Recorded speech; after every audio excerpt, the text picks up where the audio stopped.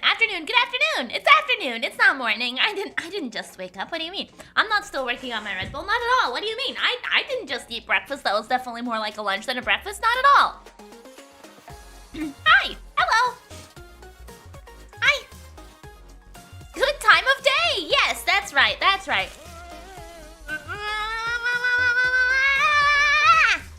Hi. Hi. Hello. Hey, theater. I'm sorry that you suck, okay? More New Eve. Whatever time of day it is, okay? Night. I don't know. Bum, bum, bum, ba, ba. She sounds more energetic today, sleeping more. No, I think the difference is I ate. Okay, the real difference is that I actually ate today, okay? I actually ate today, instead of, you know, not eating. Just pick a time of day that you like and use that all the time, because it's always every time of day somewhere on the planet. That is very true, yeah.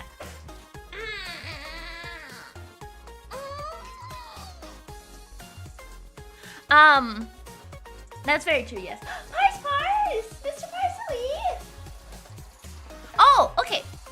Miri, should I start Dispatch today, or tonight, or restart Metroid Dread? I feel like you should start Dispatch. From what I've heard, it sounds like it's a really good game, and I'm very grateful that I now have it by for somehow. Okay, I have somehow obtained it, and I appreciate the fact that I have somehow obtained it. I'm excited to play that on stream because it seems like it's a good game from what I've gleaned of the stuff. You made me think about Inuyasha. Why did I make you think about Inuyasha? I haven't thought about Inuyasha in a long time. Ignis. I bet you're old enough to remember when Inuyasha was airing. And thinking about Inuyasha has made you feel old too, I hope. Razakel, thank you so much for the 45 stream streak! I appreciate it so much! No one gifted Dispatch. Yeah, definitely not. I don't know how I got it, but I have it now. Dispatch is really good game, just in case. It's very... Yes, I saw that there's a warning about, like, nudity. And so I know about that. So, I'm very aware about how nude it is, and that there is an option to turn that off. Or at least censor it, I guess. Censoring it, okay? So I know about it. Inuyasha was airing, Lord have mercy. Yeah, I remember when it was airing. I read the manga. I had very strong opinions about a couple of characters. We don't need to get into that today, okay? We don't need to get into that today. Joshy Boy, 2003, thank you so much for the follow! Nudity? No nudity here, okay? Go, hey! You stop that right now! You stop that right now, okay? I also, when I was a little giraffe and Inuyasha was airing, I had a collection of keychains. I had a huge collection of keychains. Like literally, I had it hanging from my ceiling, and it like almost reached the floor. I had so many keychains. I just chained them all together. The sweatpants are so soft on the inside. Oh, good! I'm so glad to hear it. I'm not gonna get my sweater until January 5th, so I'm like, I want the sweater. I want the sweater. It sounds so soft. So yeah, I had an unreasonable amount of keychains that I didn't put on any keys. I just had them to have them. It was a problem. When you switch from the start of the screen as half-eyeing the stream and your silhouette paired with the red hoodie and blonde hair. Oh, interesting. Okay, I see. So say make sure to turn on censoring. Many VTubers regretted not doing that. Yes, I'm aware that I definitely will want that on. Don't worry.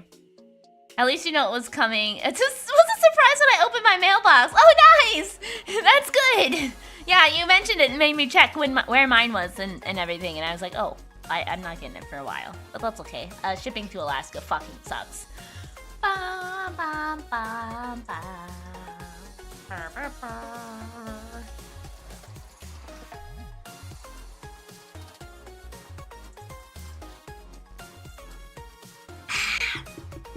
Alright, no more Red Bull.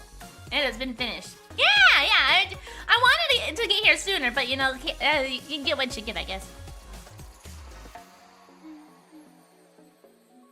Imagine shipping internationally, that's true. I'm so sorry, Luxamper. Merry Christmas and happy birthday. Not my birthday, but yeah, we're almost to Christmas. I need to get the rest of my shopping done this week. I went to go do it yesterday. I went to the store and I went to I'm supposed to be buying gifts for children, which I don't do well. But one of my family members has an amount of children. And so I needed to get them presents, but the toy aisle was like completely wiped out. So I only got one of them a toy, and I have to go to a different store. a different day, and I'm not looking forward to it. I'm not looking forward to it. I hate Christmas shopping, especially so close to the holiday. Usually, before, I got stuff for my siblings, and I could just order it online and not have to worry about it. But I feel like for kids, it's like, I don't know. I hate shopping for kids, man. I mean, I hate everything really associated with children, but you know. Oh, good.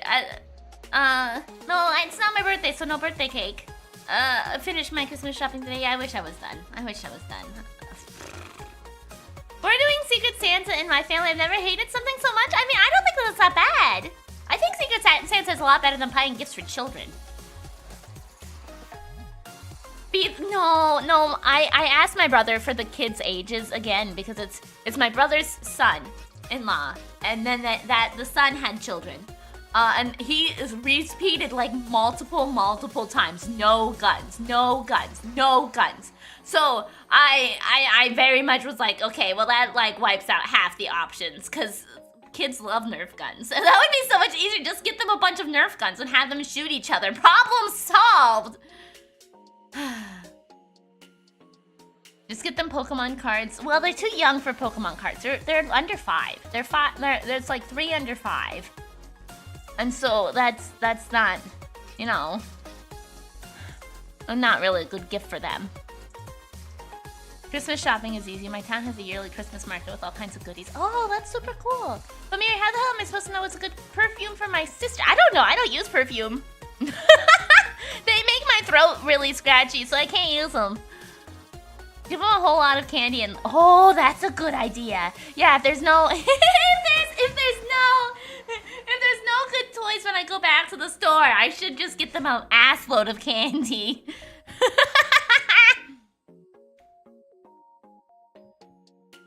No, I do wash my sweater, but I use deodorants instead of perfume because perfume makes my throat close up. And I already had a scare on fucking Saturday about having an allergic reaction. Okay, I went to the fucking ER for that. Now I have to have an EpiPen with me everywhere. My Christmas gift to myself was an allergic reaction to a food that I fucking love, probably. I don't know if it's one of the ingredients inside the muffin or if it's cranberries or what, but I am disappointed in my body, okay? Have a good one, Toy! No,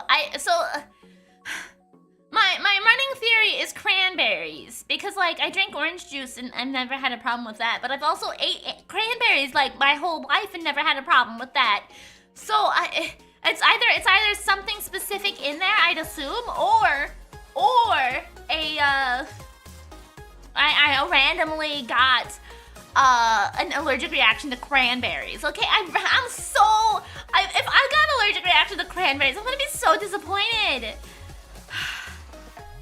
Cause like, I love cranberries. Okay, every year Starbucks does this thing where they have cranberry bliss bars, and they're like these bars with cream cheese and like some breading, and it's really delicious, and I usually eat like 5 of them a season, but I haven't had any this year. And if I have allergic to cranberries, I can't eat those anymore. And then I love cranberry sauce. I eat cranberry sauce every holiday, and now I probably can't do that anymore if it's a cranberry allergic. And then I also like cranberry orange muffins, and I can't have those anymore if that's what happened. And then I couldn't eat, you know, just regular dried ass cranberries. Yeah, cranberry juice is so good for UTIs and stuff. Like, I would be so disappointed if I can't have cranberries anymore. So, why not do an allergy test? I mean, I probably will have to be honest with you. I've had an allergy test done before. I think back in like 2020. So I feel silly having to do another one, but like, I guess if it's severe enough that it could kill me, then like, eat a cranberry and have the EpiPen nearby. Yeah, I know. I need to get the EpiPen first so that we can do science. So we can do some science, absolutely, yeah. I was catastrophizing all day yesterday. You don't even know if it's cranberry. It's probably just an ingredient. Yeah, I imagine it's probably something specific in that one muffin. But I don't know, man. I don't know. If it's severe enough to need an EpiPen, it's worth the test. That's true. The thing about the allergist is that I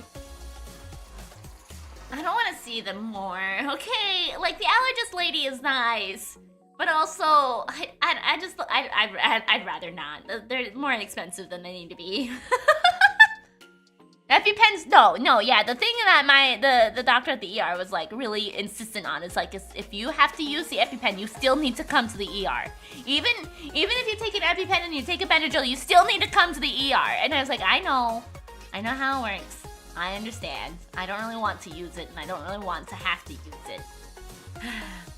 Do you always feel sick after consuming cranberries, or just now? No, I haven't actually eaten cranberries much this year. Usually I eat them fairly often. I usually have them like as a little snack. But I had a cranberry orange muffin on Saturday, and after the first bite in the cranberry orange muffin, my lips started to feel tingly, and I was like, oh, that's not normal, but you know what? This muffin is fucking delicious. So I ate the rest of the muffin anyway. And then I was like, oh, huh, my heart is racing, and I'm feeling really warm, and my lips started to swell, and I was like, this probably isn't normal, but I still otherwise feel fine. I gotta ask, is yellow your favorite color? No, actually, red is. Red is my favorite color. Actually, before we get all situated.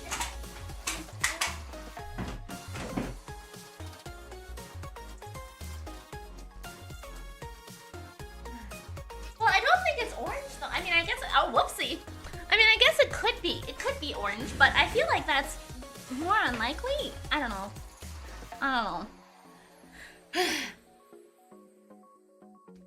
I say the same about my ophthalmologist. Yet I have to meet them monthly. You know, it's a nice doctor. I just don't really want to see them again. Like, it's nothing personal. It's just nah, you know. No, I'm not ignoring that. Oh, thank you for the 45 streak. Thank you. You're allergic to high dosages of sugar for peach rings. No. Wah.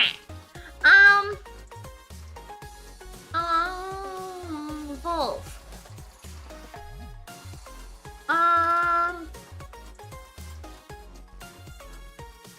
I hope the next time you take a nap, instead of waking you up with barking at you, your dog just pees on your bed and wakes you up that way. If it turns out you now upgraded to a deadly allergy, does that mean you have to have a EpiPen around at all times? Yeah, that's what the doctor suggested. She's like, you should probably have an EpiPen with you at all times, no matter where you go.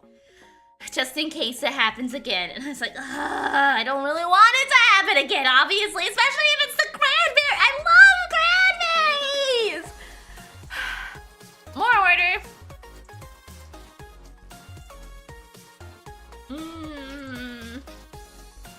I hope...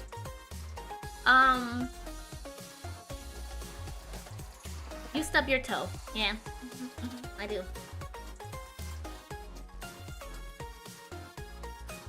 Oh, no wonder God cursed you with a cranberry allergy. What do you mean? What do you mean no wonder God cursed me with a cranberry allergy? I love cranberries.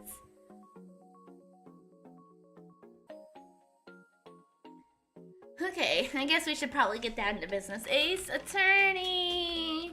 Investigations too.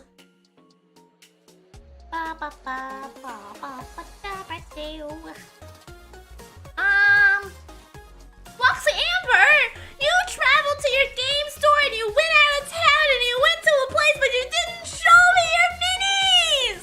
How could you do this to me? Man, you never fucking show me your cool things. You just keep them to yourself forever and ever. Clover, don't you fucking do it. Okay. Anyway, let's go ahead and get the show on the road. Clover, you could just drink from the water bowl. There you go. Good job. Okay. Can't wait for the Punished Miri arc when doctors confirm the cranberry to be the culprit. Don't say that! Don't say that! Why would you say that? I'm gonna paint the miniatures or the Crusaders live on Discord if this continues. Wow. Wow. Are we in present or past? What are we doing? Who are we? Hey, King! Oh, okay. We are old. We are Dedgeworth. Okay, okie dokie. Did I update my game? I did. Okay, I was actually on top of stuff today. Oh.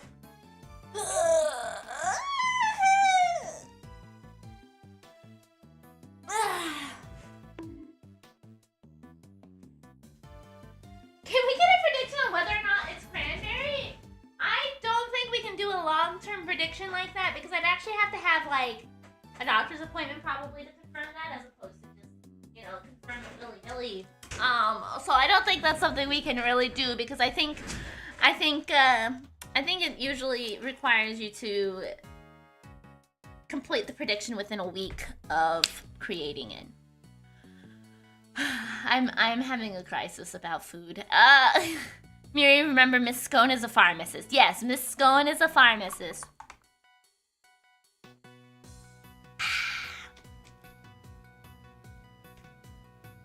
Okay. Yeah, there you go, there you go. Yeah, there you go.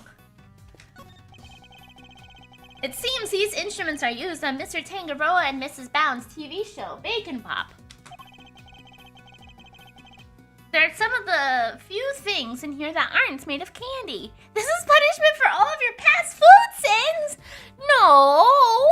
I don't have food sins, okay?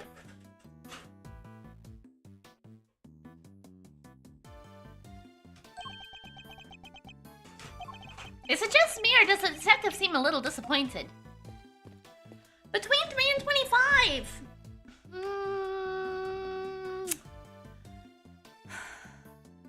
I hope that you become allergic to one of your favorite foods, too, okay? That's what I hope happens to you. Uh-huh. Bunny! I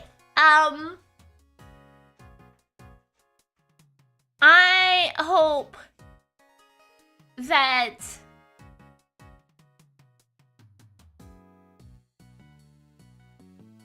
your next animal will not leave you alone to the point where like you start getting annoyed because they're constantly crawling all over you and you can't get any work done because you just have an animal on top of you 24/7.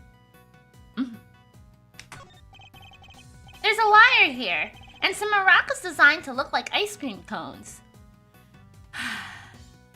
God saw that you don't eat green fruits and now curse you with less fruits. You flay Subway subs, you eat 99% of a fry, you teach Shelly her Reese's cups and are racist towards green food. Did you know that there is a bug that if it stings you, you will develop an allergy to meat?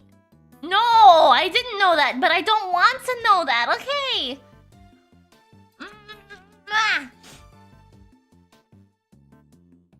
Oh, tomorrow's your birthday!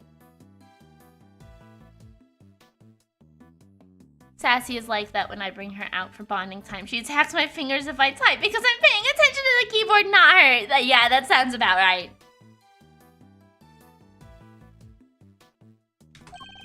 They're so well made that it's hard to tell what's canon and what's not just by looking at it.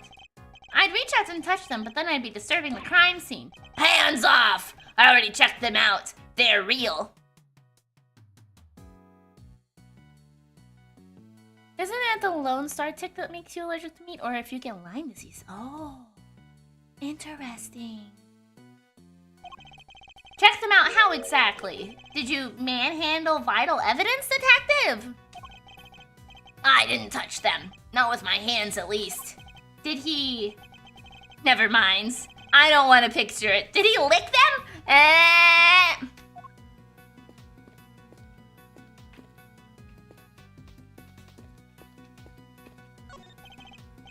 Bound. We're here to continue our investigation. Oh, Mr. Edgeworth, I'm so sorry about earlier.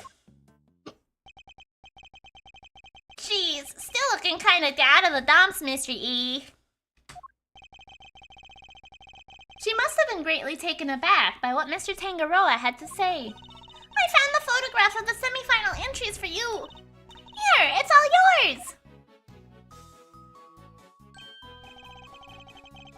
Wow, Miss Scone sure knows how to make a cute cake.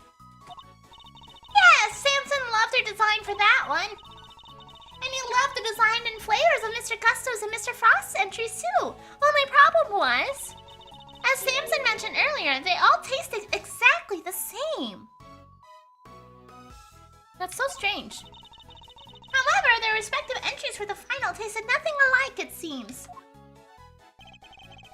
Was there anything else of note that changed between the semi-final and the final? Nothing major, but I guess there was one thing. Mr. Gusto's son was always here with him throughout the contest. But he was nowhere to be seen during the final. Mr. Gusto has a son. Why would his son come and hang out at a contest venue of all places? You're sure you're happy for us to keep hold of this? Don't forget to spend your skill points. Yes, you gotta make sure you spend skill points, you know. Of course! I hope it helps with your investigation. Semi-final entries added to the court record. Oh, and I also have the book containing the recipe for the cure Samson mentioned. We've seen this book before. It was in the chocolate frame in Tangaroa's room. That's right! He put it on display there so that everyone could see the grand prize. Mr. Gusto is the curly-haired dude, right? No. Mr. Gusto is... this guy.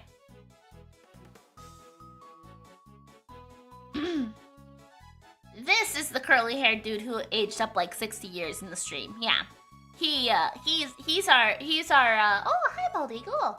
He's the current defendant guy, the guy we're investigating for. This is the guy I'm pretty suspicious of. What? The cure is in the ultimate cookbook. So it's not a book of dessert recipes, I take it. Oh no! We told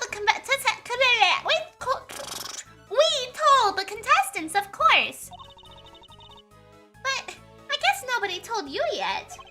So the contestants all knew what the ultimate cookbook was this whole time. A book for containing formulas for creating a cure for the taste disorders and other chemical pharmaceutical items. Oh, it's for pharmaceutical items. Interesting. Sir Hobo the Second, thank you for the follow. I appreciate it.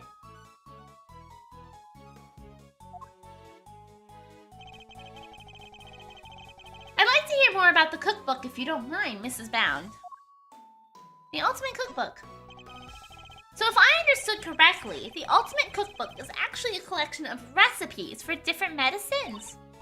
Exactly! Or rather, totally new medications that haven't made it to market yet, to be precise. Why does a guy who's supposed to be like the ultimate confectioner have a book about medications? I am very suspicious now. Okay, I am now suspicious of Miss Scone, considering she's a pharmacist, so of course she'd want her hands on this shit. To the right buyer, a pharmaceutical company, for example, it would be worth a fortune. Well, we certainly shouldn't sell it to Cradle Pharmaceuticals, okay? If anybody knows anything about Cradle Pharmaceuticals, don't sell anything to them. But why make that the grand prize in a confectionery contest? Mr. Tangaroa is the sole heir to the Tangaroa family fortune. Perhaps you've heard of Tangaroa Group. How about Umbrella? Probably don't sell it to them either. He did say it cures his disorder of tasting salt. Yeah, but I also still feel like, why does it have other medications in there, though?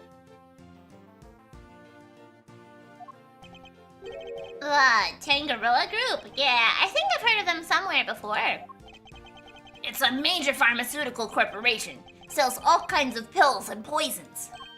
Oh yeah! That new Cold Killer Pro has been making some real waves since it went on sale. Good old Cold Killer. I always reach for a cold killer when I'm feeling under the weather. Which is never, as far as I've seen. I'd like to hear more about the Tangaroa group, if you don't mind. Could also possibly mean that Scone have lied about her motivation for joining the contest. Yeah, especially because we all know that she's a phony, right? So since she's a phony, that would give her a lot more motivation to, you know, join or kill somebody for it, right? My girlfriend's husband printed me some Umbrella Corp 1911 grips I designed. Oh, that's so cool! That's awesome! The Tangaroa group. So, did Mr. Tangaroa not want to take over for his parents and go into the family business? No, he preferred the idea of making people's lives better through the power of confectionery. And his parents supported him in his quest to become the best in the world. Then, when they passed away, he inherited the cookbook. Hello, airy nostalgy. For the raid, I appreciate it so much. Hello, welcome on in. For those of you who don't know me, my name is Miridae the Giraffe. I'm a giraffe YouTuber with a bit of a foul mouth, so I do curse quite often. If that's not really your thing, I totally understand it, but if you don't mind, I hope you enjoy your time here, however long or brief it may be. I also know that streaming can be exhausting, and if you need to raid and run, absolutely take care of yourself first and foremost, and thank you for bringing your community on by. I see you were doing special events. What were you up to? If you have time to talk, of course. If you need to go, though, you don't have to answer me. I'm just being nosy. And thank you for the follow, too, airy nostalgia. Oh, your debut! Congratulations! How exciting! I hope you had a wonderful time. Debuts are so fun. I always like the whole, like, all the planning and the preparation, then the payout of actually debuting is like so great. Congratulations! That's awesome! I hope you had a good one. Was it your first debut in general, or was it like a re-debut with a different model, or what was it? Tell me all about it. I'm gonna drink water. A very fishy debut. Oh, awesome!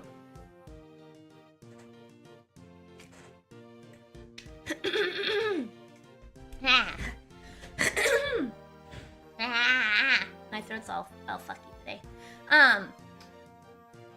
We are playing. I guess I should also tell you. It was my first debut with a new character. Oh, that's so cool! That's fantastic! I hope it went well then. That's awesome! Congratulations! Oh, hey, girls! It was supposed to be quick. 45 minutes of how glad he is that he was able to yank me from my previous job. Oh, that's great too, girls! Good moves all over the place. That's awesome. It's always nice when everybody has good stuff, especially near the end of the year with all the holidays and stuff. That's great. That's awesome. Great job. That's so cool. I always love debuts. They're so fun. We're playing the second game in the Ace Attorney Investigations trilogy. This one we are solving like 2 different cases at once. We're investigating a murder in the past with Edgeworth's dad. And then in the present, we're trying to figure out... Well, I guess we're still kind of solving the same case, aren't we? No, somebody got poisoned in the present. That's right. We're also trying to figure out who was the poisoner and the poison in the present. Back to doing 500 and 600 crafts. Oh my god, that's so many crafts, girls. Hopefully it goes well. Man, these two give Breaking Bad vibes. We need to cook. Oh my gosh. But why would he make such a valuable heirloom a mere contest prize? Gregory looks like he's waiting on a handshake. Yeah, kind of. He's like, here's my hand. Please put your hand in my hand. I already got the time nodes. I just need the 16,000 purple scripts. Holy fuck. That's so many scripts. Good luck. Good luck. I would not have the patience for that. No way. He's been pounded by so many people looking to make that book their own. He was tired of it. But it would have been an insult to his parents' memories to simply give it away. So he decided to find someone he felt was truly worthy of it. Have a good stream. Yeah, absolutely. Take care of yourself. Thank you for bringing your community on by, and congratulations on the debut. I'll bet the board of directors love that. handing over the fruits of all their expensive research to someone else. I hated the idea, of course, which is why Delicia entered the contest. The Tangaroa group wanted her to run the book back for them. Oh! Oh, shit, okay. Oh! So you knew she was a pharmacist all along? Yes, and not only that, I told her how to appeal to Samson's tastes. I tried to help her win. Oh, shit. Oh, okay. But why? I wanted to protect Samson by protecting the Tangaroa group. If that cookbook fell into another company's hands, the board would never forgive him. So I wanted to find a way to keep it with the company, but in a way that Samson couldn't object to. Oh, shit. Okay. So Judy was in on the scheme. For the love of God, just give him a handshake, right? He needs it bad. He gave up. He gave up. He put his mouth on, or his mouth on his hand. His hand on his mouth. He's like, okay, I guess I don't get that handshake. Wait, whatever. So that's how Miss Scone managed to make it so far in a contest she had no business taking part in. But Miss Scone wasn't the only one pretending, was she? Mr. Frost wasn't really a confectioner either. And he still made it all the way to the final, just like she did. Not bad. Yes, it's unbelievable, isn't it? Such a talented sculptor and a gifted crafter of desserts, too. Gifted indeed, judging by the standard of his work in the final. But how did one man produce pieces of that size and quality in such a short period of time? I'm not sure I have much more to tell you. But if there's anything else I can help you with, I'd be happy to, of course! She's certainly very keen to ensure she does all she can for Mr. Tangaroa. She says that like there's not a murderer on the loose, yeah. I could certainly use a cup of the tea you made us yesterday, if you wouldn't mind. I think that might help them move the investigation along nicely. Oh, I'll have some too. Your tea is to die for, Miss Valid. Well, how could I possibly refuse? I'll bring it right out. You know, I think that cheered her up a little. Let's see. How hard can it be to switch to ice and then make it flavorful? Yeah, I feel like if you already have like a basic knowledge of how to sculpt things, whether that's from like pottery or otherwise, you still probably could convert that across other mediums. Like ice might be a little bit probably easier to sculpt than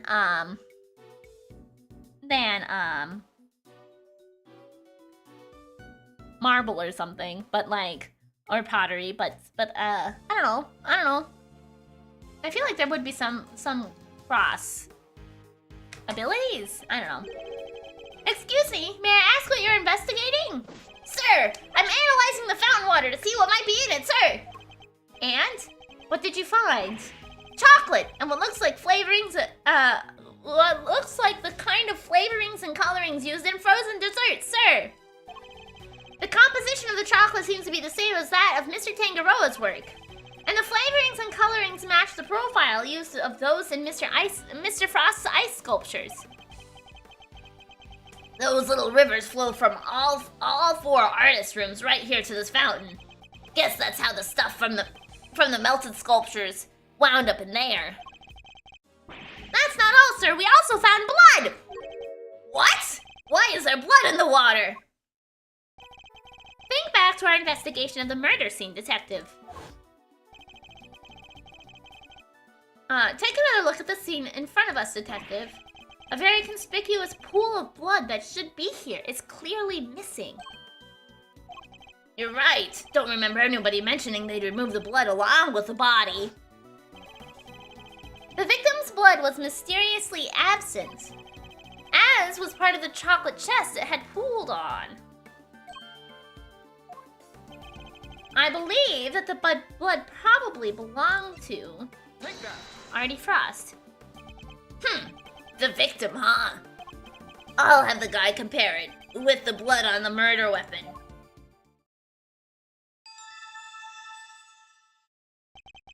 It's a match! The blood in the fountain is Frost's. But why would someone want to send the victim's blood downstream and into the fountain like this. I don't think they intentionally wanted to do that. I think they were just trying to get rid of the evidence of the blood, maybe. But now I at least have confirmation that it was not jam in the chest. Maybe. Maybe. Shouldn't there be chocolate? Yes, he said there was chocolate in the water. Mm-hmm. Haley Shade! Or they washed it away, yeah. Well, we were wondering if maybe it wasn't really blood in the chest and that's why they got rid of the evidence. But the water, having the blood and the chocolate in the water seems to confirm that that was really blood, right? Oh, okay. We've learned a little bit more about the contest's participants. But there's still one question involving Mr. Gusto for which we never got an answer. Nothing at all, Mr. Gusto. You went into Mr. Frost's room, didn't you? Perhaps you could tell us why. Sure, I was. So, oh, right.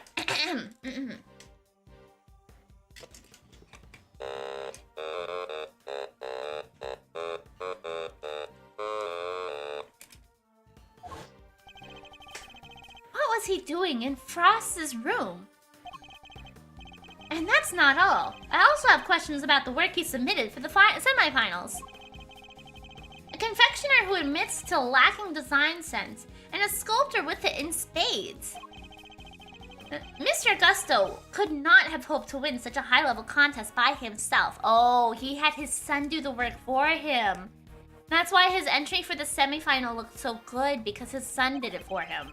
Okay, I forgot about that. Lore accurate Von Karma. Yep, we've got Von Tomatone Karma, correct. Which is why I'm beginning to wonder if there was some sort of connection between him and Mr. Frost. Detective, I need to ask Mr. Gusto a few more questions. His story still doesn't quite add up for me. Me neither. We need to figure out how to get in touch with him. Oh, do you now? Who is speaking? Okay, fuck you, man.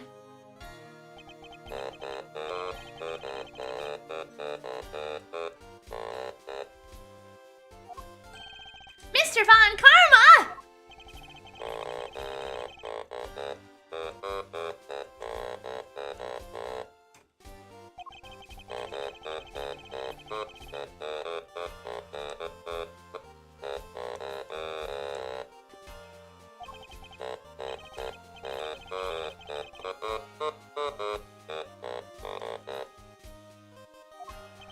He seems dead set on preventing me from talking to Mr. Gusto. In which case, fine. Then allow me to take you up on your offer. Why is he an automaton? Theater said that they would give me subs if I made Karma of an automaton. So he is now, going forward. Mm-hmm.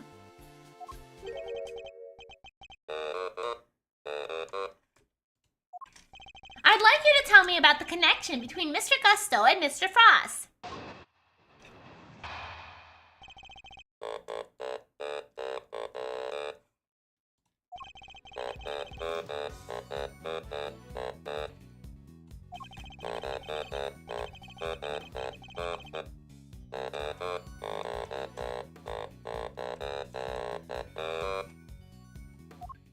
Oh, that was it? And that's all?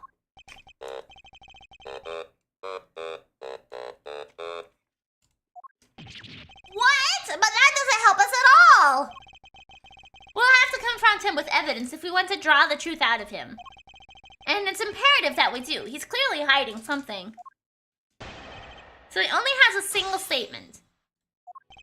No, two. Okay. The connection between Gusto and Frost.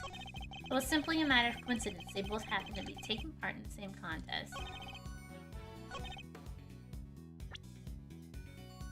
Do we have anything that could connect the two?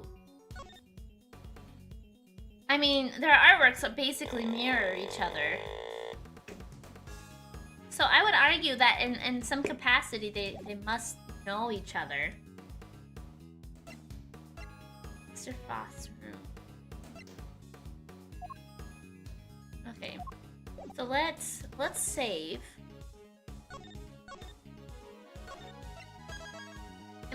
represent that picture of their art, because like they literally are just almost the same. The only difference is the animal that's focused. Like they even have the same flowers, the same colors, the same like accents. If I didn't know any better, I think someone just made two things and just slapped two different animals on it. Objection. Oh, that was right. Nice. I wonder if you could look at the two confections in the foreground for me, Mr. Von Karma. They were made for the contest semifinals. Both are quite exquisitely crafted, wouldn't you agree? Especially when you consider the fact that, like, Gusto can't make things very well. All of the times we've interacted with him, we guessed what animal he made in his, like, dough puff pastry thing, and we were wrong every single time. So that tells me he is not of the quality to be able to produce something that detailed.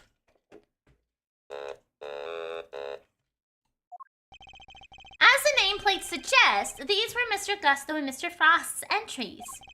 Mr. Gusto told us that confectionery design was far from his strong suit. And yet, his work in the picture is just as good as Mr. Frost's. Exactly as good, in fact. We learned from another witness that the two entries also tasted the same.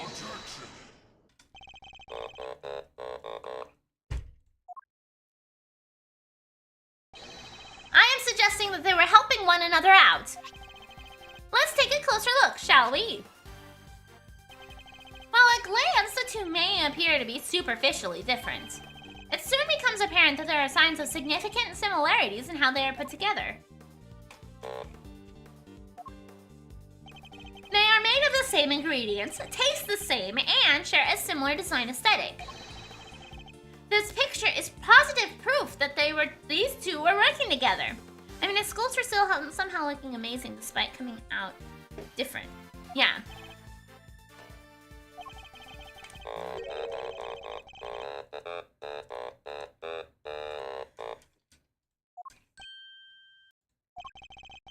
Mr. Von Karma knew all along they were cooperating?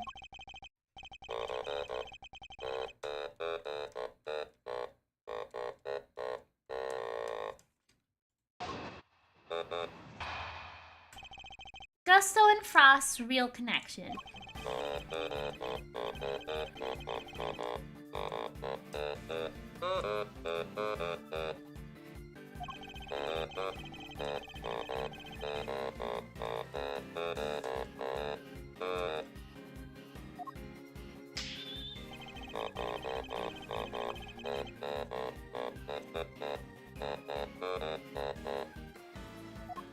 Okay. So, you knew that the two were cooperating. Mr. Von Karma, why are you trying to bury the truth? Pa-ding!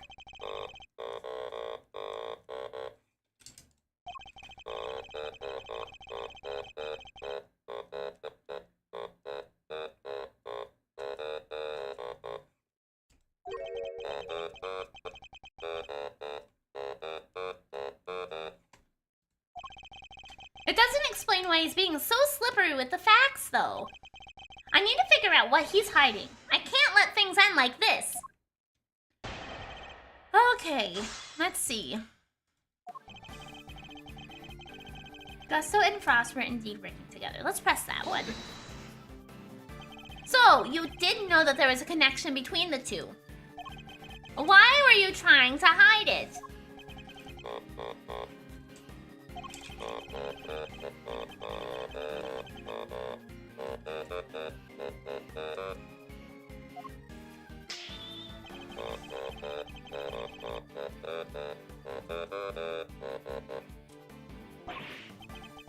You do things your way, and I'll do them mine.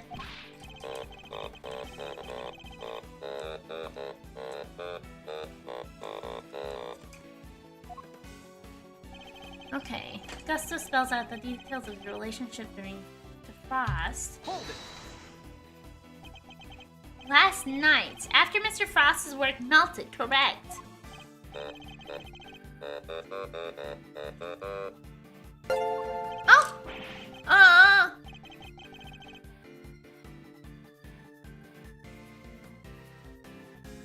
Sharon! Grop. Thank you for the follow. I appreciate it. Yeesh, a one-on-one with Mr. Von Karma. That must have been terrifying. I imagine Mr. Gusto probably meditated his way through the difficult parts. I think my brain fills in the voice and I keep forgetting an automaton is playing. Well, good. I'm glad you're still hearing the text even though I'm not saying it.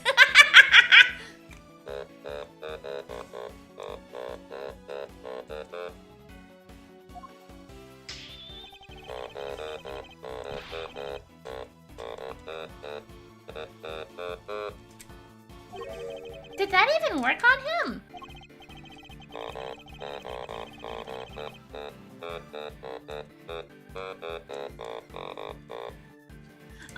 Miri, can I ask for a huge favor? Can we throw a mountain lion at Von Karma and get his eyes scratched out? Pretty please with a cherry on top. If only he deserves that and worse, probably.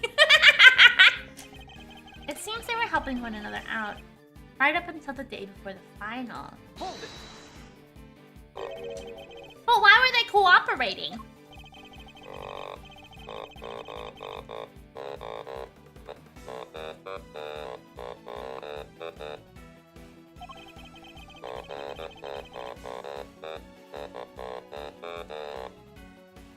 So it seems like all the top contestants at this point then are relying on somebody else. So we have Scone working with Bounds, and we have Gusto and Artie working together. Okay. Bro died from losing a case where he was a murderer. That's true, yeah.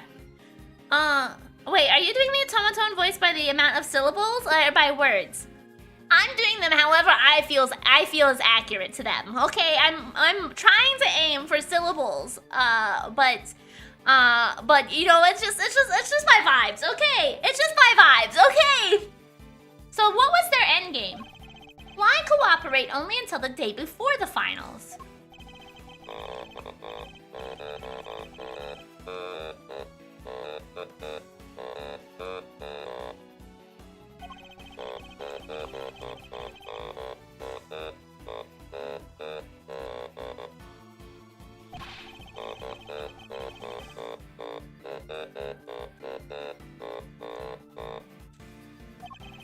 Cheaters can only ever win hollow victories, I guess.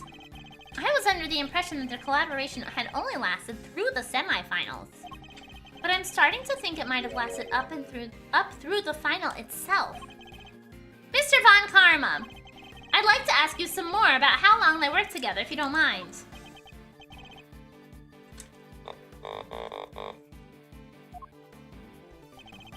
Okay. Gusto's sense of design is subpar. Okay. Day before the final. Do I have anything that could indicate otherwise?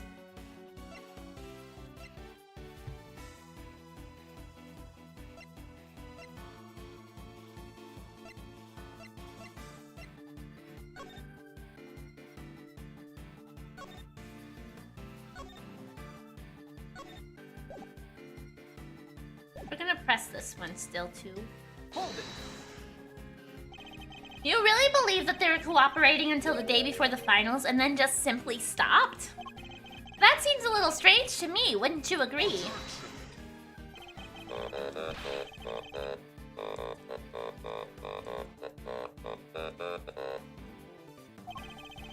He was concerned enough to try to hide it from you only a few minutes ago, though.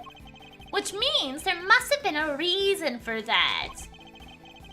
Based on Mr. Tangaroa's assessment, it sounded as if Mr. Frost's entry for the final was the clear winner. Which means he must have still been working with Mr. Gusto, right? That's precisely what I was thinking. I must have some evidence that proves they were cooperating right up and through the finals.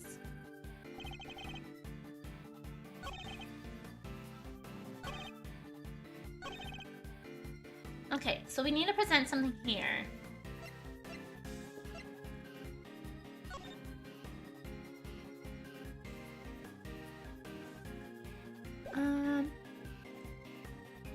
Honestly, makes sense after all. Like, while a sculptor, Frost probably can only make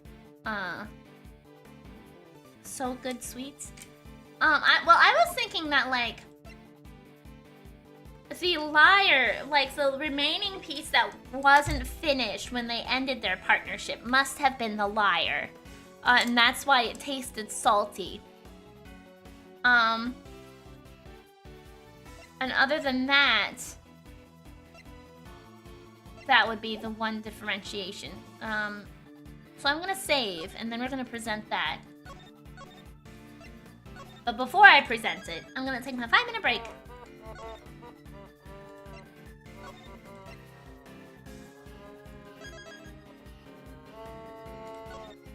Okay, I'm gonna take my 5-minute break. I will be right back.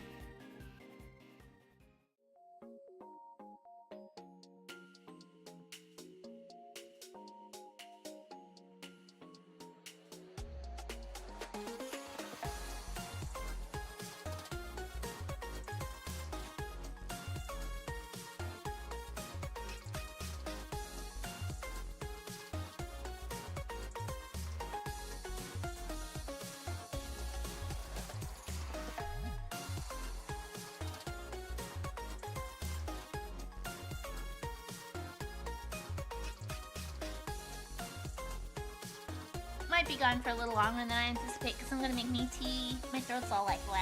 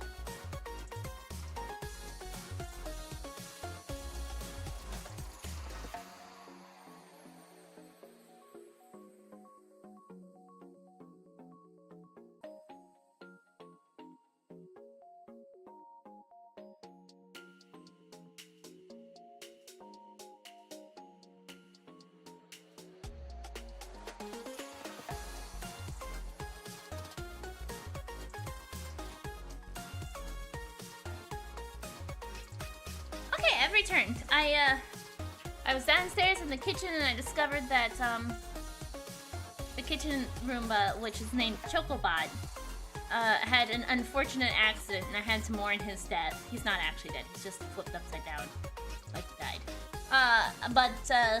So it took me a little longer. I planned. Okay. Alright. And then I rushed up the stairs, so I'm a little weird out. Chocobot! Welcome back! Thank you, glad to be back. I love how no one names Roombas normally. What are you supposed to name a Roomba? I have Chocobot, and then I have Body Corwin. No! What else would you name Roombas? I feel like robot puns are the best name for them, you know? Chocobot is absolutely phenomenal, right? It's a great name! Okay. Oh, higher. Objection! My Roomba is named Sir Bombastus Von Hohenheim. Nice. They weren't working together during the finals. I find that a little hard to believe. You could have named him Bomba, Buddy Roomba, yeah? CHOCOBO.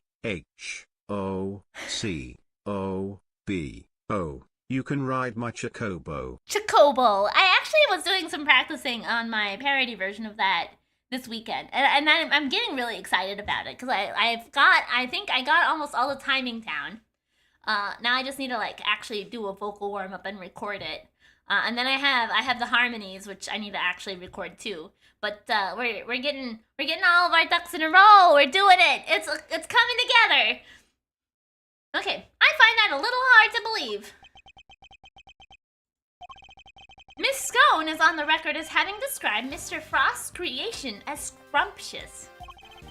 And while he was certainly skilled, I don't believe even he could have become a world-class confectioner overnight. It seems far more likely to me that he and Mr. Gusto were still cooperating during the finals. Maybe that reminds me, when's the next karaoke? I haven't planned one yet. I imagine in January, after I finish my 24-hour stream, I'll probably put together a poll for the next community goal, which usually I put the options as karaoke, and some other stuff. I don't really know what's in my option pool right now, but usually people vote for that, and then we decide from there. Oh, hello, Ryuki! Thank you so much for the raid. I appreciate it so much.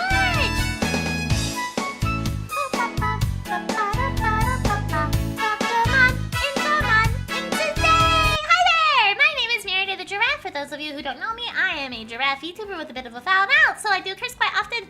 That's not really a thing, I understand, but I hope you enjoy your time here, however long or if it may be. I hope you had a wonderful time playing Persona 3 Reload, and I know that streaming can be exhausting, so if you need to raid and run, absolutely take care of yourself first and foremost, and thank you for bringing the community by. Persona 3 is a great game. I remember really enjoying it when I was in school. Okay, Miri, when till you laugh, you lose. I'm not sure. I was gonna raid you a few minutes ago, but you were on break. It is all good, yeah. I was making me some tea, because my throat's a little like phlegmy today, and so I was like, some tea will help break that up, so I'll be able to do voices better. But thank you for hanging out and waiting for me to get back. I appreciate that. How much time off are you taking after the 24-hour stream? You've got to have some time off. I think 2 days. I'm pretty sure I'm doing the 24. On my schedule, I have the 24-hour stream from Wednesday into Thursday.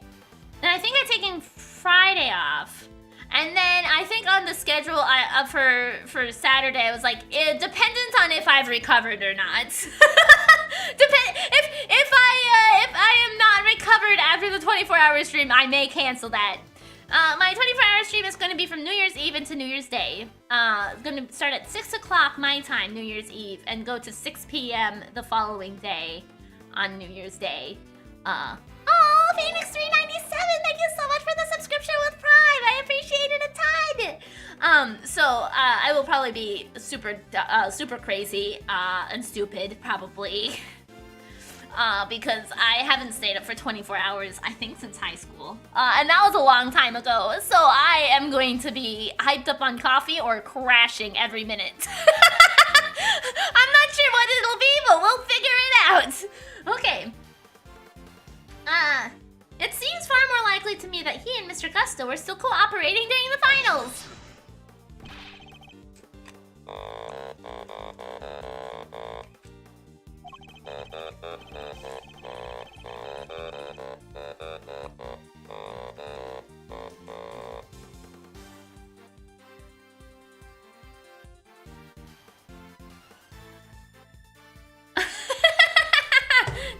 Nice little song there, Vio Imp, and thank you for the 200 bits. I appreciate that so much.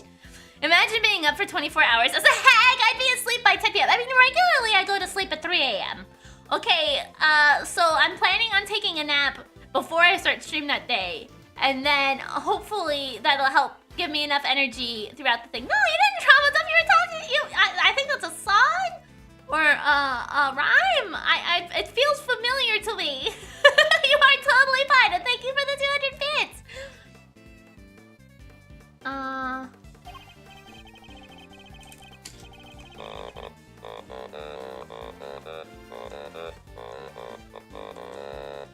Miri falls asleep on stream. I would say it's the first time someone fell asleep on a Miri stream, but then Pika looks ever happened. 3 a.m. is literally when I wake up. How are we interacting, Miri? No, that's not 3 a.m. my time. It's only 1:56 right now. Okay.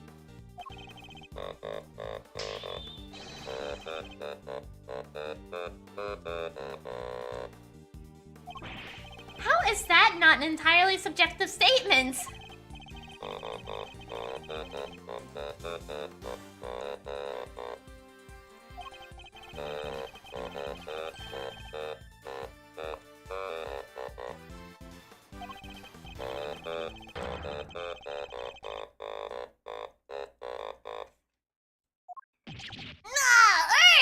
No, clearly that means that he worked on the salty part by himself, and the rest of it was help with Gusto, is clearly what that shows.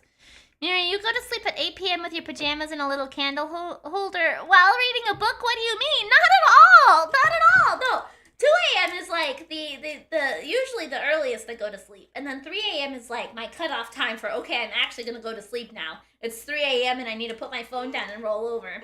You know, it's that's what that is.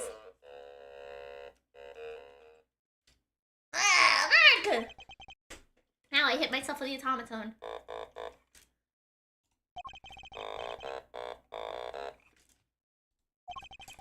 There must be some way I can prove that Gusto and Frost were still collaborating. Mr. E, there's something that's been on my mind. Couldn't it also be that Gusto provided the manipulated confecture? What?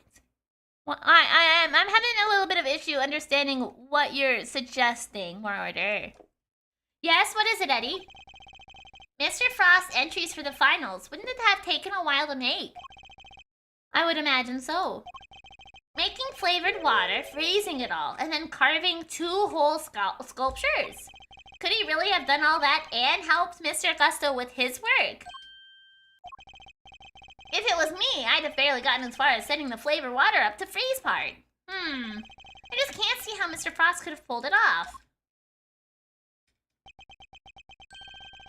Perhaps there's some lawyerly instinct in you after all, Eddie. Oh my god! We're giving him a compliment, and he just rips off a piece of paper and stuffs it in his fucking mouth! Like Gusto setting up Frost to fail by giving him salty water. Oh, that's an interesting idea too. I love him so much. Your ponderings certainly point to another possibility. Eddie's right. Mr. Frost would have needed to freeze his own large blocks of flavored ice to create his art. And there wouldn't have been time to do that during the contest itself. So what Mr. Frost must have done in order to finish his flavored ice within the entry time limit? Make the ice the day before the final. Make the ice the day of the final. Make it out of something else entirely. Well, we know it's ice because it melted, right? So it needed to be made the day before the final. He must have made the flavored ice the day before. Then all he would have had to do is sculpt it. I want to see Von Karma's reaction to him eating paper. Well, apparently he doesn't give a shit. Okay. Do I turn the volume down?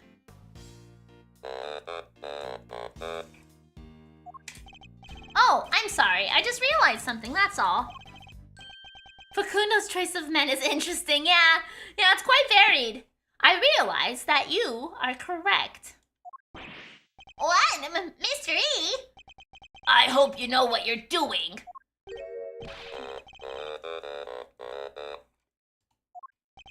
Heh, the only thing I'm accepting is that perhaps one of the things you said was true. They were helping one another right up until the day before the final. Just as you said, the day before the final really did mark the end of their collaboration. Hey, it wasn't he's adorable type of I love him? Oh, I see. Mr. Frost's entry was carved entirely from blocks of flavored ice. Ice which would have needed a day to freeze. And whose flavors were therefore have already been prepared by Mr. Gusto. Alright, have a good night between 3 and 25!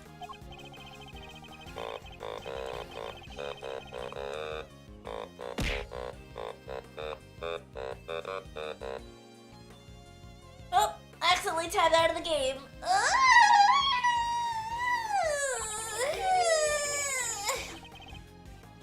In that case, why didn't Mr. Frost reciprocate and help Mr. Gusto in return?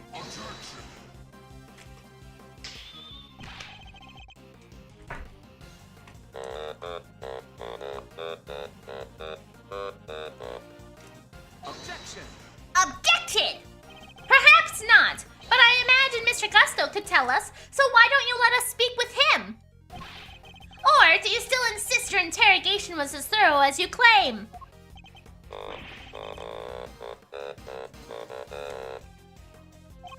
That's not my intention. I just don't understand why you would obstruct a perfectly valid line of inquiry. Give me one good reason as to why you're keeping Mr. Gusto from me. This sounds like a scorned lover. Why are you keeping Mr. Gusto from me? He's my lover and you can't prevent me from getting to him. Why are you shielding him from me?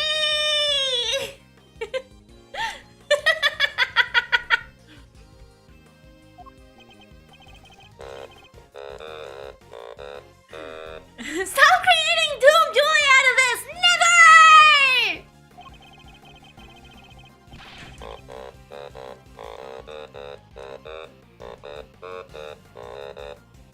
Objection! How can you possibly say that with any certainty? It's the second time already! Not with Edgeworth Dad and Gusto though! I don't remember who it was the first time, but it wasn't those two for sure! Why must the UI be doomed? I'm not sure. I'm not sure. Let's go again! If their relationship had broken down for some reason, that could very well have been the motive behind his murder. Because it gives life seasoning. Yeah. We're watching Miri or Mary if you're Facundo. Or May.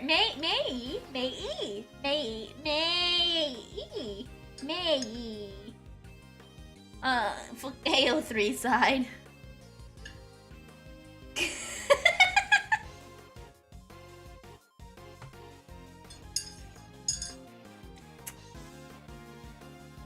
Okay. Oh.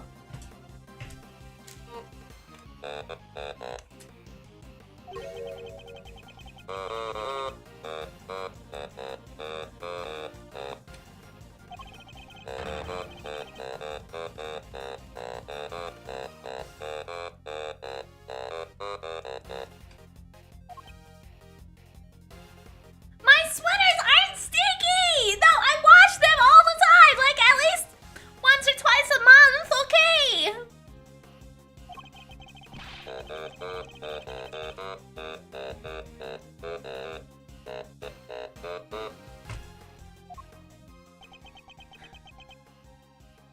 Yeah! Oh, why is my dialogue persisting? What happened there? Mr. Gusto only acted suspiciously one time that we know of, and I imagine Mr. Von Karma is aware exactly of what that suspicion action was. No, I'm not stinky and it's not sweaty. I don't just sit here and sweat all day. I'm not a very sweaty person, okay? It's not a sticky sweater. It's not a sweaty sweater. It's not any of that stuff, okay? I am not smelly or sweaty.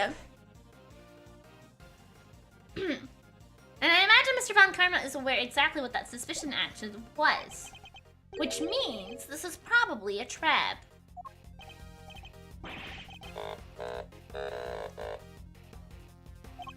But even if this is a trap, I can't back down now. Mr. Gusto snuck into Mr. Frost's room, and we still don't know why. That fact alone is reason enough to suspect him.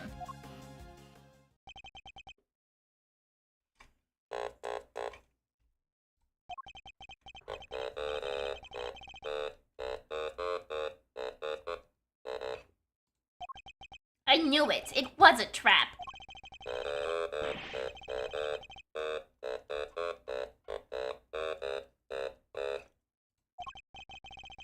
What? No, I don't even have my sweater on right now.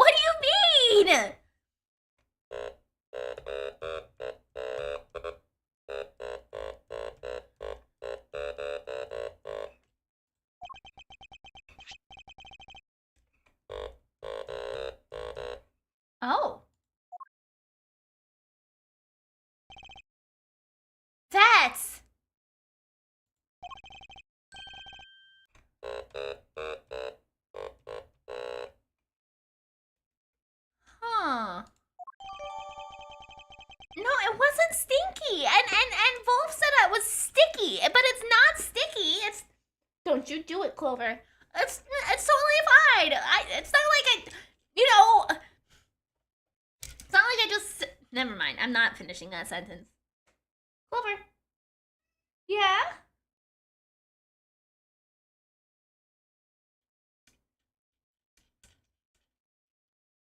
No, you're not gonna yell anymore. Photo of Frost, Gusto, and their sons. Gusto's son visited his father daily through the semifinal. Oh.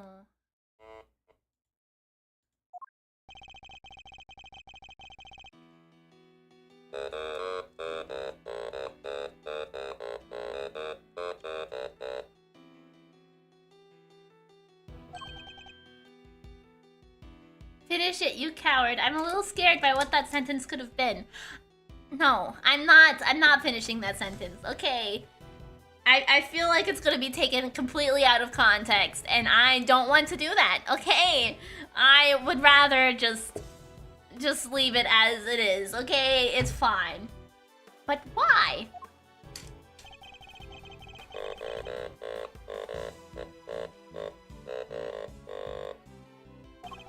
Yeah, it might be clipped. Yeah, exactly. And I don't want that. I don't want that to be clipped. Okay.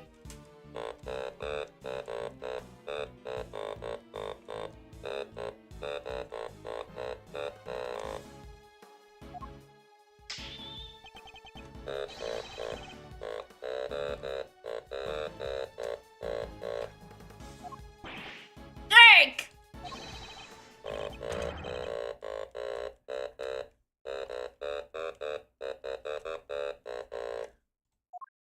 No!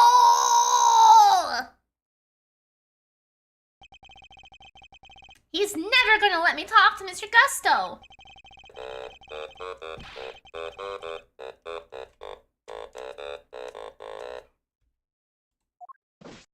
It can't be worse than that one time. What one time? What are you talking about? That smug, self-righteous jerk! I'll give him something to be getting on with. Yeah, Fender, you will. Okay. Wow. All right then. I guess if that's what you want to do, Fender. Okay. Okay. Yeah, I guess so. Huh. Okay. Okay. What do we do, Mr. E? Mr. Tangaroa's finished, and if we can't figure something out. Things to be getting on with? Just notice if Von Karma has an earring. Yeah. I think both of his ears are pierced, aren't they? Or is it just the one? Yeah, they both are. What exactly could these things be? I don't want to know what Von Karma's getting it on with. Okay, I really don't. I really don't want to be. I don't really want to think about that. Okay, we're all right. Just moving on from that. He has a body, a murder weapon, and a suspect in custody. Oh, okay, Gregory. If the prosecution means to pursue Mr. Tangaroa, surely they have all they need. So why is Mr. Von Karma still investigating the scene of the crime? Something on your mind, Mr. E? We're missing something. Something important. Mr. Von Karma has everything he needs to proceed with the prosecution of Mr. Tangaroa. And yet, he still doesn't seem entirely confident of this case. If he was, then why refuse to share information with Detective Bad? Who else? Haven't seen the autopsy report yet either. Guy's probably got a hand in that too. No autopsy report. 24 hours post-murder, and there's still no autopsy report. Alright, but good know. In addition, we still haven't solved the mystery of what happened to the evidence that went missing. Take another look at the scene in front of us, Detective. A very conspicuous pool of blood that should be here is clearly missing. You're right. Don't remember anybody mentioning they'd remove the blood along with the body. Evidence had turned up not in Mr. Tangaroa's room, but in a most unusual place. It's a match. The blood in the fountain is Frost's. Frost's blood was detected in the water of the fountain. So there were no traces of Mr. Frost's blood left in Mr. Tangaroa's room. And yet, we found some in the fountain instead. Why?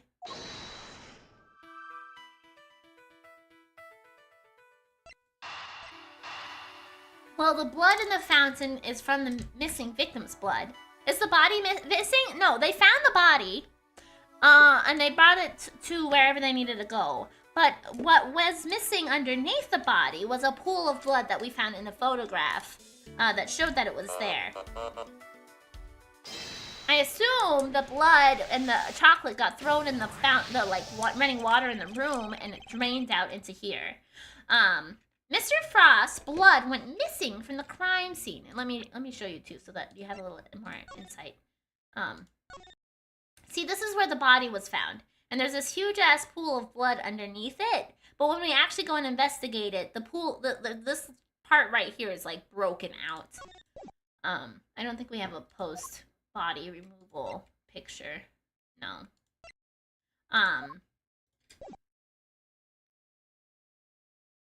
Mr. Frost's blood went missing from the crime scene. But traces of it still showed up in the fountain. Why go to the trouble of removing the blood from the scene after the body had been discovered? And why only the blood? Yeah, that is weird. Surely the body would have also been in the way. Wait, could someone have moved the body aside to get to the blood? Did someone move the body aside in order to get to the blood that was in the chest?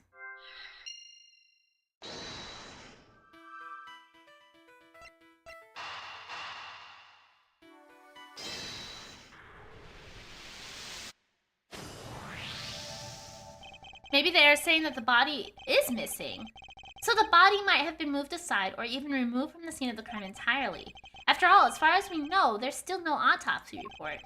We've learned plenty about the murder weapon and the suspect, but very little about the body itself. Our assumption thus far is that the body had been recovered by the forensics team. But what if that assumption is false? What if Mr. Von Karma wouldn't show Detective Bad the autopsy report out of something other than spite? What if we've been thinking about this the wrong way around all along? Oh. The question is, why did Mr. Von Karma hold back information about the body? Did Mr. Von Karma even have any information about the body in the first place? How do things look from that angle? Well, the thing is that when we talked to Bad about the blood, he did say that the forensics team took the body, I thought. But I guess they didn't say where they took the body from. Perhaps the body hadn't been removed by the police in order to carry out an autopsy. Perhaps it had already been removed and hidden away by the culprit before their arrival. Mr. E, we've both heard rumors about Von Karma's questionable methods. Fabricated witness statements, shady deals, forged evidence even. Sure, everybody's heard of that stuff, but what's that got to do with us right now? Wait, I was right? It sounds like you may have been. I would never judge a person on the basis of rumors alone. Even Mr. Von Karma, I've tried my best not to let my preconceptions color our interactions with him. Nonetheless, it appears he may indeed be willing to twist the truth to his own ends. To twist the truth? You mean he's playing dirty? I fear he might have been, and still is. I'm not about to let him get away with it.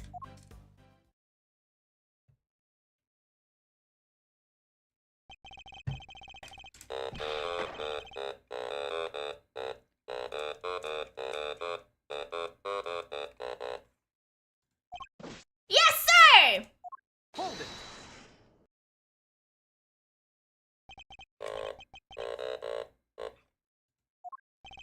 I have a few questions, Mr. Von Karma, about a certain fact you've been keeping from us.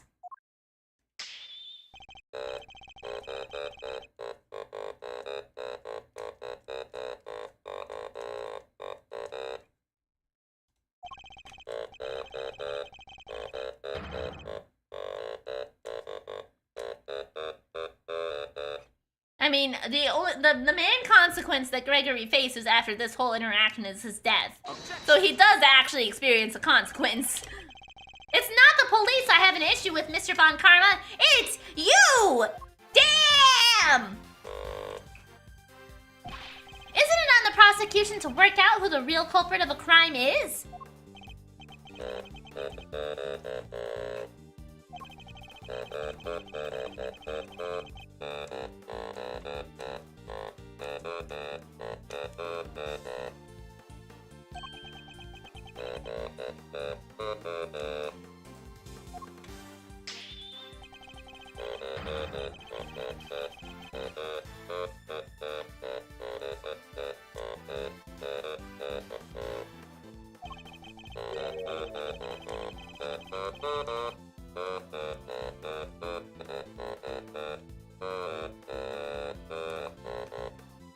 Objection. And how far would you go for your perfect cases? Would you create facts out of whole cloth, perhaps? Damn, Gregory is like on his ass.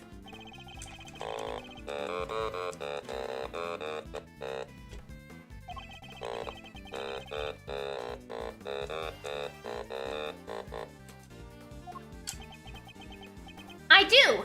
Damn, let's go! Because it is why you have done nothing but hinder Detective Bad from doing his job at every turn. What are you talking about? You didn't shut him out of the investigation because you wanted him to keep an eye on us.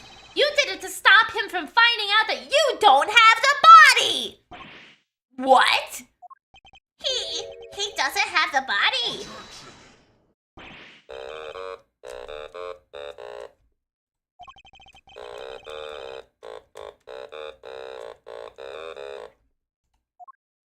Then allow us to examine it! Prove me wrong if you can!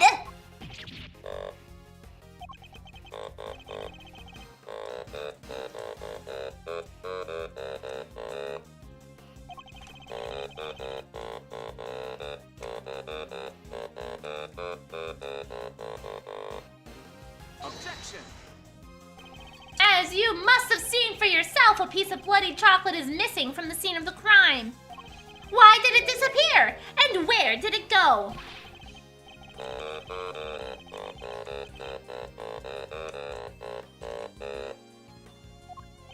So what indeed? That's precisely my question. If the body was still at the scene when the police got here, removing the blood would accomplish nothing. However, let us suppose for a moment that the body was not. If someone had wanted to erase any trace of what had happened in that room, it all makes perfect sense.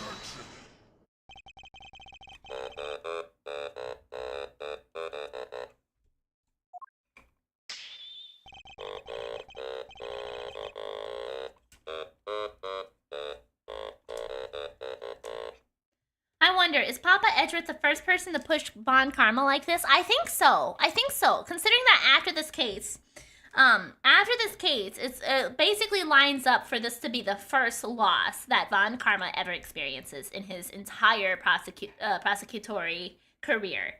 And it kind of forces him to take a break because of what happens in the aftermath of this potential loss. And in doing so, he kills Gregory, which is Edgeworth's dad, and in an elevator, which Edgeworth thinks is his fault for a very long time. So I think this is basically the first time that he gets really like confronted and aggressed on and called out for his bullshit that he's pulling. Of course, after all, evidence is everything, as you never tire of telling us. I believe this should back up my theory quite nicely. What evidence do I have that shows where the blood from Mr. Tangaroa's room went?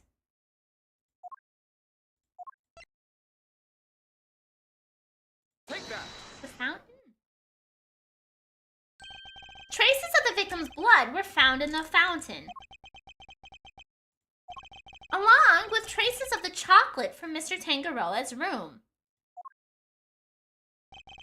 I believe the missing piece of the blood-stained chocolate was dumped into the stream that flows into the fountain, which strongly points towards one certain fact. Someone purposefully disposed the blood after the body had been removed from the chest. That's why he's an automaton. Yeah, exactly!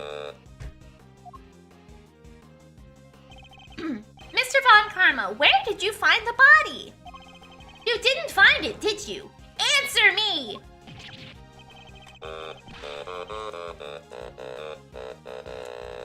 Not just his first loss, but his forgery got to light thanks to Edgeworth's father. That's true too, yeah.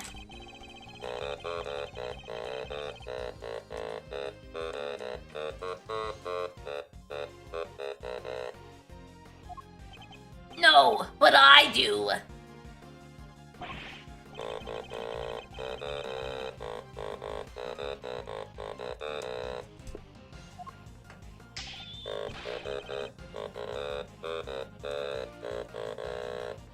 At least Tyrell is a homie. He is. He's so helpful.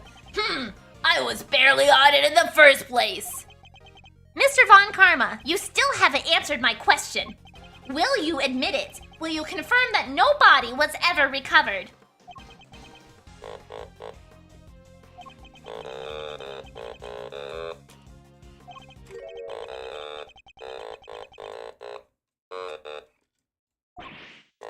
Oh, that's me. Ah!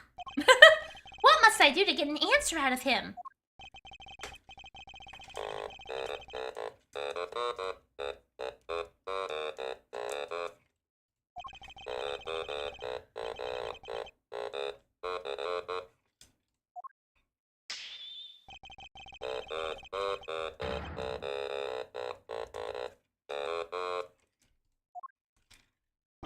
Mark my words, Mr. Von Karma. Your methods will be your undoing.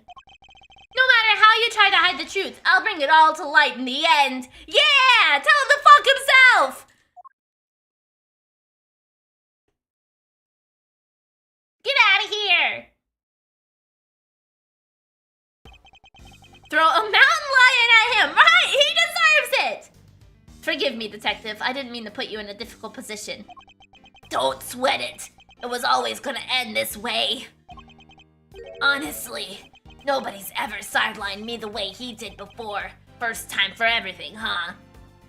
If only he could actually bring it to truth. Right, I know!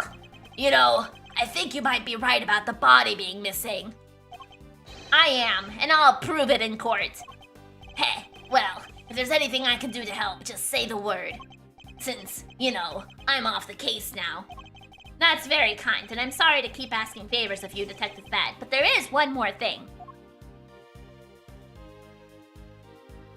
Hey, what are you guys whispering about? Come on, let me in on the secret! Alright, Eddie. The detective and I were just arranging a little insurance for the trial. Oh, no. Oh, no. I thought he was gonna smooch bad! At least I'm not the only one shipping guys together here. I think we have enough to see Mr. Tangaroa acquitted. But I'd prefer to have an ace in the hole, just in case. And what is it? Heh. You'll find out in the courtroom. Wait, what? You're letting me join you? Of course I am. You are my assistant after all. Ha! I'll be more than that by next year. I'll be a full-fledged attorney, you know. We could take on Mr. Von Karma together. Indeed. Though I'm hoping we'll have freed Mr. Tangaroa by then. But if we're up against Von Karma, I guess we can't rule out the possibility that this might take some time. Right, we'll do everything we can in the meantime. I know you can beat Mr. Von Karma, Mr. E. I believe in you. It's crazy that Fender only got a single case as Gregory's assistant, to be honest. Yeah, poor guy. I imagine the body isn't going to be found until the present and it's a skeleton. I actually think before we flash back, we did see Artie's body in the fountain.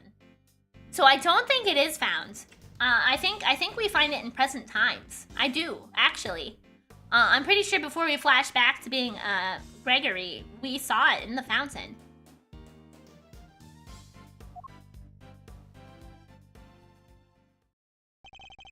We can't allow Mr. Tangaroa to remain in prison for a crime he didn't commit. Yeah, we definitely saw a body floating in the fountain, so I'm not sure exactly, but it might be Artie. And we won't. I'll expose Mr. Von Karma's lies if it's the last thing I do. Oh, the foreshadowing! Oh, the foreshadowing! Gregory! Gregory, it is the last thing you do! And then he died. To be continued.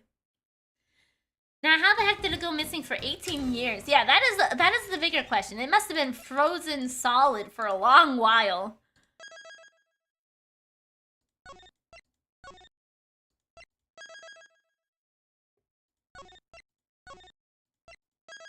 You found A body? Sure, it's not a B body? I mean, I don't know what the differentiations between type A and type B bodies are, but perhaps. Hey, Gregory, I hate to say this to you, but this is a flashback for a game that doesn't have your name on it. Right, right, yeah. Poor Gregory, his son finished Karma off. Yeah, it took a while. It took a while for revenge, but it did happen, I suppose. And the thing is like, if you think about this, okay, if you think about this, from the perspective of the present too, is not only did Edgeworth like shoot Karma, right? But because Gregory had no idea who else was could have hurt him in the elevator, he blamed the wrong guy, which caused a whole different sort of scenario. So it like so much trauma happened in such a short time because Gregory was like, I think my son must have done it because I can't blame anybody else because I thought it was the guy. I obviously didn't shoot him, so it must have been my son. But who else could have done the shooting otherwise? So he didn't know who did the shooting, and like. It was such a big ordeal. It was such a big ordeal. Wait, what happened? So after that case, yeah, Miles shot Von Karma. And then Von Karma realized that the elevator was broken and found a gun and then shot Gregory because of the stain on his perfect record. So like this flashback sequence is like set up for a murder that we've already solved. And it was such a weird scenario. When you think about it, Karma would have gotten away with it if not for his petty pride. He had to set up that murder case to get Edgeworth blamed, but his method became his undoing. Yeah, exactly. Exactly. It was such a huge build-up, which, like, the payoff for the player is fantastic. And now that we have additional lore, too, to see, like, how much tension was built up between Gregory and Karma with this case, because, like, Gregory was just at his throat. Like, I know that you're manufacturing evidence, and you're clearly lying to me, saying you have the body when it's been missing. So it's very, very, very insightful. I'm eating this shit up. I'm loving this case. Like, usually the case, chapter 3 is, like, a low point in all Ace Attorney games, but like, this shit's great.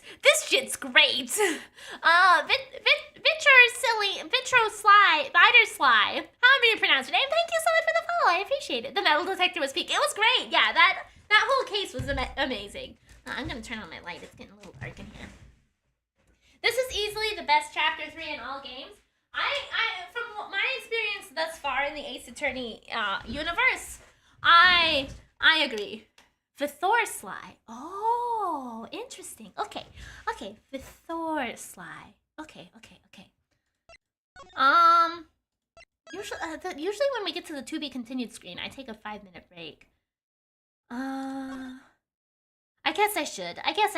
I'm gonna take a 5-minute break, stand up, stretch, move around. Don't know how much of this game, but I guess Miles was a kid. Yeah. It was. I think it was like 16, 18 years ago. It was a while ago. But yeah, Clover, your tail. I'll be right back. I'm gonna stand up, stretch, move around, run Twitch ads to get rid of pre-rolls, the usual, yada, etc. I'm gonna go see if I can find a snack. I'm a little hungry.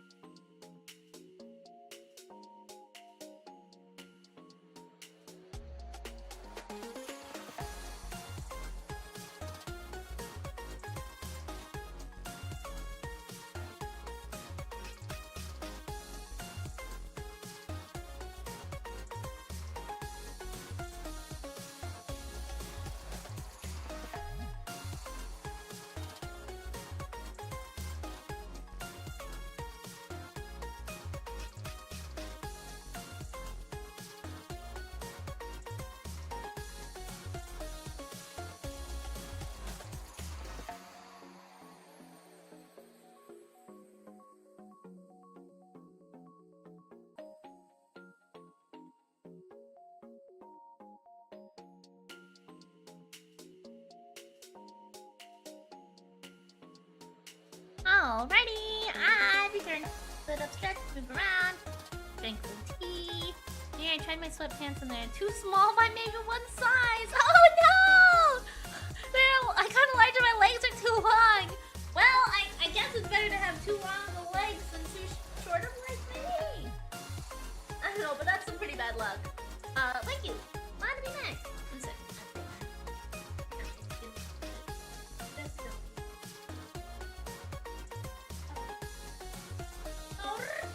Okay. Alright. Righty. Boop. Ah! Was that the intended outfit? I think it is, right? Let me see. I'm really bad at remembering which correlates to which. Okay, yes. Excellent. Do I? Okay, I don't.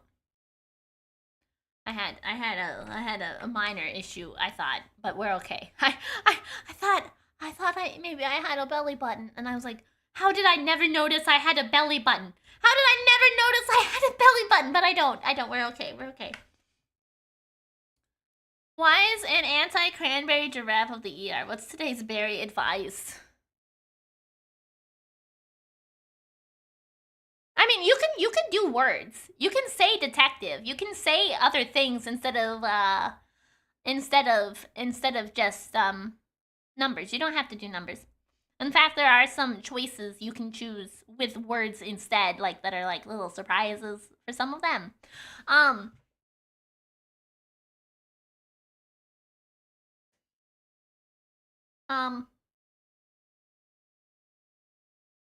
My advice is don't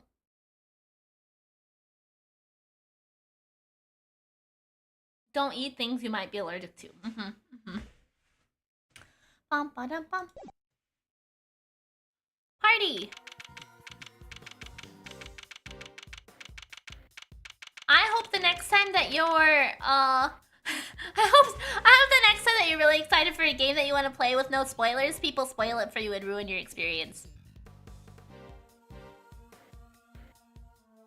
I've got a concrete saw. You want me to cut your feet off? That might solve the problem, yeah! Okay, we're back to the present. April 2nd, 2:10 p.m. Zodiac Hall, Fountain Room. And that's pretty much how things went down. Those are the facts of the IS-7 as far as I'm concerned.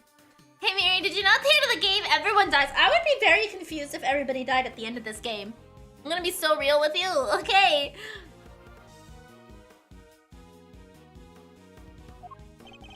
I'm finally learning the truth about my father's last case. So, what happened at the trial? Well, we lost. Von Karma did a real number on us. Really? You can prove that Mr. Tangaroa was innocent?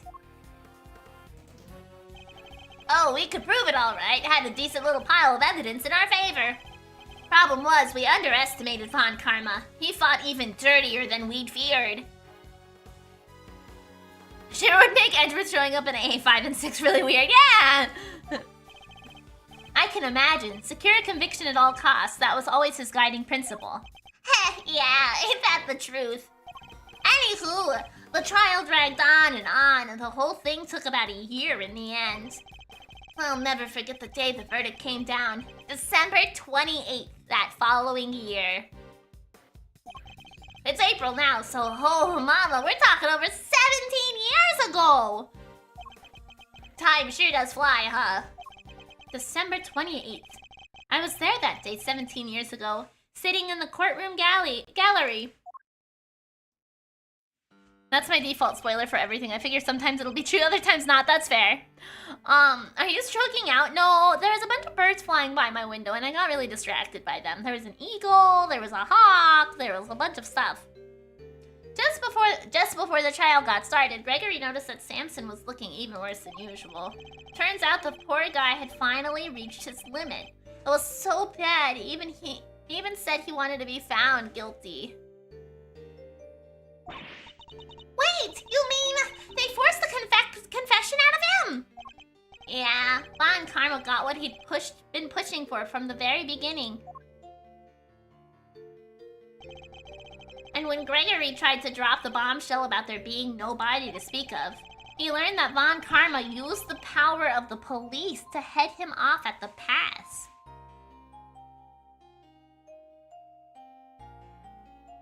I know that, Murder. I did get distracted a lot by birds. Okay, my window is very active today, and I'm seeing all sorts of stuff fly by.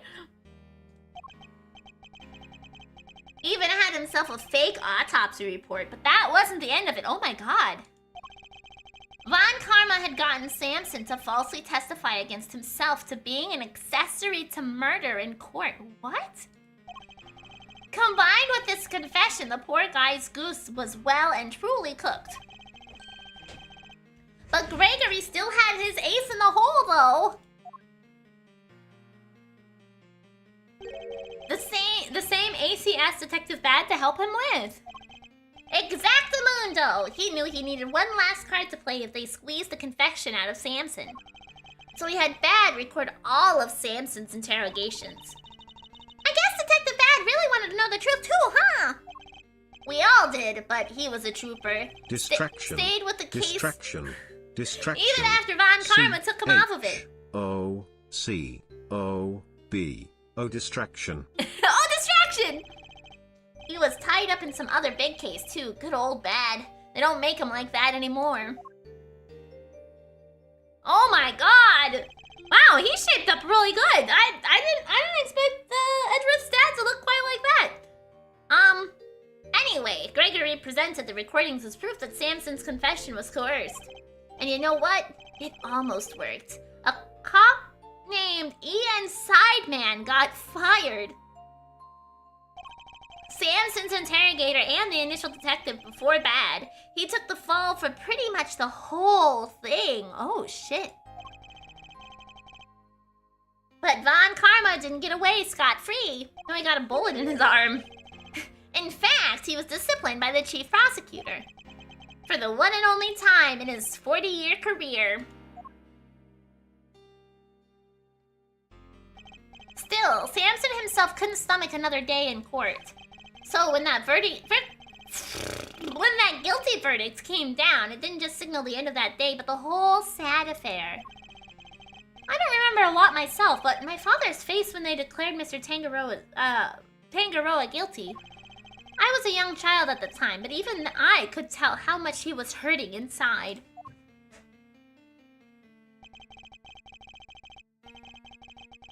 How did Von Karmatone sound when he got shot?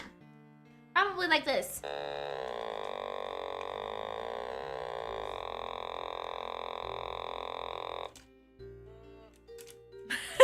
The high pitch at the end included, I suppose. A stretch.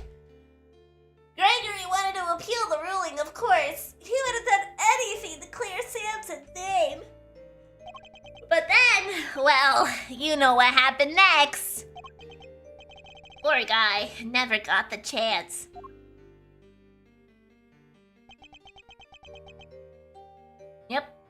Yep, there he is. I'm sorry, but that sounded more like a fart than an automaton.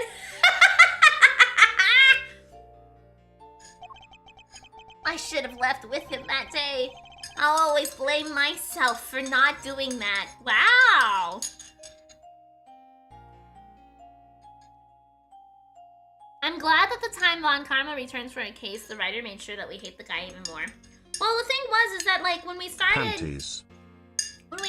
the first game, I think we saw Von Karma a couple of times in there, too. But, like, he was so minor that it really didn't add anything. I like that you can tell this image is from the first collection as opposed to Gregory's objection pose clearly being new. You're right, yeah. You can tell this is just them reusing the assets from the very first game. Like, it's definitely aged. Uh-huh. But I shoved that aside and obsessed over something else instead. Or rather, someone else. I hated what you did. Hated you for choosing to stick with Von Karma. I mean, who's to say that karma didn't fart when suffering the pain? I wouldn't be able to hold it in, and the guy was also old. True.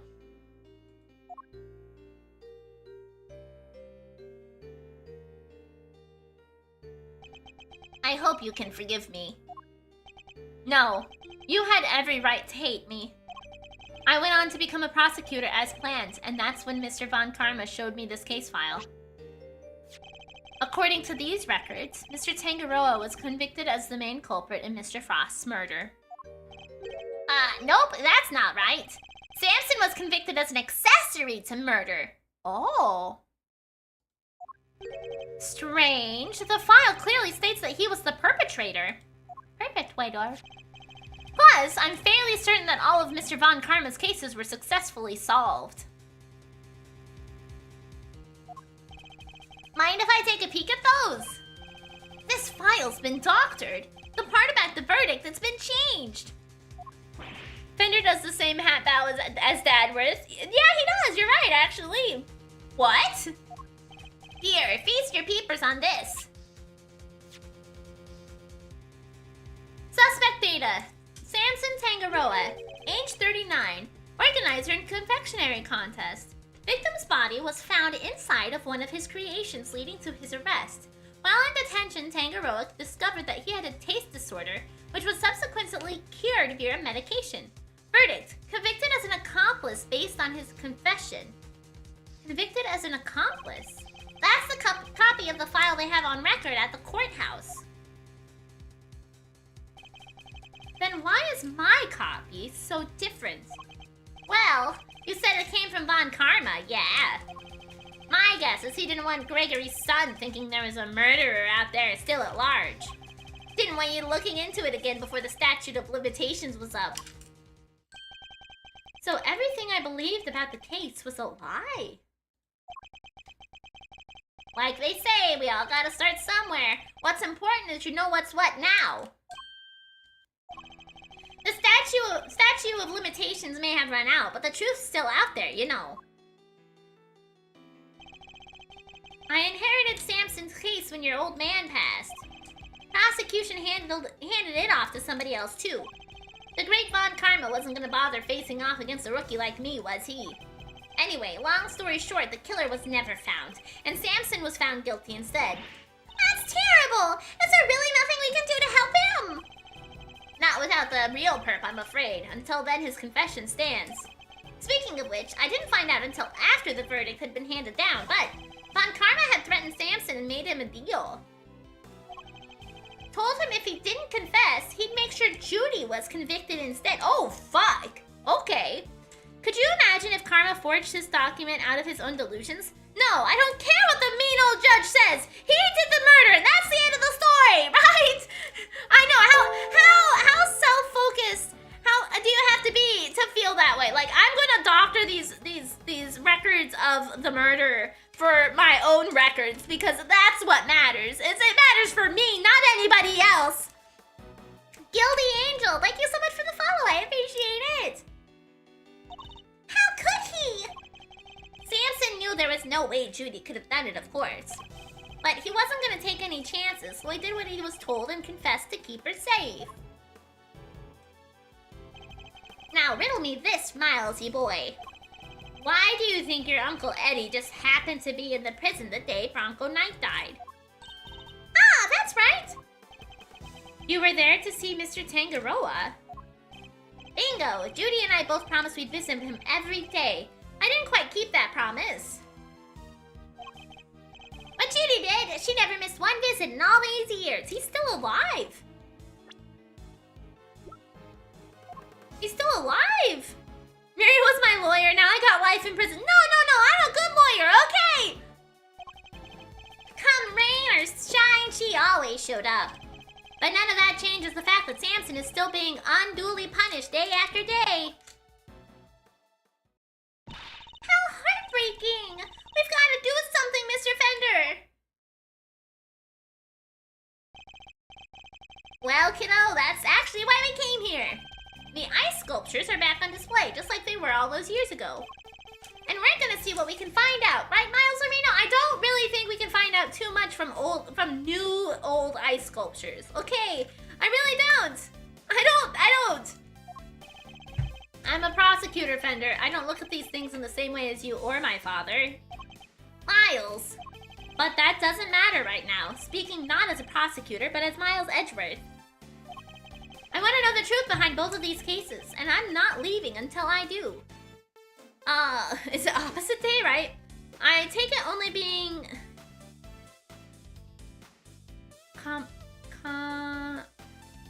an accomplice with murder doesn't result in a death sentence. Yeah, that's what it sounds like, but it was like well, I guess it's only been like 17 years, so he was like 40, so he'd be like 57. I guess that means he's not that as old as I thought he was, but it kept showing him with the white hair, so I was like, he's still alive because he's old already. It's the ghost of Von Karma coming back to be an ass for no reason. Hey, you really are old Gregory's son through and through. Alrighty then, now that that's sorted, we can finally get back to work. Good thing I brought the IS-7 case file and evidence with me today, huh? Here, documents first. Who doesn't love paperwork, am I right? The parts in red ink are my annotations. IS-7 incident case file. Documents received from Fender, including his comments in red. Thank you, Fender. And here's some evidence for ya. Enjoy! There's quite a few, so it'd take a minute to scope them out if I were you. Small mountain of evidence from the IS-7 incident received from Fender. I mean, a medium could channel Von Karma. That's true! Yes, I see. I'll look up them in a bit. You know, our current case is just full of loose threads too. Come to think of it. Indeed. The key players of that incident 18 years ago who just happened to get caught in another incident.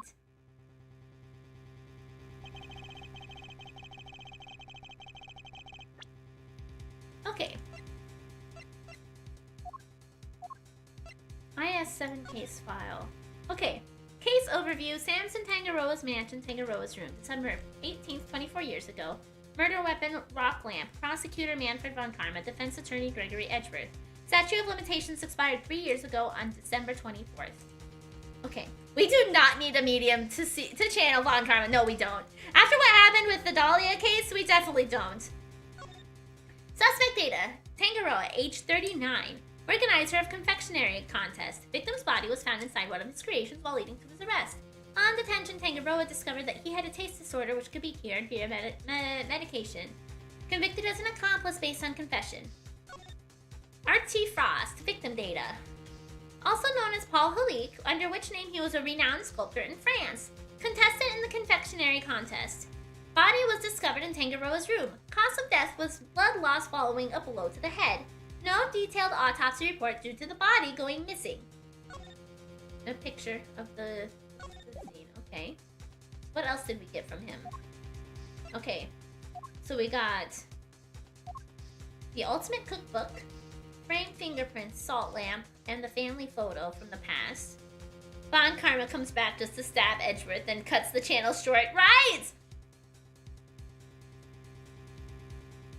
You know the smartphone prank where you call two pizza stores with two phones and then hold them on to each other? Why not do that with two mediums and channel Gregory and Von Karma to duke it out? Absolutely not. That sounds like a disaster.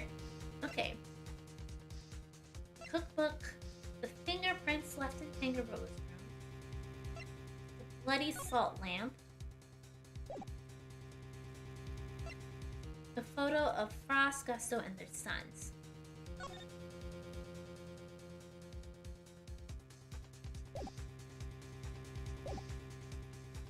Wait, let them cook. No, we're not gonna bring back two dead people to fight, okay? The ice sculptures in the winter wing that are perfect replicas of the one from 18 years ago. The poison gas attack in the autumn wing, which has been disguised to look like the winter wing. Miri, it would be funny. It might be funny, yes, but I think that's still dangerous and a bad idea. What about the mediums who are channeling them? I think they'd get fucked up too in a fight like that. The two chemicals that were found inside the Pisces statue display, ubiquium and asphyxian, that form a poisonous gas when mixed together. The victim of the gas attack, Carmelo Gusto, who was no stranger to the events of 18 years ago, and who is still unconscious and undergoing treatment in the medical room. And finally, we come to the body floating face down in the fountain. Suspected Artie Frost. And the fact that the ice sculptures have melted, just as they did all those years ago. The events of the present day would appear to be intimately linked with the presence of the past. Which means they may be able to help us learn more about what happened 18 years ago. Sounds good to me! Let's get investigating! Objection! No! Oh, no you don't. Aren't you forgetting somebody? I could have sworn this is my investigation. Eustace is quite right. I do hope you aren't intending to obstruct him in his duties, Mr. Edgeworth.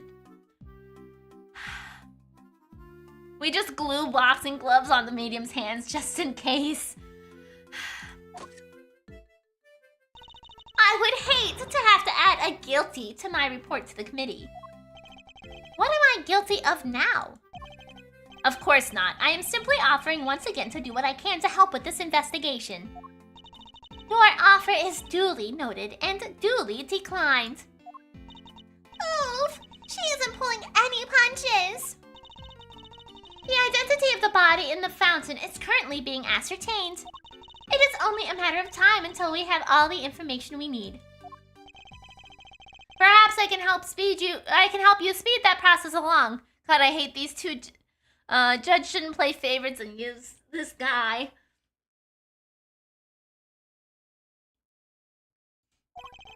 I think I have an idea of who our mystery victim might be. What? Really? You'll have to tell me. That's the law. Very well. Maybe it isn't just the ice sculptures that have resurfaced after 18 years. The body in the fountain may also be a visitor from the past. Take that!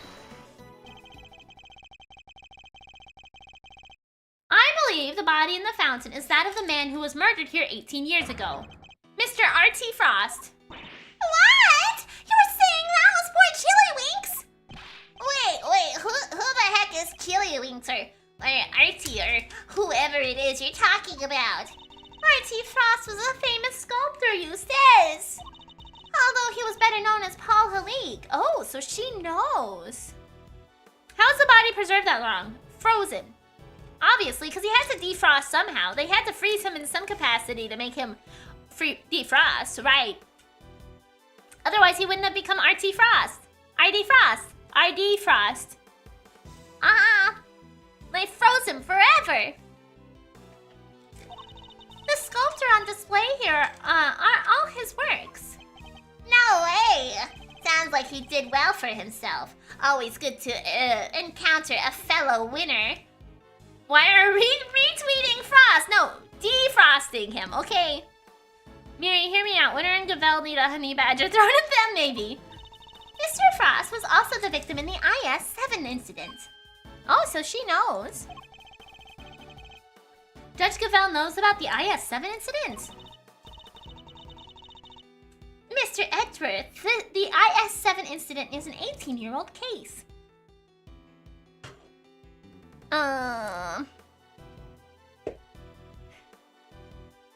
She's gonna slick her hair out back and turn out to be the long-lost daughter of Von Karma, maybe. Isn't this guy's last name literally the best? No, he's just Winner. Okay, it's just Winner.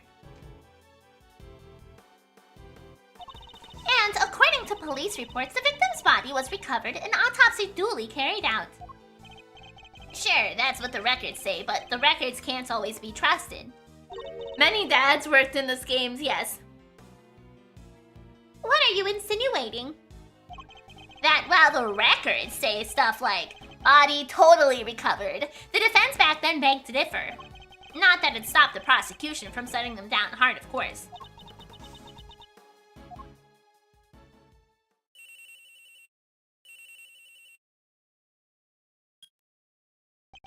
Yeah, this is where... What? Really? Oh, what is it, Eustace? The body. We've got an ID. Some sculptor called Frost or something. So, I guess Edward called it. Of course we did. Of course we did. Goddess of justice! So my father's deductions were right all along. Well, Judge Gavel, I'd say this changes things, wouldn't you? Perhaps now you'll admit that I might be of use to this case. More than a certain junior prosecutor, anyway. No fair! You're trying to steal the win! I am doing no such thing. All I want is to uncover the truth. And if we're going to get to the bottom of what happened here, we'll need to work together. Fun fact, Manfred von Karma is a pun for man freed from karma. Oh, I never actually pieced that together. I'm gonna be so honest with you. I never pieced that together. But that's really clever, actually. We do not need to do anything, and you do not need to know the truth. This case is none of your concerns. Objection. Whoa there, Judge G. I think you might be wrong about that. Another of your interruptions, Mr. Fender. Yep, see, I was on the defense team for the IS-7, so this case is very much my concern. I was one of those pesky kids pushing the theory that the body had actually gone missing. The prosecutor at the time may have brushed us off, but you can't deny that the testimony of your eyes. Or, to put it a little bit more bluntly, the prosecution's case was rotten from the ground up. Is it just me or does Eustace get stupider with every case? He might be. When there's been a miscarriage of justice caused by the prosecution, it's the committee's job to fix it, no. And who better to help you unpick the mess than someone who was there at the time? Unless you have an ulterior motive. Ooh, calling her out too. Damn, we're calling everyone out this chapter. Judge Gavello seems to know the facts of the IS-7 incident in some detail. In which case, I suspect she must be here on the committee's behalf. Your connection to the case is noted, Mr. Fender, but I fail to see how it concerns Mr. Edgeworth. He's the son of the original defense attorney and the protege of the case's lead prosecutor. And if that's not enough for you, he was at the trial too. I think it's just possible he might have a little something to bring to the table, don't you? Very well. You may both assist in the investigation. But only if you refrain from interfering with the work of others. The Winter Wing is off limits for now. This room, however, is all yours. Alrighty, glad to hear we're on the same wavelength. Gee, why don't we bring it in to show we're on the side of justice? Do not test me, Mr. Fender. Your permission to investigate can be revoked at any time. Duly noted, Your Honor. This is a turn up for the books, eh, my LD? We get to do our thing after all. Thanks to your immeasurable help, as always. Heh, no sweat. Besides, I was mostly doing it for me. Heh.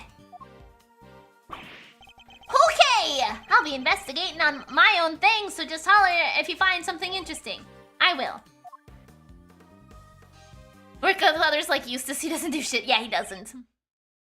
It's Alloy! Thank you for the follow, I appreciate it! Well, okay, shall we? Heck yeah! Let the investigation commence! We're still unclear on two key facts. How Mr. Frost's body came to be where we found it, and the source of ubiquium. You're right! We need some more intel. Indeed, let's focus on the ubiquium first and foremost. It's used in stuff like dish soap and paints, right? Correct. It's also bright red in color and has a distinctive minty fragrance. Okay, sounds like we know what we're looking for.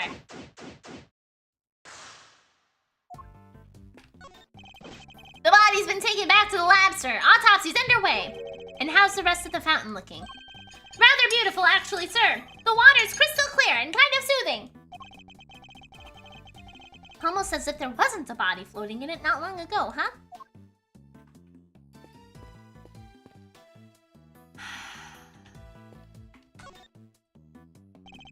Miss Bound's tea set is laid out neatly on the serving cart.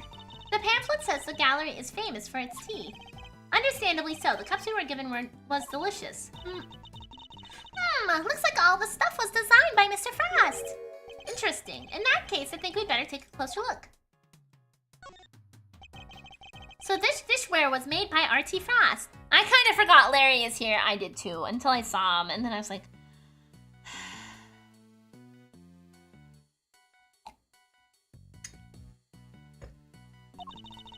It looks very fancy. Oh, it is. I'm willing to bet this set can fetch something in the thousands of dollars.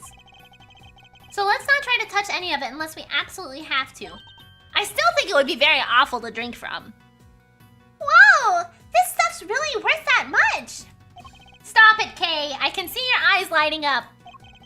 Miss Bound must really be a fan of Mr. Frost-like Fender said to still have this. Teapot, designed by Paul Halik, one of Judy Bound's prized possessions. Teapot that I jotted down in my organizer.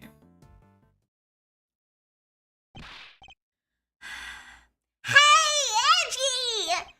What is it? You be careful with that teapot, you hear? Why is Larry so concerned all of a sudden? Honored guests. I can pour you a cup if you like. Have a good night, Zero. Miss Bound. Judy. I'm good, thanks. No tea for me. You two knock yourselves out. Did Larry break one cup already? Oh, maybe.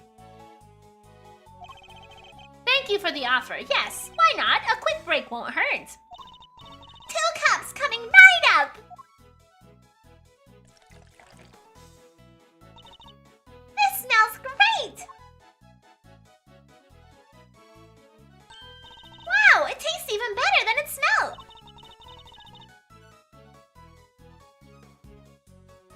I see a suspicious stain right here, actually.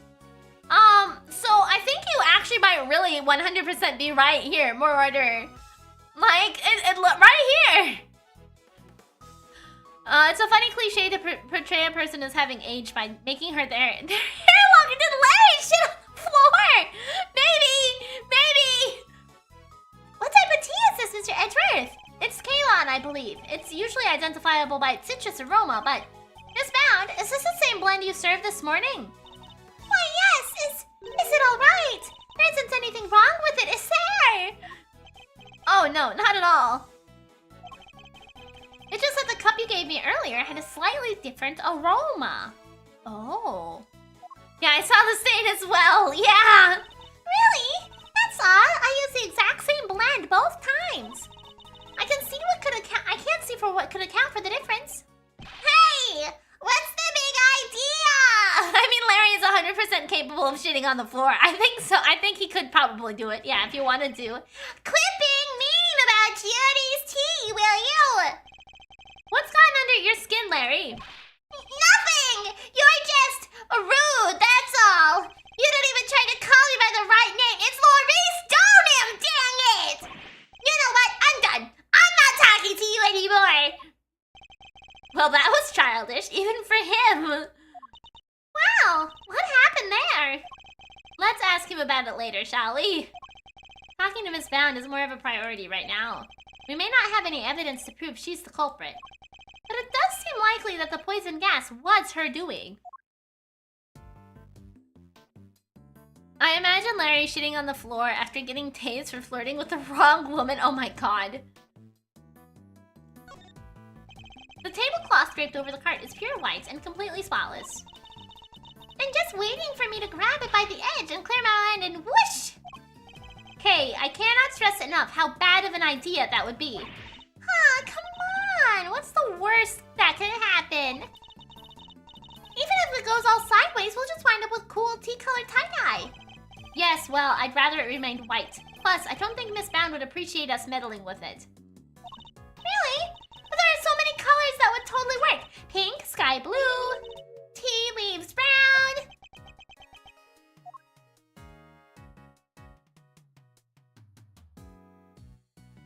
Okay, I guess that's all there is there.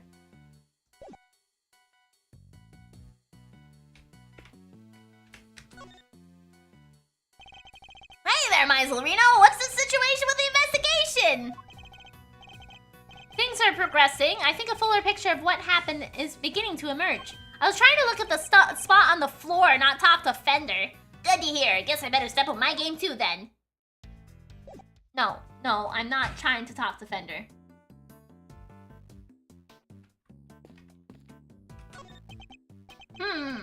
From color and aroma, I'd say this is a puddle of spilled tea. And look! There's a small chunk of ceramic in it! Found in a puddle of tea. The design looks familiar. I guess somebody must have broke something. I know that insignia. And a certain high-strung somebody might know a little something too. Where did he go? Larry.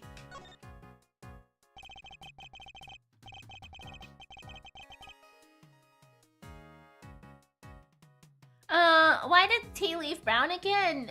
I think you dried tea leaves. No, that's why most are brown. Well, yeah, it depends on the color of the stuff you put in the tea, yeah. Like, the tea reflects different colors depending upon your ingredients.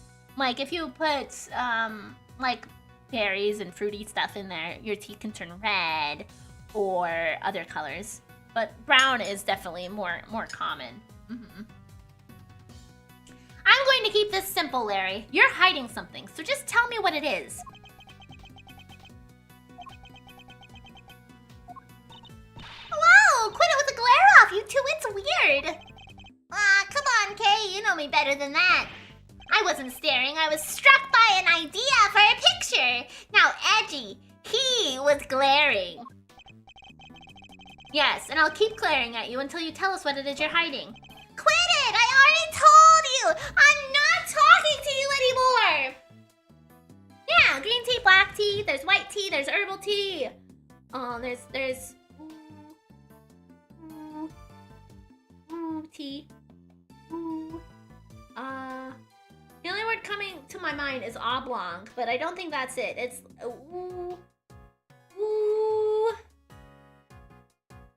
I don't know. I can't remember. Oolong? I don't know. Some tea, okay.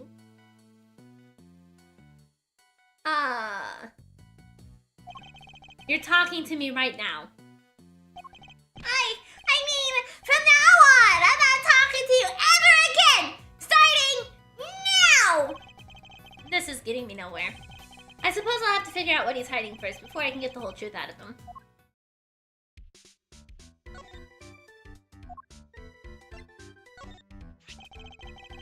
Would you mind taking a look at this for me, Larry? Well, why would you show me that? Tell me, what is it about Miss Bound's tea set that's got you so agitated? If you won't tell me, then perhaps you'd prefer to explain it to Judge Gavel. Wait! Don't make me look bad in front of Verity! She thinks I'm a sensible, cool, clean-cut guy! Some booty? Not booty. I don't want her to see the real me. The real low-down, dirty me. I'm not so sure anybody here thinks you're particularly clean-cut, Larry. But if you don't want her to think badly of you, the best thing you can do is talk to me. Alright, I'll talk! What are you hiding? Hit Larry with one of those ridiculous Yakuza heat moves, like dropping a motorbike on him! What? There's lying out of your ego being hurt like karma. Then there is Larry, where he is so self-aware and embarrassed of himself that his brain makes up scenarios to protect his fragile mind, right?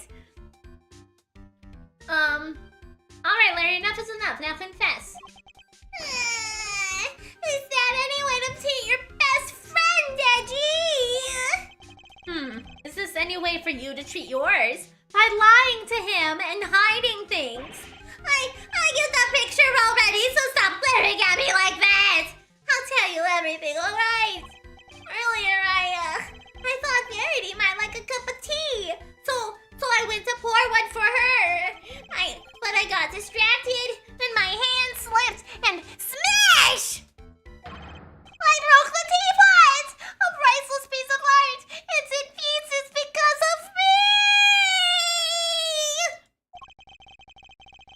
words exist to describe how far away I saw this coming. It's so funny how tired you are of Larry. I can't wait until Old Bag comes out of no. Don't threaten me with Old Bag. Please do not threaten me with Old Bag. If you're holding a motorcycle, you can smash it over someone's head. Oh, interesting. Ouch! You really messed up this time, Larice. Edgy! Everyone's gonna think less of me now. Judy's never gonna forgive me for this! Crying to me won't do you any good. I think you need to apologize to Miss Bound. You should play Yakuza slowly so I can see your reactions to key moves. Yeah! I've heard a lot of good things about it. My teapot! I see. I'm sorry, Judy! I'm so sorry! I don't have any money, but I'll paint your portrait! I'll paint you 50 portraits! Please, Mr. Donham, it really is me who should be apologizing. How could I have failed to notice that there were broken pieces of ceramics on the floor? Somebody could have been hurt. Here, let me make sure that's safely disposed of. The teapot in question was designed by R.T. Frost, correct? I understand it was something you've long treasured. You must be upset. I heard you from the corridor and I said, she's being bullied or she's narrating Larry. Well, I'm good that I'm glad that I am consistent enough with the voices that you were able to realize it was probably Larry. Oh, I am. But of course, all things break eventually.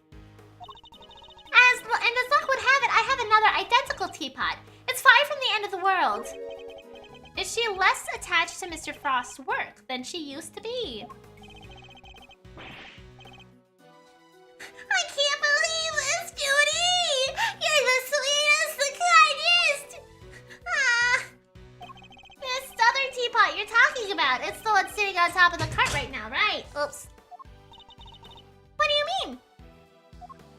Yeah, so when I smashed the first one, I tried to hide the pieces in the bottom of the cart. And that's when I saw that other pot under there. So I took it out and basically switched the two pots. Oh, I see. Yep, and that's everything I have to tell you. I'll be extra careful to not break the other one, I promise. You have no shame whatsoever, do you? I'm sorry. It's really quite all right. Thank you for being so honest. Yeah, gee! Isn't Judy the absolute best? I trust you won't take advantage of her kindness and make amends somehow. I sure will. Once I make it as an artist, I'm gonna give her one of my paintings. She was one of my models after all. It's only fair. At this rate, I suspect he's likely to make more trouble than amends. Don't you think it would be better for you to keep out of her way for a very long while? Oh, but I will be keeping out of her way because I sketched her and the others already. Her and the others? Keen to see my work, huh? Yeah, I drew a few great sketches of some ravishing beauties. Wanna see? Interested in Larice's ravishing beauties, huh, Mr. Edgeworth? I'm afraid you've greatly misjudged Kay. The likelihood of Larry getting tased seems more and more likely. It does. Miri, did I do a good job for making my friends send $600 at Uma Musume? And then made them say they still have money for the next banner? I don't know about that. I simply wish to see if Larry has captured any unusual details this time, too. Unusual details? Nothing's unusual about these. They're my best work yet. Really? Now I want to see them too. Ah, you're a sweetheart, Kay. All right, let me take them out for you. I'll give you a sec, okay? I suppose we might as well take a look. Your sketches. So, these sketches of yours. Seriously, Edgy! If you wanted to check out my art, you should have just said so from the get-go. Here, feast your eyes on this!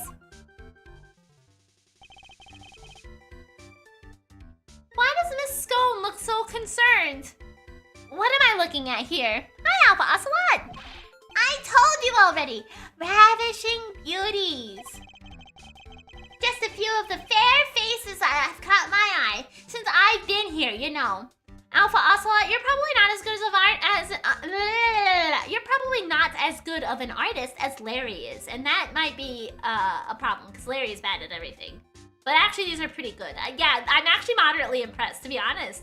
On one hand, Larry should detect a compliment if one presents it. However, it's shocking on the other hand. He's better than me. Depressing. Yeah, Larry's actually, I think, better than I am too. There's Verity and Judy and somebody else. Why did you draw them all on the same page? Well, I meant to draw the room at first, just something to pass the time. And then I saw one beauty and another, and well, I just scribbled them all down as I went. So these were all drawn at different times? Yeah, I guess. I did one of you two, Kate. You're on a different page, though. Wow, you did! Hee hee, I'm flattered! How true to the life are the sketches? Did you only draw what you actually saw? Well, art is subjective, it is. Of course, you think I draw things I can't see, like using my imagination? Nope, these are 100% true to life, right down to the exact shade of each color. So the colors are accurate, interesting. This is a different colored cloth then. So she replaced the cloth here at some point because they are white. As much as it pains me to admit it, Larry may have provided me with a useful piece of evidence yet again. The serving cart in the sketch, for example, if I compare it to the one here in the room, there's a clear contradiction between the two. Yeah, that's what I was just saying. It actually looks like this cloth that Scone has down here. It looks like it's the same cloth as the one on the table. So I think she took this cloth and put it in the water. And then replaced the other cloth with white. Miri, Larry's skill only works with cute women. Right, you're right. Did anyone ever find out how Larry keeps getting more and more women than all the other characters combined? Well, I think because he is literally the one guy who is confirmed 100% straight. Maybe that's it. Because you see, all the other characters are interested in both genders, possibly. But like, Larry is the one guy who said he only likes women. So therefore, if he only likes women, then he's gonna get more women, right? Because everybody else has more options to choose from.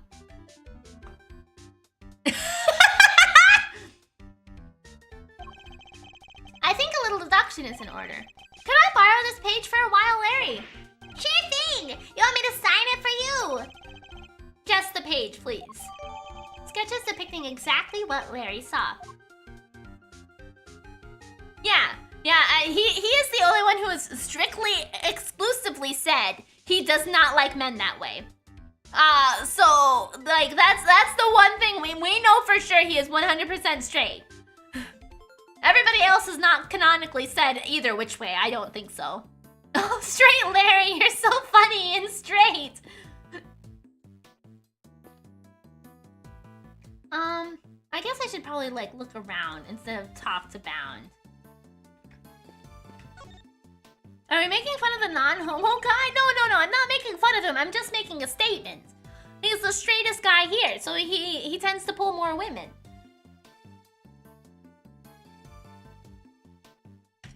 It seems the police have already removed the body. But why did the body of a big victim from 18 years ago turn up in this fountain? And why wasn't it all rotten and stuff? Did it slowly shuffle its way here?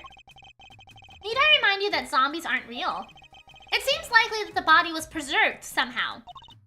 Really? Is that even possible? Hey, Mr. Forensics Guy! Anything to report? Yes, ma'am! The traces of both ubiquium and asphyxian were detected in the fountain. I'm gonna say they were probably carried here by the stream from the autumn wing. In addition to those two chemicals, there's also a large amount of sugar. The composition of the sugar is being analyzed as we speak. There's sugar in the fountain. Where would it have come from? Okay.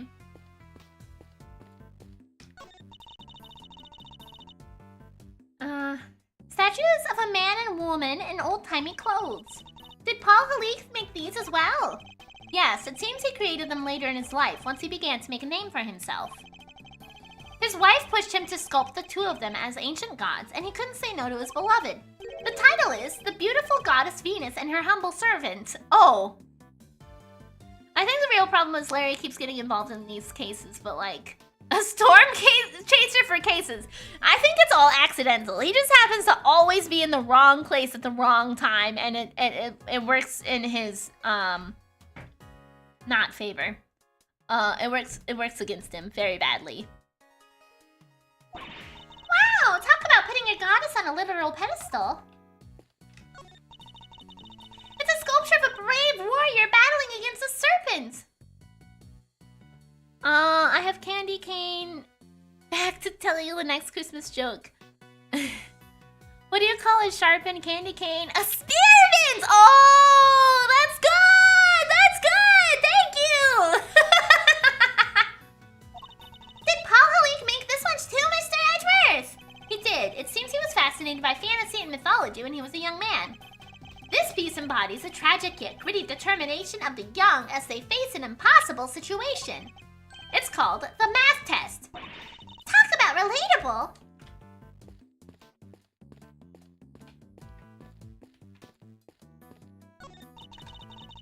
It's a man with a moon-shaped head and a woman and a sun-shaped head. The man's got a real pained look in his eyes, though. Is this another of Paul Halik's pieces? Yes, from his younger years, when he was something of a dreamer.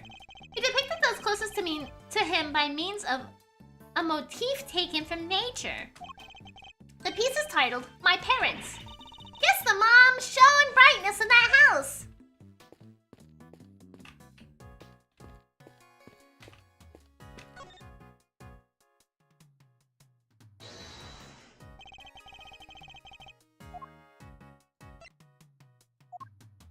Eureka! Barry, can I ask you something about your sketches? Fascinated by the work of great Laurie Stoneham, huh? It's the composition, right? Not exactly. The light blue tablecloth, you painted that exactly as you saw it, correct? I already told you. Everything is exactly as I saw it. But the tablecloth on the card here in this room is white. Wow. Your head's so full of crazy theories, the simple stuff just passes you by, huh? What's that look for? Listen, just before I drew that sketch, I was in the middle of some business with the cart and the tea set on it, okay? What kind of business? That's right! It was hiding the pieces of the teapot I snatched kind!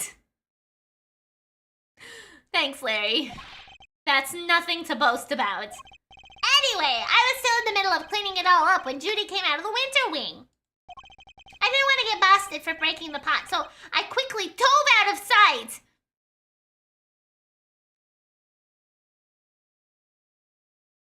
Oh, it was a different cart. Wait, Miss Bound came out of the winter wing? Yeah, and she was pushing a cart, a different one. That's the one with the light blue tablecloth on it that I drew. And what did she do with the second serving cart? Well, I saw her wheel it into the summer wing. I don't know what happened to it after that. When she came back out, she was pushing one of those other carts, the kind you can lift stuff with. A lift cart? Yeah, so I called out to her, but she just ran off and left it behind. Never had her down as the shy type, but it goes to show you never know. Another serving cart and a lift cart.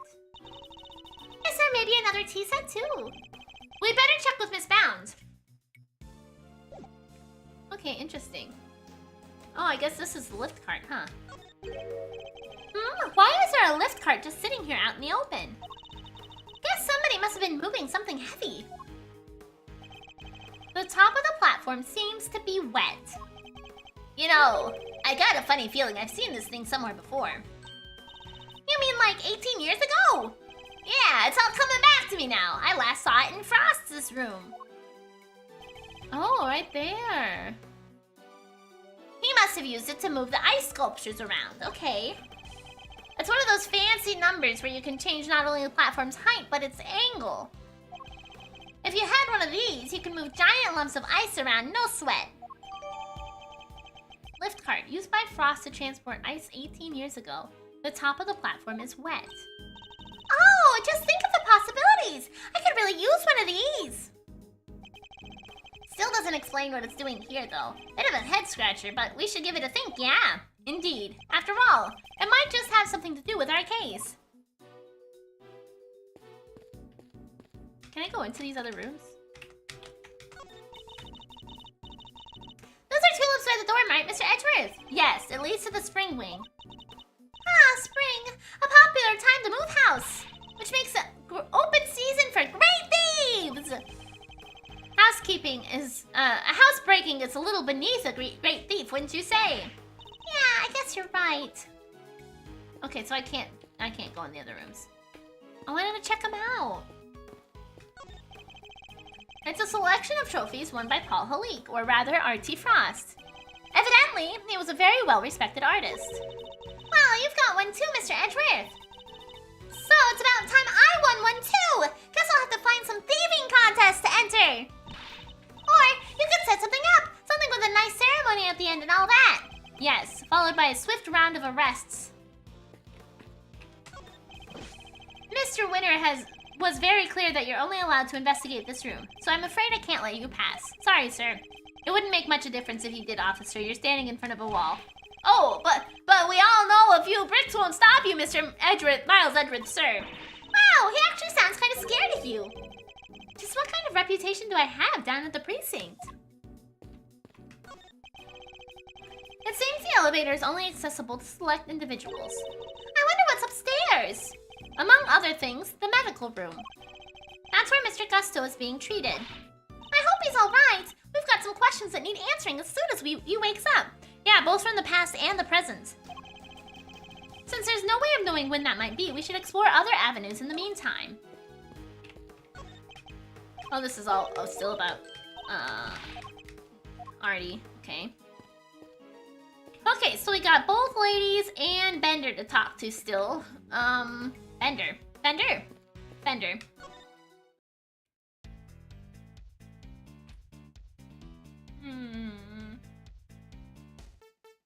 It doesn't help that Edgeworth cut Dick Chu's salary at left and right. That's true. I'm gonna go ahead and take another 5-minute break here before we get to questioning Fender. So I will be right back.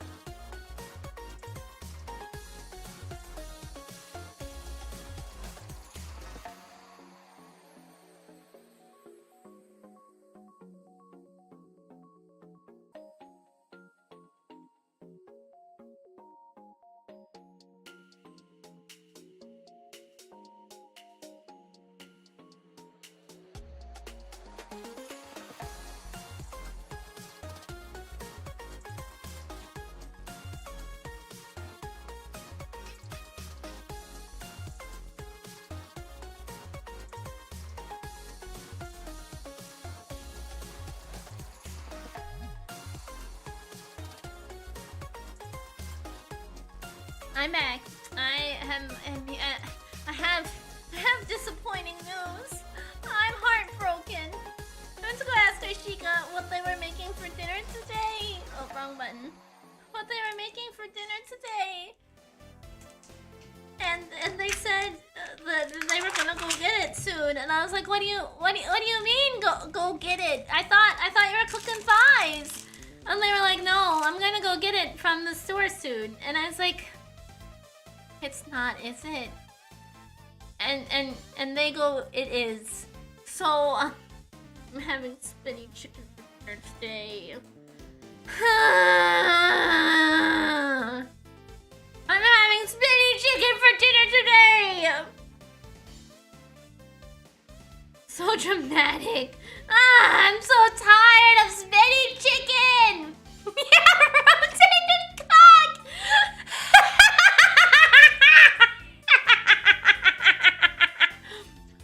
I don't want you to refer to spinny chicken like that ever again.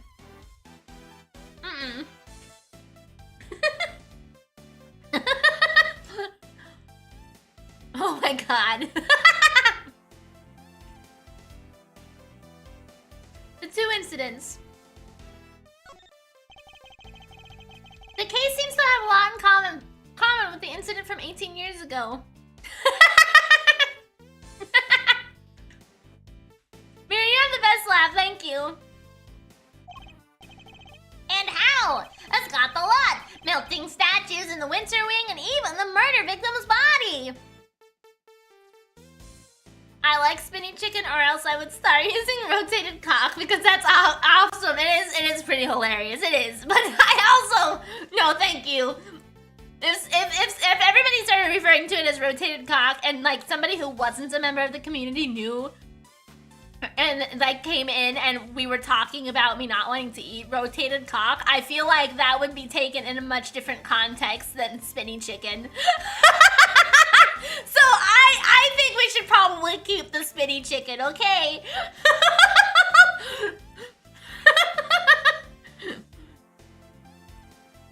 But how did nobody ever figure out that the body had gone missing? Frost had no family apart from his son. Gyroscoping avian, And, well, the kid kind of vanished. Nobody's seen her around since the time of the incident. How would somebody rotate that part without breaking it? I mean, like, you can helicopter dick, right? Isn't that rotated cock?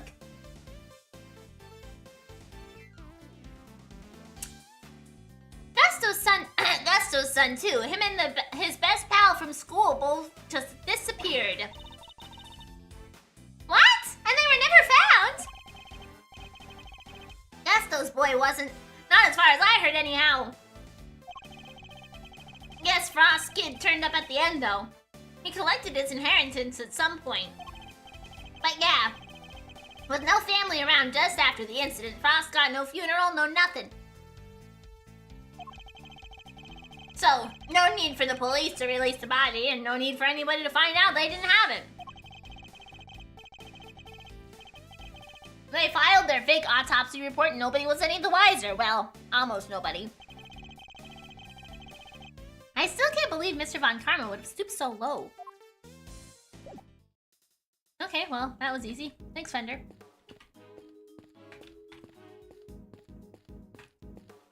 Is there anything else to investigate before we have to talk to the ladies? Hey, tree. This thing in front of the door is a fir tree, right? Yes, they're usually associated with winter, but this door leads to the autumn wing. I suppose it's all part of somebody's elaborate ruse. I could paint it red for the autumny feel. Evergreens stay green all year round, Kay. Hence the name. So sure, I knew that. I guess we should also talk to these two, unfortunately. The door here is marked with a nice autumny-looking tree, and yet it leads to the winter wing. I suppose it's all part of the deception. I could steal the leaves if you like, make it a little more wintry. I think you'd better leave them alone, Kay. Do you mind, Mr. Winner? You're in my way. I do mind, actually. I'm not going anywhere. You'll just have to go around me. Well, we just thought you might want to move to a better spot, that's all. What better spot? I demand you show it to me at once. Is that really all it takes to make you do whatever you want? Don't think you've gotten away with anything, Mr. Edgeworth. Thanks for the like! I'll be reporting your actions to the committee. Do whatever you need to do, Judge Cavell. And I'll do the same! You are the self-styled great thief, correct? Mr. Edgeworth's association with such a character will be of interest to the committee, too, of course. Go ahead and report me to your stupid committee. I'll be the toast of the thieving community. It looks like Judge Cavell will have to think of some new threats if she wants to intimidate Kay. Hello there, dearie! Still investigating away, are you? Found anything interesting? No, dearie. Well, nothing much anyway. Silly girl! That wasn't a dearie moment. That was more of a lambkin. Sweetheart is for when you're being sympathetic, of course. And treasure is for when they're in a tiz. Love is for people you're not that keen on. And petal you use when you're trying to get someone's attention. Wow! I didn't realize there were so many rules. Mr. Edgeworth Petal, I hope you're getting all this down. Don't even try it, Kay. Oh, dearie me. Okay. Well. Where were you before you rejoined us here, Miss Bounds? I had to go and tell our visitors we're closed. Oh, and hand out a little something in apology. There was something you wanted to talk to... Was there something you wanted to talk to me about? Yes, a few things, actually. Not least of all, the fact that I think you might be the one who set the poison gas trap. The 2 cards. Can some people here do me a favor? If I mention that I'm going shopping sometime within this week, first of all, tell me I'm insane. And second of all, remind me that I need honey and paper towels.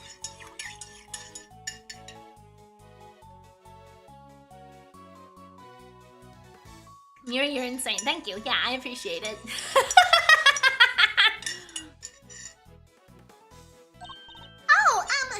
Yes! Why do you ask?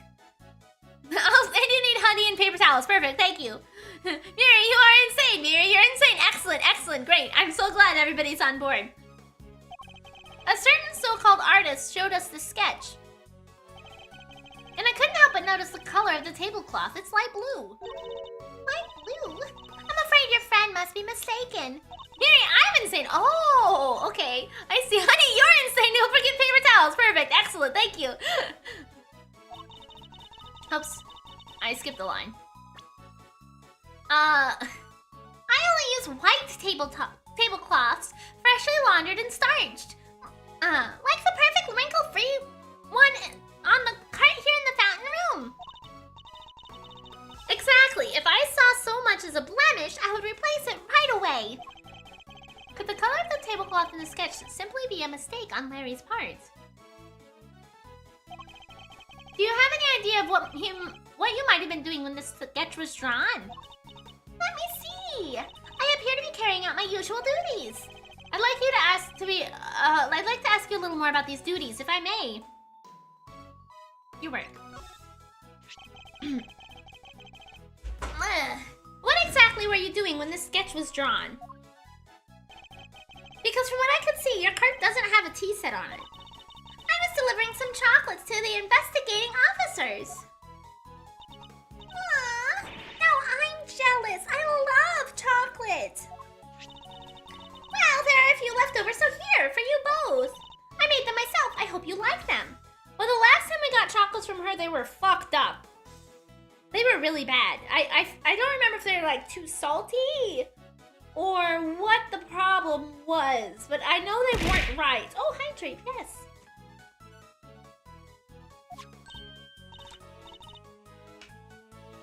Woohoo! Thanks, Miss Bound! Well, why not? They're a little melted, but I suppose it's because they've been sitting around in her pocket. Chocolates. Handmade by Bound, slightly melted after being kept in her pocket. Wait, they were too salty? I don't remember what the problem was, but I know they weren't good. I remember specifically that they weren't good because Samson thought they were perfect, but his taste of salt was fucked. So I don't remember if they were too sweet or too salty, but I know there was something wrong with them. They're super sweet. Okay. I love them. Hee, I'm very glad to hear it. They may not be the prettiest, but I'm grateful for the energy boost nonetheless. Though perhaps they could do with a little less sugar. Poison gas incident. The original ice sculptures melted 18 years ago, correct? How did you manage to recreate them? Oh, you know about what happened back then. 110 Steph Peppered made over 3.1 million gil worth of script mats gained. Now just 90 more pre-crafts. Man, you are working away over there, Kuros! In that case, you might also know I took pictures of them during the contest. I commissioned the creation of a set of replicas based on those photographs for this current exhibit. But why go through the trouble of creating replicas? Mr. Frost's Zodiac series was its great unfinished masterwork. I wanted to see it completed at last. Or rather, recompleted. It was my fault that the original set melted in the first place after ball. I see. And is there any particular reason why the winter and autumn wings look so similar? Oh my! You really think they look alike? Perhaps I used some of the decorations in one on the other by accident. She's clearly lying. But I don't have the evidence to prove it just yet. We'll be done with this in the next 35 minutes, and eye-level 750 gathering gear will be mine. Now click an easy little pentamel and just a cosmic exploration relic or two, and I should be set to farm 11 chrome aether sand for profit. Oh, nice! That's awesome! I don't think I ever finished leveling my gatherers.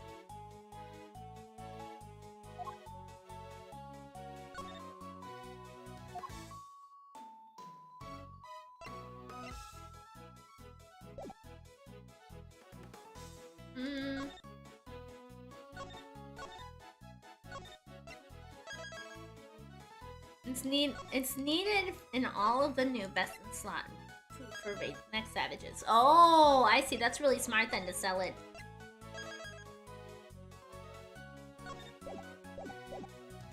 Okay.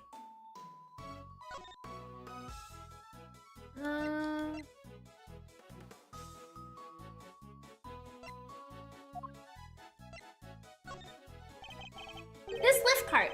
I heard it was in use 18 years ago, too.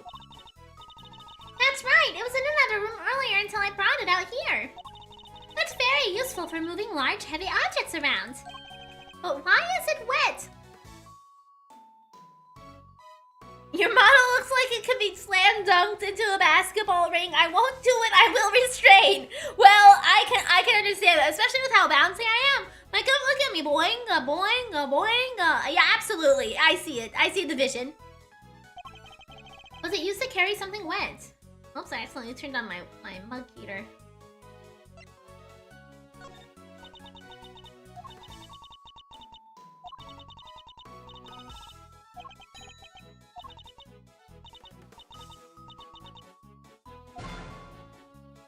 Oh, Silencer, thanks for the 50 bits! I'm doing pretty good! One Aether Sand was about 7 to 8k per, and literally 3,000 of them have sold in the last 3 hours. Oh, so instead of going through all the effort for the rest of the steps, I'll take the easy way out. Absolutely, might as well, right?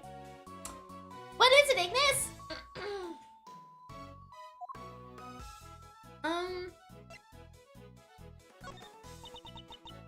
No, I don't care.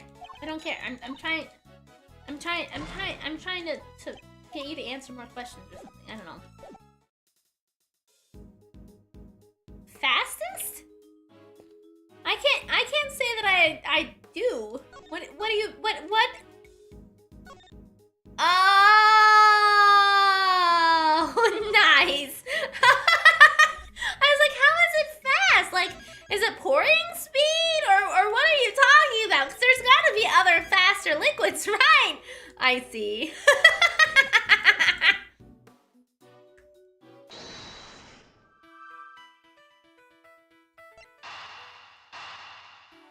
The aroma is different from this morning. What changed?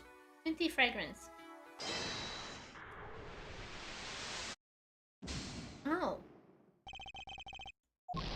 Oh.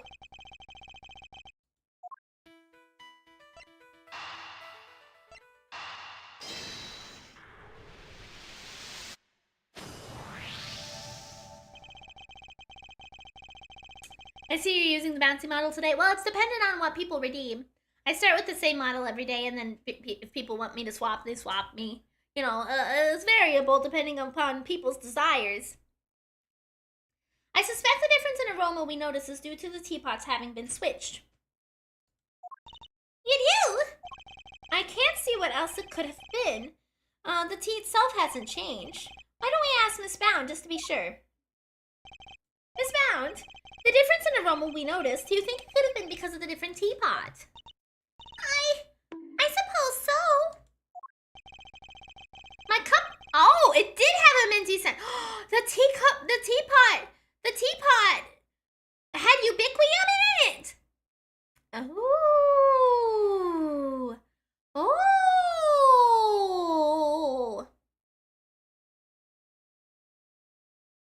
My cup just now had a subtle minty scent. It was rather like Yuva tea. Oh, I just remembered I made some peppermint tea in that pot only yesterday. That must be where the minty aroma is coming from.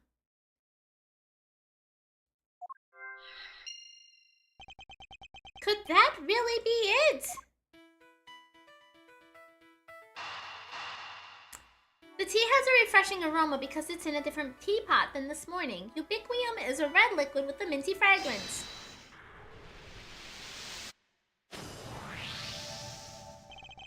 The tea from the teapot Larry switched in from under the cart smelled faintly of mint. Right! Miss Bound said she used that pot to make peppermint tea yesterday. Yes, but there's something else that's been troubling me. Miss Bound seemed more taken aback by the switching of the teapots than the breaking of one. You're right! You're right! You'd expect it to be the other way around. Have a good night, Bunny! Thanks for hanging out! I hope you have a great rest of your day! I suspect she might have been deliberately hiding the teapot underneath the cart. But why? One of Ubiquium's key characteristics is its minty fragrance. So, what if she had been hiding some in that teapot? What? In the teapot? It's simply a possibility, but one worth investigating, I believe. Mr. Winner, any luck finding that Ubiquium? Huh? My people are searching the entire gallery, but they haven't found anything yet. And what about you? Don't tell me you know where it came from. I had Red Bull today. I actually haven't had coffee in a while because it takes so much longer to make. So I've just been drinking a lot of Red Bull. I may have an idea. Ha! I knew it! If I can't find it, there's no chance unless... What? Did you know where it came from? Yes. Where? Miss Bound's teapot. Wow! Nice piece. I like it. Yeah, this looks like a fitting prize for a natural-born winner. It's not a prize. It's a vital piece of evidence. Oh, it's just evidence. Then I'll have one of the forensics people check it out. I use them for tea! I've got a cup of tea right now, actually!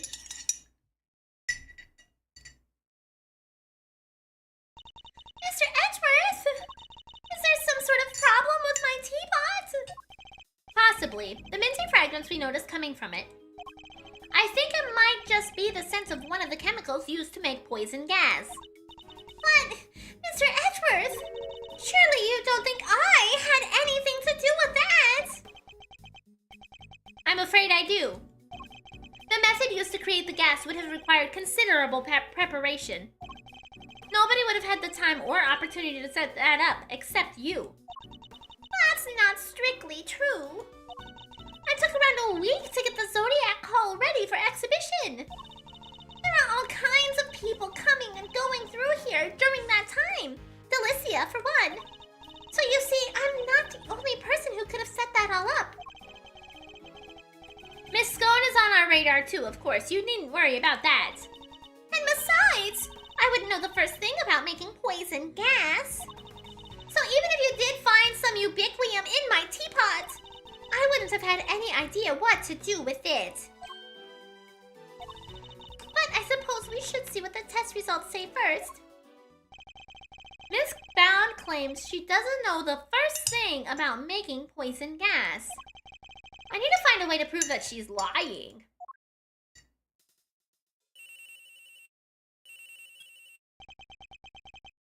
I don't know anything about poison gas, but poison tea though, right? Edgeworth speaking. Sir, it's me! Is everything alright, Detective? Everybody's left the Winter Wing, it's just me in here now. Which means I can tell you what we found out. He really shouldn't be sharing information about the investigation. But after the past week or so, I'm not about to stop him now. The exhibits in here have all completely melted. Definitely, like how did she know that was one ingredient to make poison gas? That's true, I didn't think about that either. All that's left in the display cases is some stuff at the bottom. Is it white? More of it in the Taurus case than the Gemini case, though. Describe this stuff for me if you can. Yes, sir! It's like a pale blue liquid. I had the lab run some tests just now. The sample from the Taurus case had a bunch of sugar in it. But the one from the Gemini case had 3 different substances in it.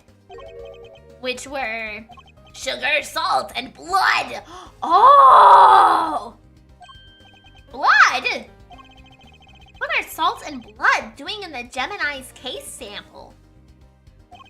Can't imagine whose blood it could possibly be, but I'll get it tested right away, sir. Please do, Detective. Oh, and I also spoke over the radio with a forensics guy working in the fountain room. He said he just got word that the sugar they found in the fountain matches the sugar in the pale blue liquid. Can you really, like, test to see if the sugar is the same across things like that? I feel like if it registers as sugar, it would just be sugar across everything, right? Yeah, I don't think you'd actually be able to like trace sugar to that extent. I don't think that would work like that. I see. That might well prove to be a significant development. Results analysis conducted on the melted contents of the Gemini case. Gemini case analysis results data jotted down in my organizer. I guess if he used more exotic sugar, maybe, but I still feel like it would still just be sugar, right? As a blanket type rather than like specifics. Anything else to report, Detective? Yes, sir! We found one of those light emitting devices here in the Winter Wing, too. 89% chance to high quality. Oh my gosh! There are a few of those being used in the Autumn Wing to disguise it as the Winter Wing, if I recall. It seems that the equipment from 18 years ago is more than just for show. I need to talk to Miss Scone about this. Anyhow, I better be getting back to it. I'll let you know as soon as we hear from the lab about that blood. Yes, thank you, Detective. Was that Gummy? Seemed like he had a lot to say. He did, and all of it was very useful. Is he standing in the water? No, he's on the rim, isn't he? You can differ sugar quite precisely. Really? If I'm going to prove that Miss Bound's claims about who could have set up the poison gas trap are false... Yeah, but I feel like generally... Well, I guess if you're just using the same kind of sugar across multiple things, that could work to align them and determine that they were from the same source. But like, I feel like it wouldn't be like, I know that the person who used this sugar only made these specific things because it come from the same bag of sugar or something. I feel like it wouldn't be quite like that, I would think. I don't know. I'll need to talk to a certain somebody else who was here 18 years ago. Scone, probably. And he's just standing there. Okay. Or Fender. Let's talk to Fender. Judy Bound. Tell me, Fender, what kind of person is Miss Bound? Huh? Wait a minute. Don't tell me you've got a thing for her, Milester. I do not. Chill, I'm just yanking your chain. Anyway, what can I say about Judes? Well, she's a real brave trooper for one. I guess that's fair, yeah, that makes sense. What else do you call someone who waits around for 18 whole years like she has for Samson? Even after his extended family kicked her out of his place. What? They threw her out? Yep, Judes wasn't technically part of the family, so there was nothing she could do. She had nothing, nobody, and no job after Samson took the fall. So she had no choice but to take what he taught her and make her own way in showbiz. She's retired from all that now, though. Yes, why did she retire? She finally made enough to buy the old place back. She even got the ultimate cookbook back from the Tangaroa group after they basically stole it. Okay, interesting. Guess this place had everything to do with it was all she ever cared about. So she just wanted it back, all of it. Thunder seems very sympathetic to Miss Bound's plight. But from a less charitable perspective, she has, in a way, taken everything of Mr. Tangaroa's for herself.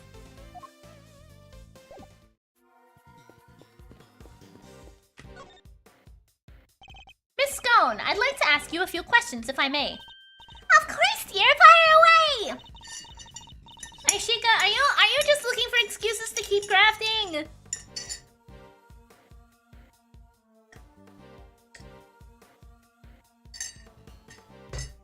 Anything for you, Milesy Smilesly!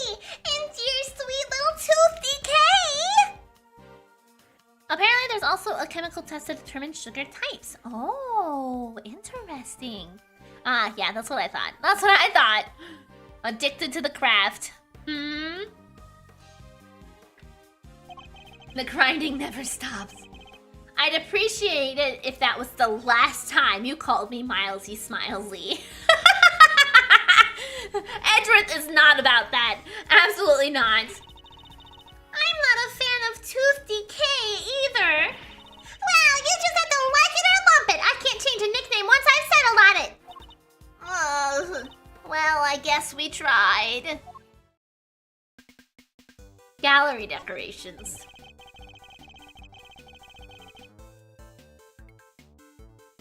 Ow. What can you tell us about the various devices used to decorate the gallery's exhibits? There seem to be some pretty specialized items in use. Light-emitting devices, luminous fabrics. Oh, I can tell you all about those, dearie. After all, I'm the one who gave them to Moody Judy. It was my way of saying sorry after I broke the rules all those years ago. I brought her 4 lovely new salt lamps, and I gave her the 4 pieces of luminous cloth that I used for the contest. Wow, that's super generous of you. Tee-hee-hee. Well, us girls have to do our best, don't we? Not everyone understands, of course.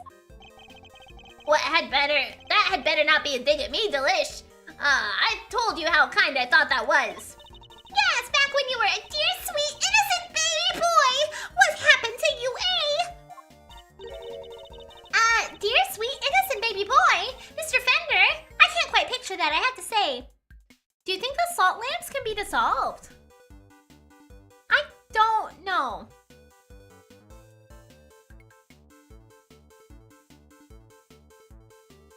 I don't know. So these decorations, they're all the same as the ones you saw 18 years ago, correct? Lace, hello! Thank you so much for the 3-stream streak. I feel like that was a lot higher a while ago. Thank you for the care package, too. Fury, watch out, don't explode. I might explode.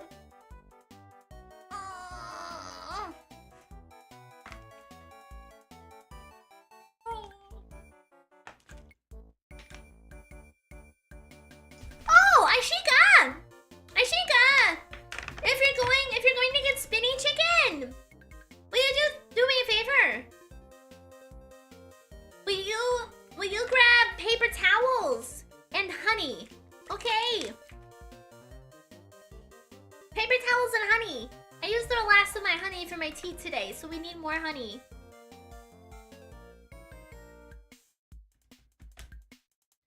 I read that. Yep. Salt lamps, glowing fabric, light emitting doodads, the whole bit. There were 4 luminous cloths in use in the autumn wing. But I'm sure I saw another one somewhere. I'm not lying. Oh, it's in my bag somewhere, I'm sure of it. What is she looking for? That's not it. And that's not it. That cloth looks familiar. Maybe I should jog her memory with something so Miss Scone will tell us more.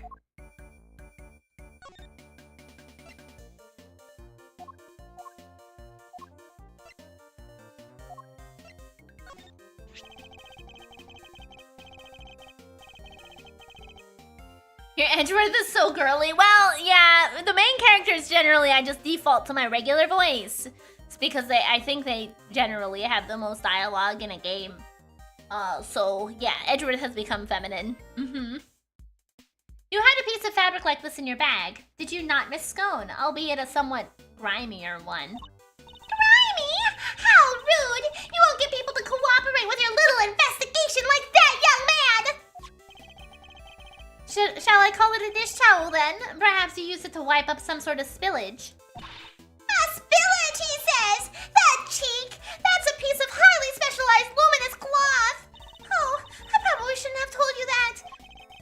I think I'd like to know a little bit more about this highly specialized luminous cloth, if you don't mind.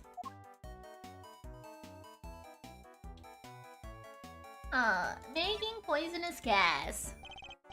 Miss Scone, you're something of a specialist. How might someone learn to make the poison gas that was used in the attack, Any ideas?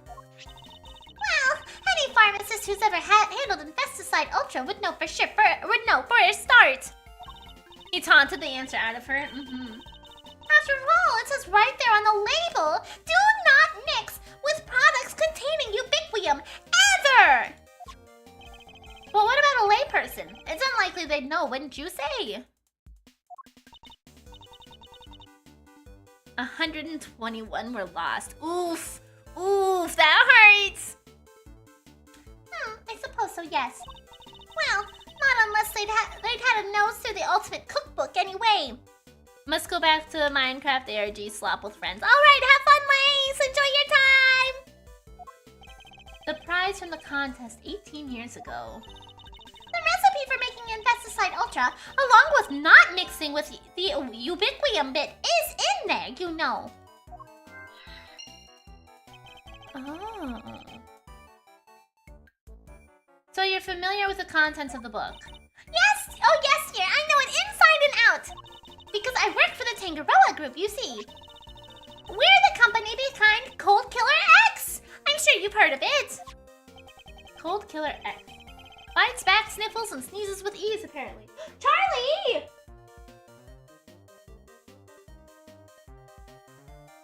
Oh, he's eating. After Sammy Poople was found guilty, the company took custody of the book. But they only granted their most trusted people access to it, of course. Which means Miss Scone is one of those elites, I suppose. Luminous cloth.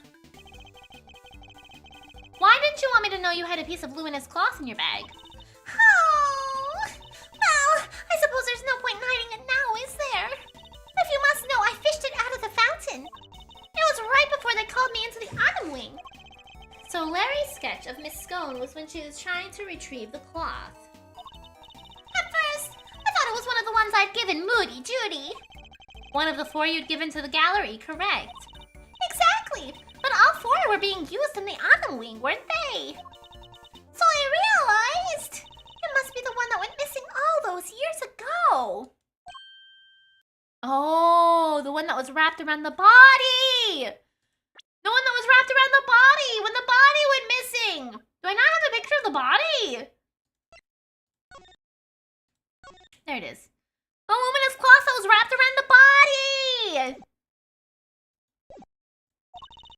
I'd already had my Infesticide Ultra. Charlie, come here. Come here. Come here. Let me pet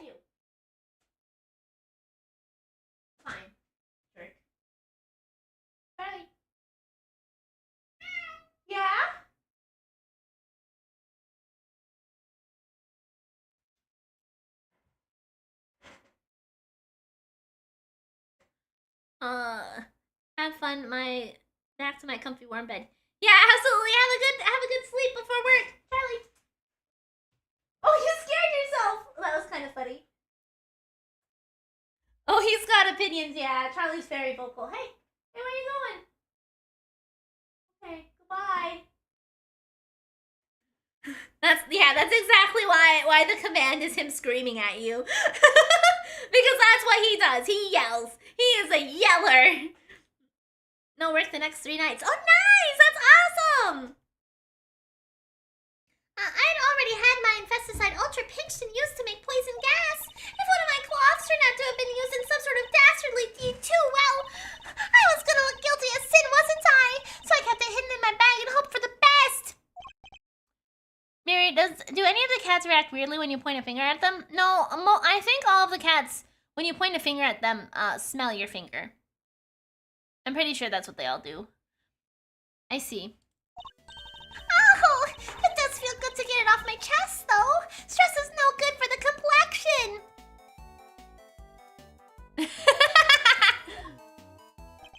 So the cloth that disappeared 18 years ago, the one that the victim was wrapped in, just happens to reappear in the fountain at the same time as the body. Gifted to Bound by Scone, lost 18 years ago, only to be rediscovered floating in the fountain. Do we still not know her age? I believe that's true. Yeah, she's still question marks. Actually, what do we have for puzzle pieces? Bounds, actions, the ultimate cookbook. Okay.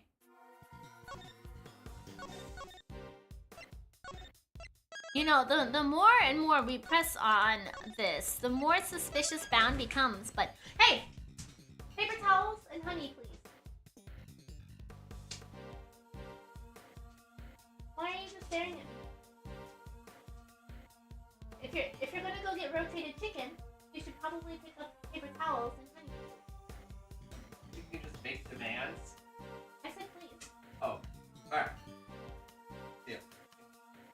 I will on my next break. She's an Eldritch God in disguise, maybe. I bet she's 67 years old, maybe. What does chat want? What does chat want for food? Yeah, what do they want from the store? Do you guys want anything from the store? Is there anything that Ichika should grab while they're at the store? Meth! They want meth!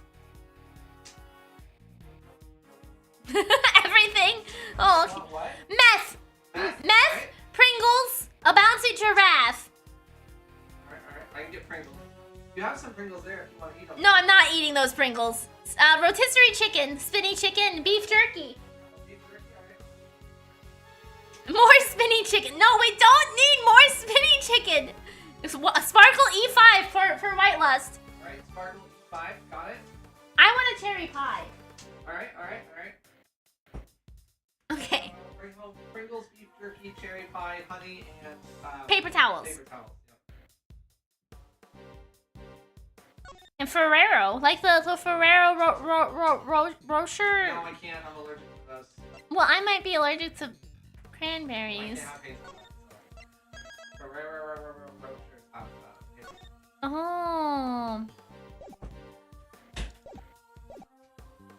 Okay, let's put some puzzle pieces together.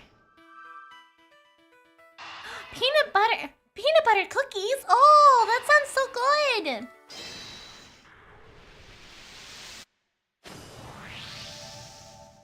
The ultimate cookbook contains instructions on how to create poison gas. What a good cookbook. I think we're also making meth in this game. Yeah, I gotcha, don't worry. Miri, yeah? Quote ad, they want meth. No way! You mean... I'm afraid I do. Miss Bound would have been perfectly capable of setting up the gas trap. Finally, we can prove that she's been lying to us. There we go, we finished the investigation. And that's that. Now all that's left now is to await the results of the test on the teapot.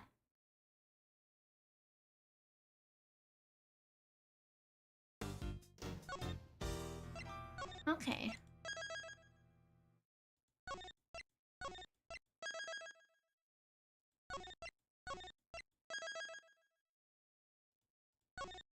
Judy Bound's testimony, part 1. Okay. Alright.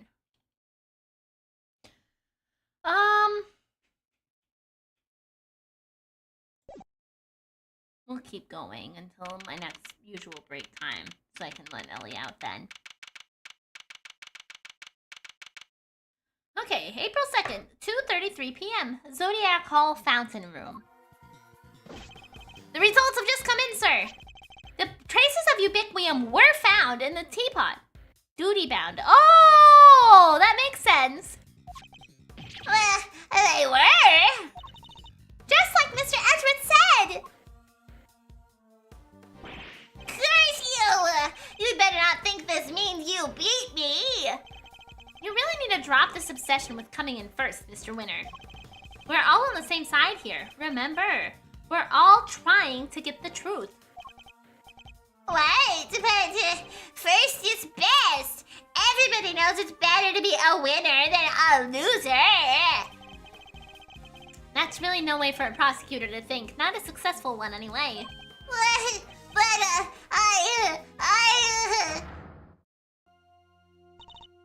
Enough! Mr. Edgeworth, please refrain from taunting the boy. Ignore him, Eustace. He isn't worthy of your attention. But Gabrielle! Oh, all right. Why don't I take care of things here for now? In the meantime, you can perform the far more important task of going and checking on the victim. Oh, yeah, good idea. I'll be right back. Eustace, I have lost several times to my blue-suited boyfriend. I am quite happy with my current relationship, right? Excellent. We shall see you shortly then. So I like how Gavel always seems to find reasons to just send Eustace away. Like, oh, yeah, why don't you go do a thing that we definitely don't need to do, but it gets you out of here, so we don't have to deal with your nonsense. She just casually sends him away all the time. Mr. Winter's annoying, but totally harmless. Judge Gavel, on the other hand. Now, Miss Bound, perhaps you could explain why the traces of ubiquium were found in your teapot.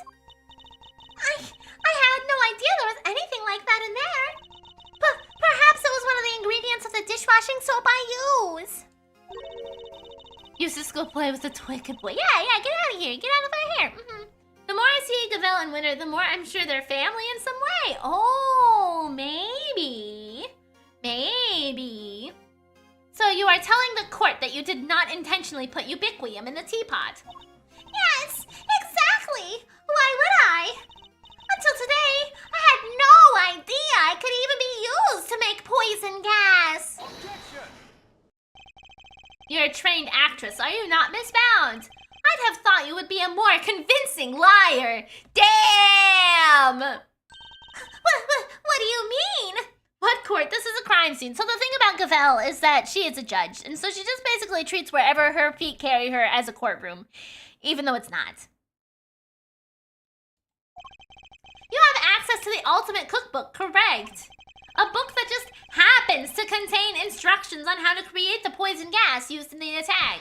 Meaning, it's perfectly possible for you to know exactly how to make it. You're very well informed, Mr. Edgeworth. Miss Bound, is what Edgeworth said true? The book does contain information on how to make the poison gas, yes. But the fact that I have seen it doesn't make me guilty. Can I ask exactly how the gas was triggered? The victim used a blowtorch to heat the lid of one of the display cases, therefore melting the ubiquium. I see. But he locked himself in the room too, didn't he? Surely that and the fact that he triggered it himself wouldn't it point to being a suicide attempt? Damn. So she's not willing to admit to anything. Furthermore, where would I have gotten hold of the Infesticide Ultra? Oh, I don't know. Perhaps you stole it. This may be a temporal court, but you can court me whenever you like.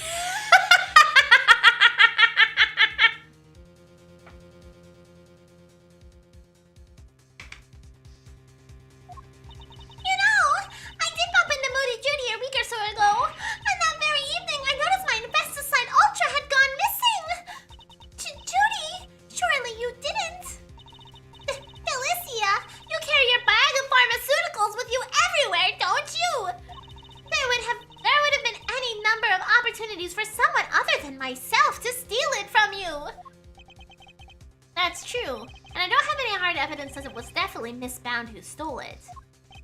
Judes, there's clearly something you're not telling us. Why don't you come clean? We all know you'd never hurt somebody for no reason, so... Not you too! You think I'm guilty as well, Mr. Fender! Can you blame me? We've got one wing disguised as another, a gas trap in one of the display cases. And you're the proprietor of the establishment. It's looking a lot like you did it, kiddo. You've got this all wrong. You have to remember, the gallery doesn't have any security cameras, nor any security personnel. If some ill-intentioned person or other wanted to get in undetected, I don't think they'd have much of a problem. Went to eat dinner. Who's... No, nobody's cock is getting rotated. Okay. That was just a temporary renaming of spinny chicken. Wow, you're practically asking to be burglarized. You need to be more careful. A great thief could have a field day in here. And I don't think she's joking. And actually, it seems that Mr. Gusto did, in fact, enter the gallery before it opened. Sheesh. Judy's one tough cookie. She's not budging an inch. Maybe it's time to rock a little technique Gregory taught me back in the day. Are you gonna start eating paper again? And what technique might that be? So hear me out. Everything's connected to what happened 18 years back, yeah.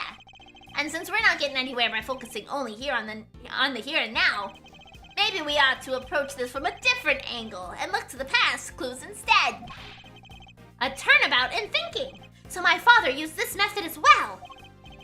All right, let's run this through the old Thinkatron. How was Judes involved in what happened back then?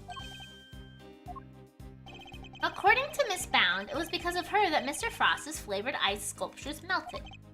And yet, his sculptures are here on display at this very gallery today. Is it possible that she... Thank you, Fender. I think I know what I need to ask Miss Bound now. Heh, don't thank me, thank your pops. Now, take it away, Milesy. I'll grab the popcorn. Miss Bound, you say that you were the one who caused Mr. Frost's creations to melt 18 years ago, correct? I'm afraid so. I was young and foolish and it was a terrible accident. And yet, what you did allowed you to open this exhibit, no? What do you mean? Yes, what do you mean, Mr. Edgeworth? If you are going to ask such questions, perhaps a formal testimony from Miss Bound might be best. Yes, perhaps it might. I'd like to know a little more about the Zodiac Hall. And about why Miss Bound decided to dedicate this space to Mr. Frost's work. Very well. If you believe it to be relevant to the case, I will allow it. Miss Bound, would you mind? Not at all. I'll do whatever it takes to prove that I'm innocent. Then please, if you could give us some background on the Zodiac Hall and the pieces on display here. Zodiac Hall. It took 18 years, but at long last, I was finally able to buy Samson's home back a little while ago. But a place like this is expensive to maintain, so I decided to turn it into an art gallery. To that end, I collected as many Paul pieces as I could from around the world. Because, if I'm honest, it's always been something of a dream of mine to open a space dedicated to his work. And then you killed him?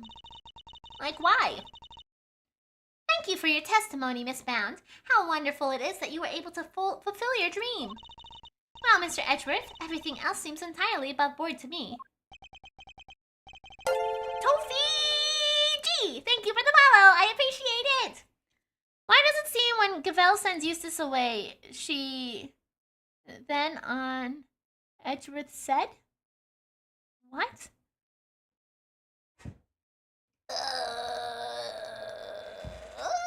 She's on... Oh! On Edgeworth's side! She's confusing. Well, yeah, Yes, I think... I think she is actually here for getting to the truth of the cases. She just has to put on a face for some reason for Eustace, and I'm not quite sure why. I'm sure as we go through the game, it'll be revealed, probably. I imagine the final case will be like, we'll find out why she has him in his pocket so badly, and like she'll do the cool hair thing that I've been theorizing the entire time. That's what I expect, is by the end of the final case of this game. Judge Cavell, that was simply the witness's preliminary statement. As you surely know, the value of that testimony cannot be evaluated without due cross-examination. Having to babysit useless takes a lot of effort, yeah. Haha, spoken like a true attorney. Very well. You may do what you must. Rebuttal, Zodiac Call. It took 18 years, but at long last, I was finally able to buy Samson's home back a little while ago. 18 years? You must have gone through a lot to buy it back, Miss Bound.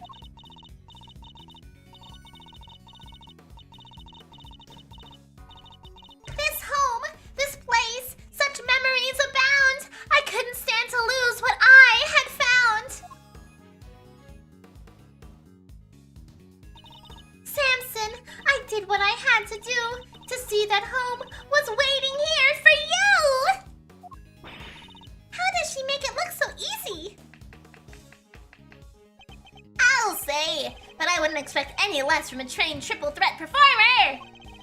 If you could continue with your testimony, Miss Bound, minus the singing, if you please. But a place like this is expensive to maintain, so I decided to turn it into an art gallery. Hold it! You manage the gallery by yourself, Miss Bound. Yes, well, we only opened today, so I haven't done any actual managing yet, but... So she gassed the guy? Possibly. She's trying to play it off that he was trying to kill himself instead. But so far, all of the evidence seems to point that she probably was the person who caused that to happen. She's playing off the damsel. Yeah, she is. She is trying so hard to milk our like her appearance. I have to keep the mansion going. Can't have it falling down around my ears. Samson could come home any day after all. So she really got the house back for him. I'm so sorry, Judy. I wish I could have done more. Oh, you've done plenty, Mr. Fender. If anyone should have done more, it's me. Even if the only thing I can do right now is keep this place safe for Samson. To that end, I collected as many polyleaf pieces as I could from around the world. Hold it! This is Ace Attorney Investigations 2 Prosecutor's Gambit. I think it's the full name.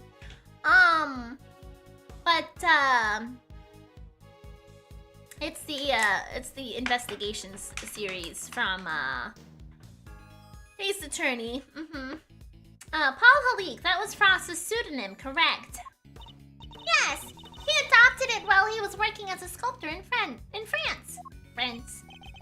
I see. I'm curious about some of the pieces in your collection, more specifically. How you were able to acquire the Taurus and Gemini sculptures. It was my understanding that Mr. Frost died before he could complete them. Yes, I was able to create replicas for the Winter Wing based on the photos of the sculptures he made. Really? Perhaps you could go into some more detail on that. Where did she add that? Is that the previous statement? No. I was able to create replicas for the Winter Ring based on photos of the sculptures he made.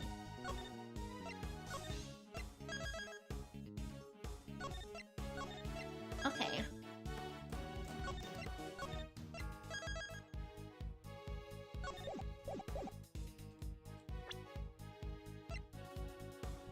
Statues made by the victim, matching those made by the victim 18 years ago. So that's current. That's the sketch. Do we have... No.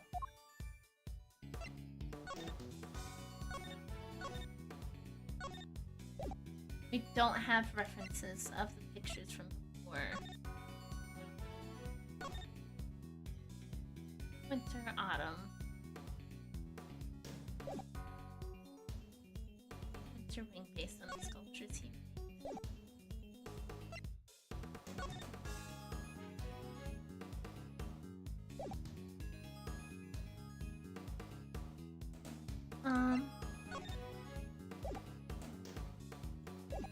we're gonna press this again. I was gonna present the pictures we had, but let's press it first. Let's see what we can get out of here. These photos you mentioned, you mean the ones you took yourself in Mr. Frost's room 18 years ago? Yes, you certainly know a lot about what happened back then, Mr. Edgeworth. So those statues in the Winter Wing were just copies? I didn't even get to see them before they melted. No, the sculptures in question were definitely not replicas. Which means that Miss Bound is lying. I know, it's such an awful shame. And after we went to all the trouble to recreate them, too. The sculptures in the Winter Ring weren't replicas. They're the very ones from 18 years ago. I need to show her I'm aware of that, or I'll never get to the truth. Okay.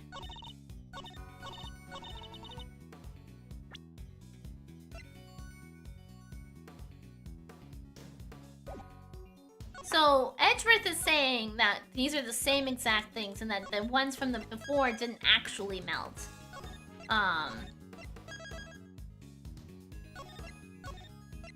I guess we'll just go ahead and present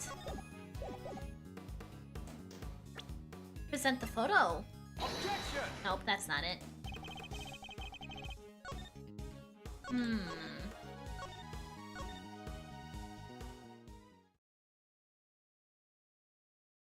How do we share that they're the same one from 18 years ago? Suspect data.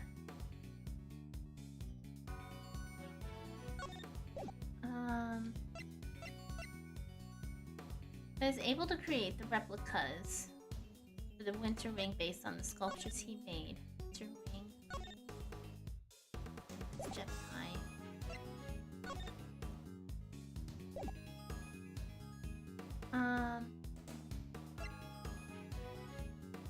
Icy statue.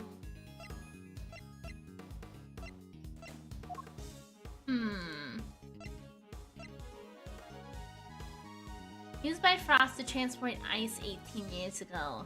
Maybe it's the tray. I don't... Sugar composition matches that... Oh! Matches the sugar found in the pale blue liquid in RT Frost's room 18 years ago. Oh!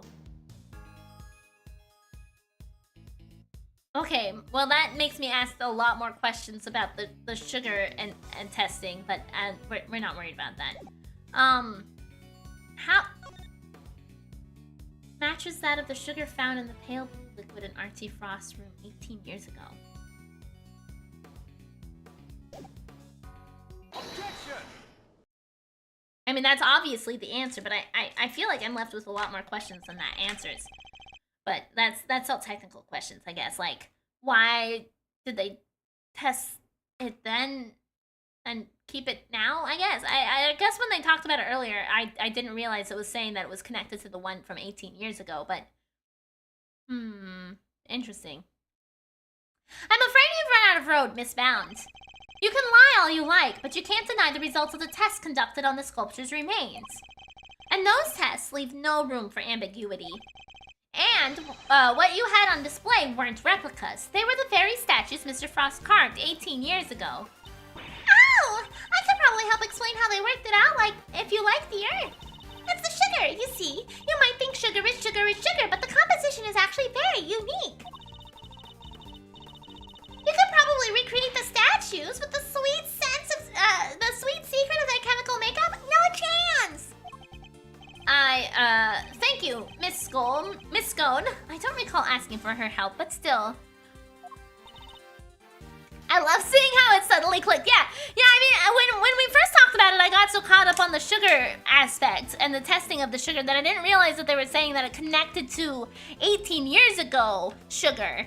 I thought they were just like, yeah, the sugar in this room connects to the same sugar that was found in the fountain, which isn't all that much of a stretch. But seeing now that it connects to 18 years ago has different meaning. To put it simply, the statues didn't disappear back then because they'd melted. They disappeared because you spirited them away and kept them hidden for these 18 long years. Ah! What?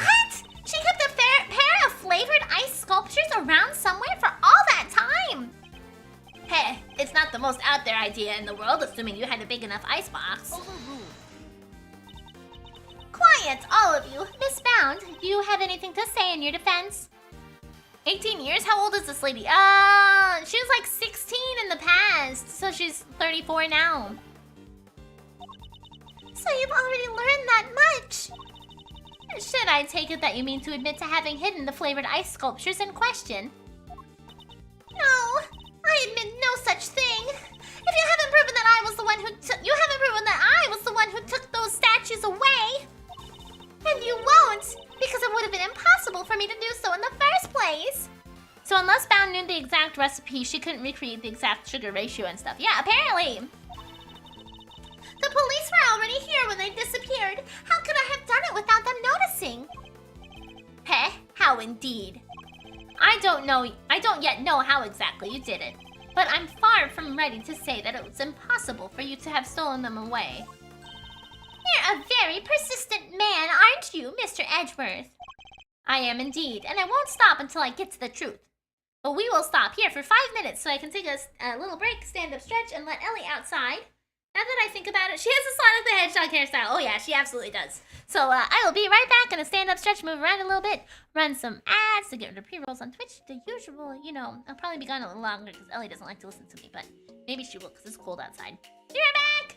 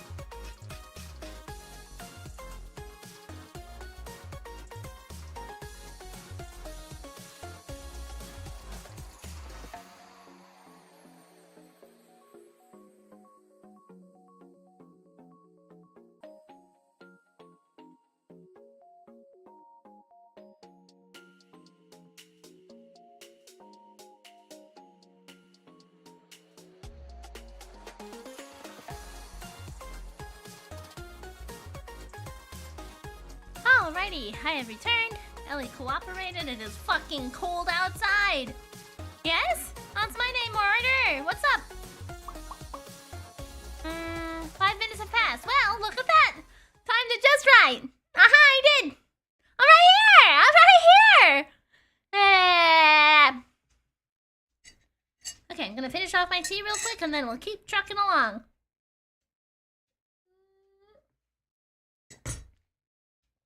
Thank you, glad to be back.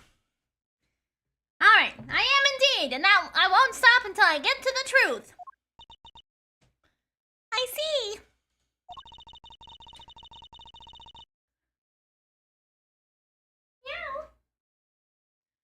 Then I'd better tell you exactly what I did that day 18 years ago. What I did that day. So, Over. Oh, you're so cute. She's meowing and walking back and forth in front of Ellie. And like rubbing up against Ellie. Are you guys friends? Is Clover your friend, Ellie? okay. The whole time before judging began, I was waiting upstairs in our living area on standby. During the judging, I had to go change the camera's film. Cartridge for Samson. But before I could take the camera back to Samson, I discovered Frost's body. Later, around when your father arrived, I began to make the rounds and serve tea to everyone present. I am not 46 years old! No! I'm not that old! That was when I saw Mr. Gusto entering Mr. Frost's room. And those were my movements on the day it all happened. I hardly see how you could take issue with any of that. That's for us to decide, Miss Bounds. Are you saying there's a contradiction in your story, Mr. Edgeworth? I'm more focused on proving the fact that she did indeed steal the statues. The question is when she would have had the opportunity to do so. If I can pinpoint that, I might be able to prove exactly what she got up to. What I did that day.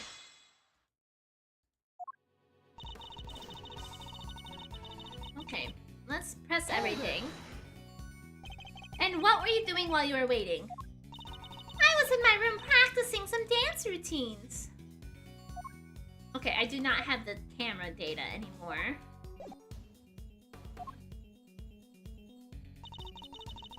I was on a TV show called Bacon Bop with Samson, you see. Bacon Bop? What kind of show was it? It was a children's show. The two of them would sing and dance as they made a variety of sweets. Wow, that sounds awesome! Hold the phone, Miles. You used to watch it? My father introduced me to it. I may have watched an episode or two. So Miss Bound passed the time before the judging began by practicing her dance routines. Was this the moment that Bound stole the sculptures? I don't think it was. Is it gonna prompt me this every time I press? That certainly can't have been the moment she did it. I'd better listen carefully to what she says. During the judging, I had to change the camera's film cartridge for Samson. Were you the only one who was able to move around freely during the judging? Well, I wouldn't say freely exactly, but I was able to move around more easily than the contestants, yes. Even so, I could hardly have spirited the sculptures away while Samson was standing right there, could I? And I ran straight off to change the film as soon as he asked me. I wouldn't have had the time. So changing the film and the camera as requested by Tangaroa. Was this the moment when Miss Bound stole the sculptures? No, I don't think so. That can't be it. The moment. I'd better listen carefully.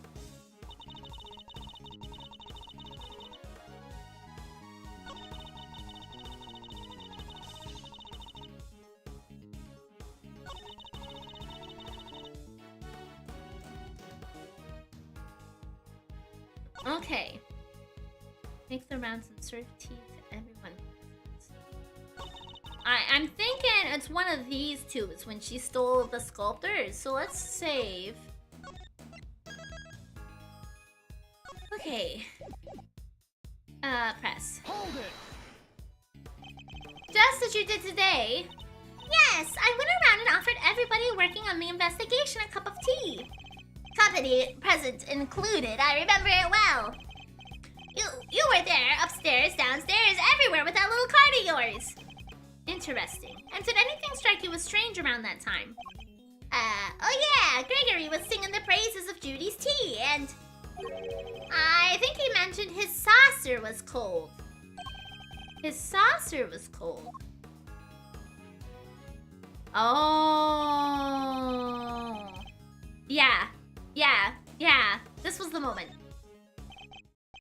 Because she had the statue on the thing right there. Okay, I see. Miss Bounds, I believe this was when you stole the sculptures. I hate to contradict you, but the fountain room was full of witnesses at that point, Mr. Fender included. Are you suggesting that I somehow got the sculptures out of Mr. Frost's room right under everyone's noses? That is precisely what I'm suggesting. Miss Bounds stole those ice sculptures, and she did it by hiding them here. Take that!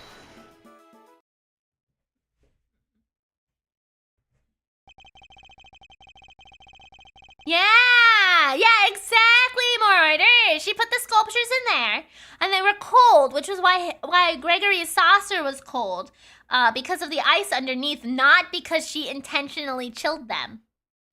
My father and Fender had no idea that one of the sculptures was mere inches away from them, because it wasn't just a tea set you were pushing around, Miss Bounds, but a hidden ice sculpture in a glass case. My new mouse came with software to change the LED modes and different DPI modes, and I was playing Final Fantasy 14 and saw the LED were turned off. Turns out the software also has game modes. Oh, very cool! That's awesome! Ah! Overruled. Surely such a thing would have been impossible. How would a case of that size fit on a serving cart? It would have been spotted immediately. Objection! Who said anything about a serving cart? What? I'm not sure if I follow, Mr. Edgeworth. What are you suggesting she used instead? I'm suggesting that Miss Bound used this to transport the sculptures. The lift cart. Where is it? There it is. Take that! And this is... the cart that Miss Bound used to move the flavored ice sculptures out of Mr. Frost's room 18 years ago. And it would appear that very same cart is still with us in this fountain room.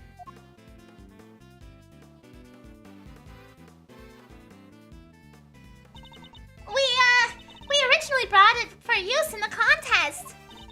And you're saying that Miss Bound loaded Mr. Frost's sculptures onto this cart and carried them off? I am. As you can imagine, all one would need is to lay a case on its side, add a tablecloth, and it'd look exactly like a normal serving cart, thus allowing her to move the sculptures around freely. Can it be? Holy moly, of course! That's why those saucers were so chilly. They were sitting on top of a big block of ice. Judes, how could you? Impressive.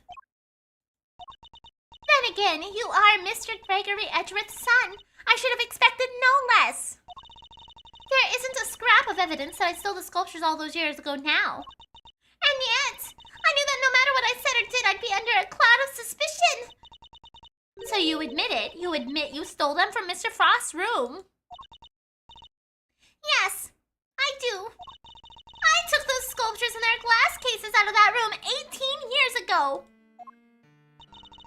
Mr. Edgeworth correctly deduced. I dressed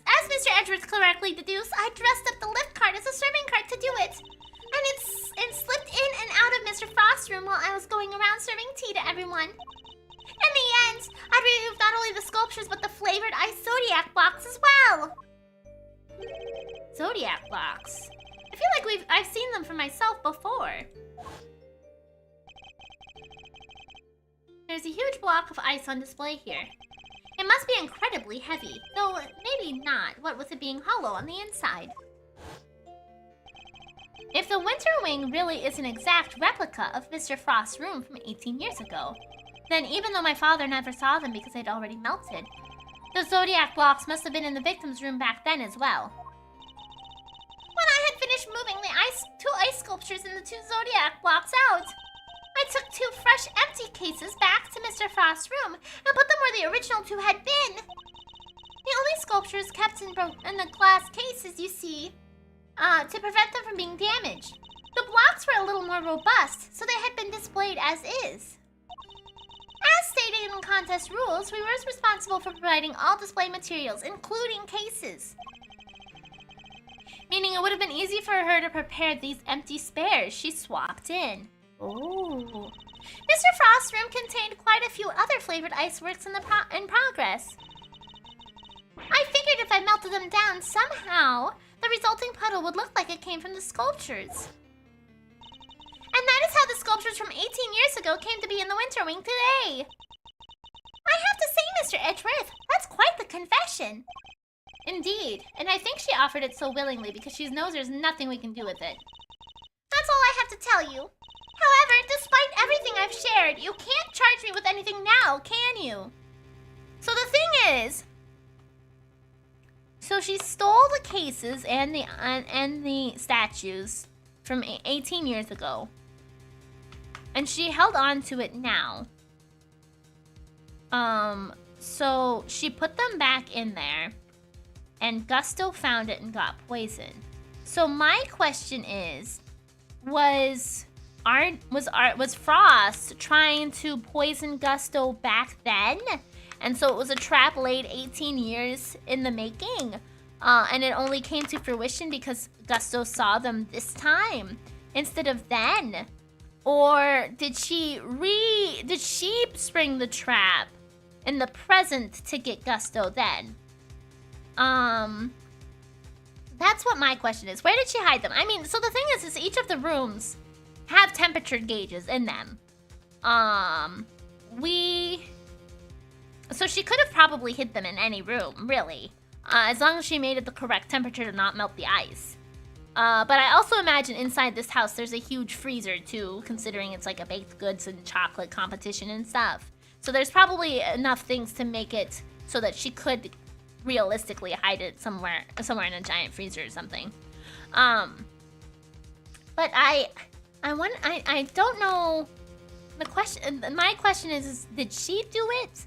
Did she put the trap on the statues, or was that Frost doing that in the past to get at Gusto because of their soured partnership?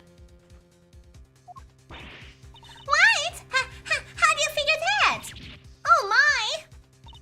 I would have thought you might know at least this much given we're at a crime scene. I suggest you memorize the various statutes of limitations outlined in this book. Statutes for dummies! The cart also keeps them cold enough to use as a serving cart. I guess that's true too. Statutes of what? Statutes of Limitation book. A book explaining the statute of limitations on various crimes. I'm gonna read that real quick. Let's read it. Theft! 7 years from date of crime. Separate time frames apply with regards to claims for damages, etc. Murder! 15 years from the date of the crime. The statute is suspended should the suspect flee to a foreign country. The statute is suspended from the time any accomplice's indictment to the end of their trial. I feel like this is very important here. Because remember when we first met Carmelo, he explained that after the contest was done, he was going to go study abroad in Zhangfa. So depending upon how long he was in Zhangfa, if he's the murderer, you could claim that it's suspended since he ran away. Maybe. We'll see. We'll see what happens. But I feel like that's very important. We should definitely keep that in the forefront of our minds. Simply put, Kay, Prosecutors only have a certain amount of time within which they can put a suspect on trial for a given crime. Let's take a closer look, shall we? Oh.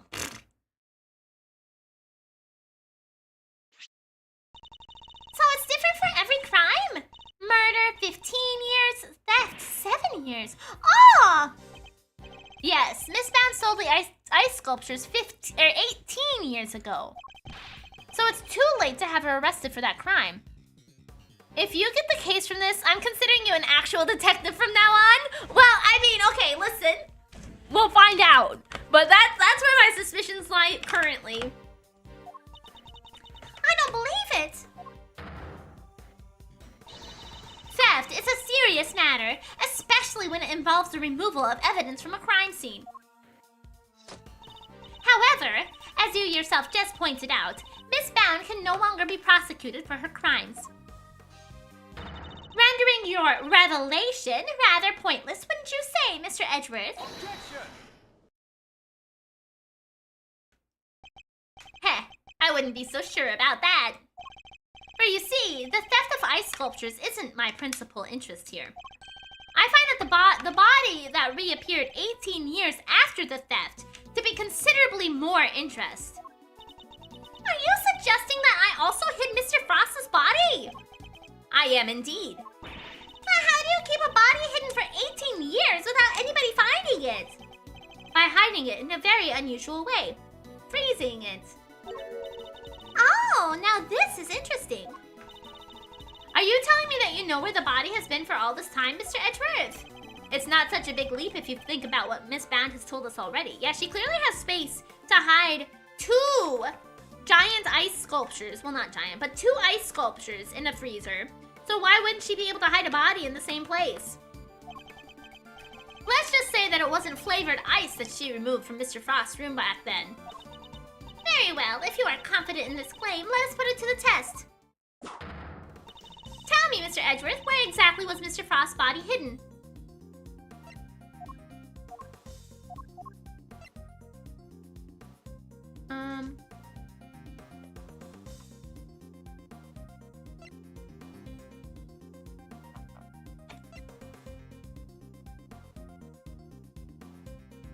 I don't know. I'm gonna say the winter wing photo is probably our best evidence. Take that! A photograph of Mr. Frost's works and the victim's body, Your Honor. I'm saying it's in that picture.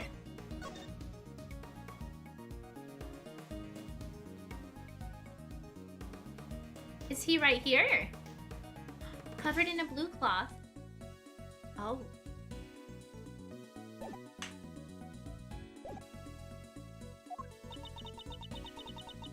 You will have to forgive me, but I don't see what you mean. Where exactly in this photograph is Mr. Frost's body? Hi, Ellie girl.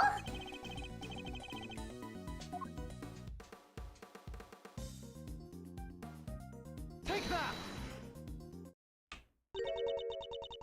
The Gemini sculpture! Yes, it may look like a sculpture at first glance, but it is, in fact, Mr. Frost's corpse. Damn! Surely you can't be serious! I don't see anything in the photograph to support such a wild claim! Objection! That's because a certain piece of evidence was used to hide the body in plain sight. And what piece of evidence might that be? The court demands that you present what was used to conceal the body! Take that! One of the cloths in the autumn wing? Yes, when it's made to glow in just the right way, it's so visually convincing you might mistake it for eyes. Damn! Isn't that right, Miss Scone? Well, yes, dear. You can make it look like just about anything, really. Even blazing fire. And the right shade of blue would make it look like ice, yes. Exactly like it, in fact. Overruled! Is it not the case that a certain special device is needed to generate these colors, though? Objection! Heh, if you would care to take another look at the photograph of the winter wing, Your Honor. You'll notice there is a small box connected to the bottom of the Gemini display case. of the very light-emitting devices in question. Detective Gumshoe even confirmed its presence. Wow. In fact, this particular device went missing 18 years ago. Back then, it was no doubt firmly connected to the cloth inside the display case. Which means Miss Bound had no choice but to take it with her when she removed the sculpture. So, with all of that being said then, I feel like it leads to proof to me that it's likely it's likely that was where the body was hidden all those years ago, obviously. So that would mean that not only did Gusto kill him probably, and also place him inside of the case, but when he saw it now in the present time, he poisoned himself as a result, trying to get to the body, because it was evidence of his murder, maybe? Because yeah, I definitely am still standing strong on the opinion that Gusto is super suspicious, and that he's gonna end up being the perpetrator of this case, but we'll find out. To create the illusion that Mr. Frost's body was in fact a statue carved from ice. No! That can't be! Wait, so you're telling me that when we took that photo of us in the Winter Wing, yes, we were standing in front of the body. But the body and the cloth were both recovered from the fountain. Yeah, it was a trap set for him, Why were they found there if the body was supposed to be in the Winter Wing disguised as a sculpture? Because there would have been no mystery as to how the body had been hidden if we found it as it is. Miss Bound needed to remove Mr. Frost from the Winter Wing in order to throw us off the scent. Overruled. It's time. She's trying to get your Time. your spinning chicken. Chicken. It's time. No. Well, I'm not eating it now. I still have 30 minutes left to stream. Ridiculous. I don't recall her sneaking around behind our backs to throw a body into the fountain. No, and she didn't need to, because she had another method at her disposal. Her trusty lift cart, the same cart that had proved so useful in executing her original theft. I believe she wheeled the body into one of the other wings and floated it down the stream to the fountain. The frozen body, being quite solid, probably got stuck somewhere along the way, which is why only the cloth appeared at first. The cloth Miss Scone discovered. And then the body followed afterwards once it had thawed enough. It's an ingenious theory, Mr. Edgeworth. But can you prove that it was me? It seems a little unfair to expect me to accept your accusations without proof, don't you think? What about an eyewitness? Do you think someone might have spotted her when she was moving the body? As a matter of fact, I do. And the contradiction in the piece of evidence, I was provided will shed light on how exactly Miss Bound moved the body as well. Well, Mr. Edgeworth, do you have any evidence to support your allegation? Of course! I have a piece of very compelling proof right here! I'm gonna pull out Larry's sketch so fast. Then please present it to the court. What evidence do you have that proves Miss Bound acted as you claim? Larry's sketch to the rescue! Take that. More drawings? And is that me? Yes, Mr. Butts drew sketches of people as they passed through the fountain room. But what I'm interested in is this cart we can see here. You know, this seems a bit too easy, and I expect some traumatic case that makes the case longer. Yeah, that's why I'm suspected of Gusto. I think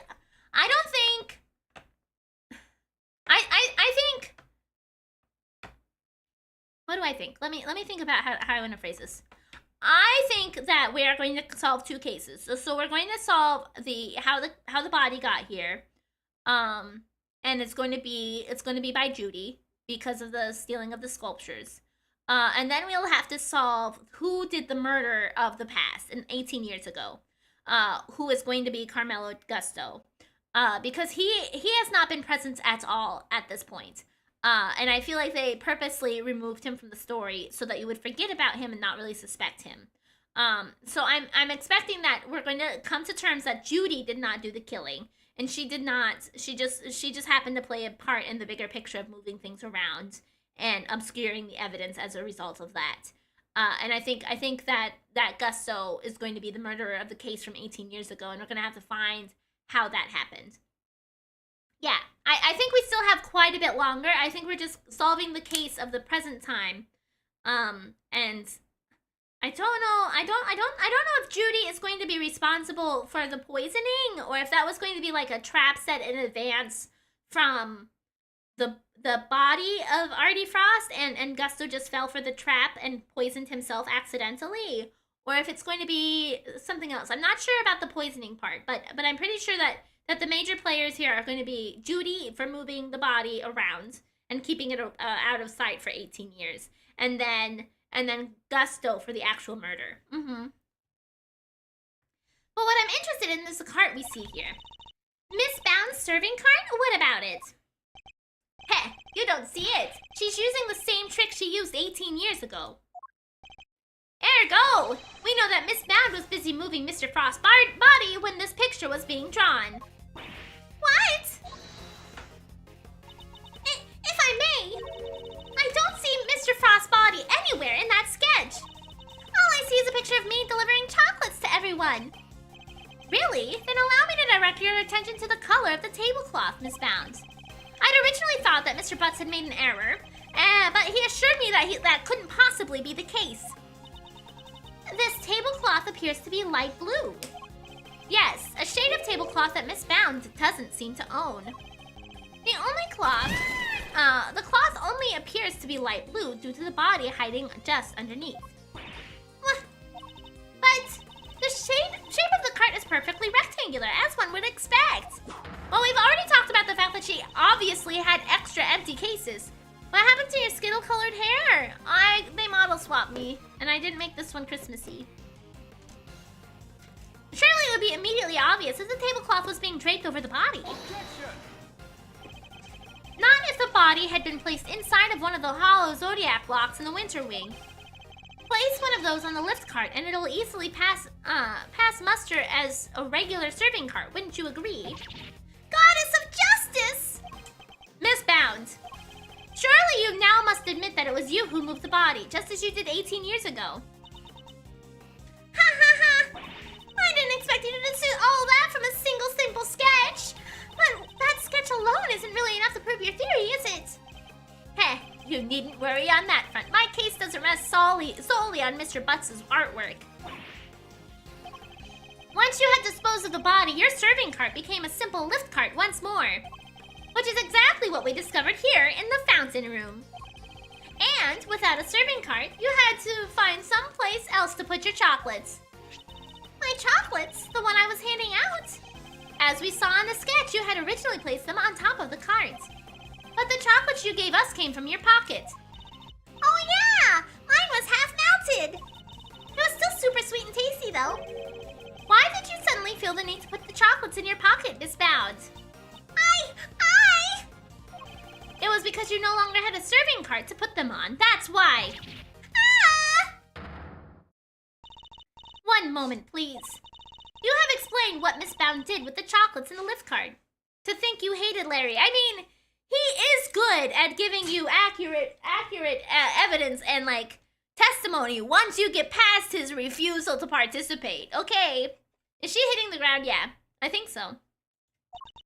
But what about the tablecloth? Where did it go? Indeed, and if stashing the chocolates in her pocket was the only solution she could think of, I doubt Miss Bound had the time to dispose of an entire tablecloth. Well, Mr. Edgeworth, do you have an answer for me?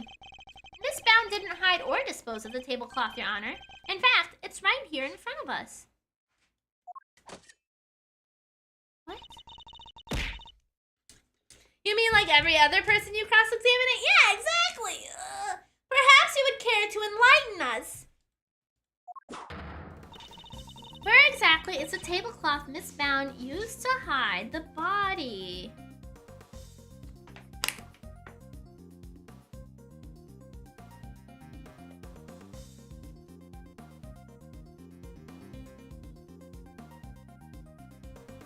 I think she hid in the fountain.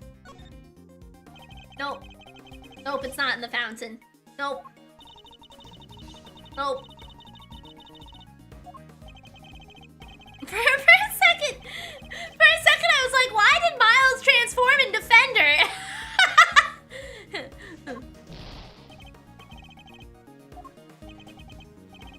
You know, thinking back to the first time I ever met Judes. Oh, I remember her wrapping her tablecloth around her waist before getting down to work. Interesting. I think that might prove to be a vital clue. Yeah, maybe. If the defense is done talking amongst themselves, perhaps we can finally enlighten this court.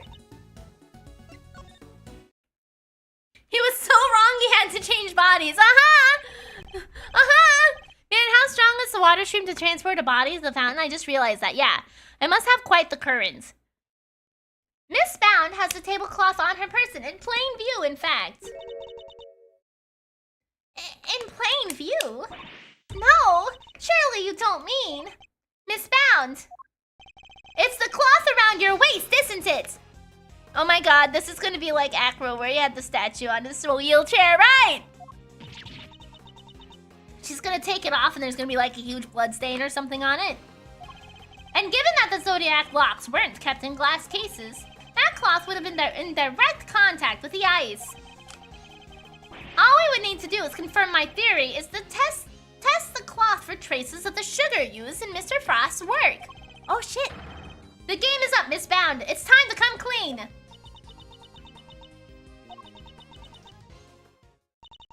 You won't need to test the tablecloth.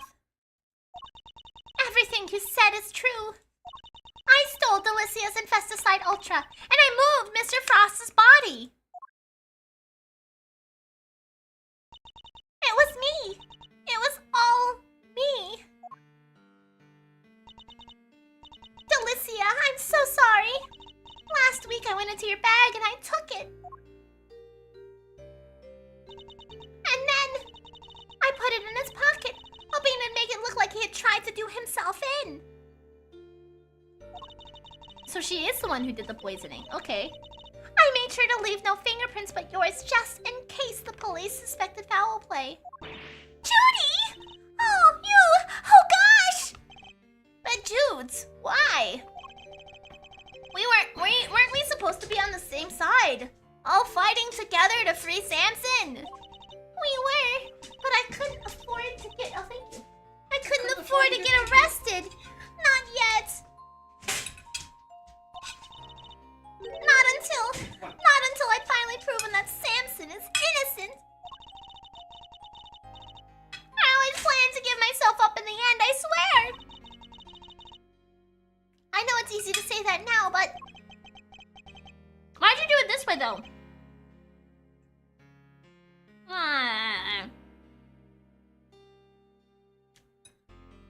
That was unexpectedly cold, and I am now unhappy about my rotated chicken even more. Why do it this way, though? It's not like you. I'm sorry, Mr. Fender. I've caused you so much trouble.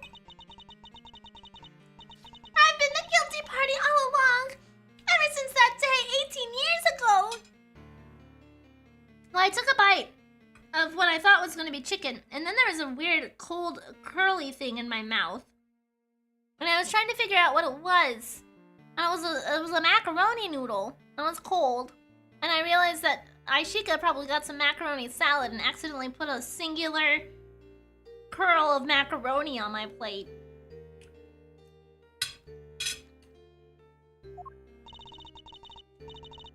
Are you trying to tell us that the true culprit in the IS-7 incident was you? I committed a terrible crime. I took those sculptures and I stole them for purely selfish reasons. The moment Mr. Frost died, they became more than mere entries in a confectionery contest.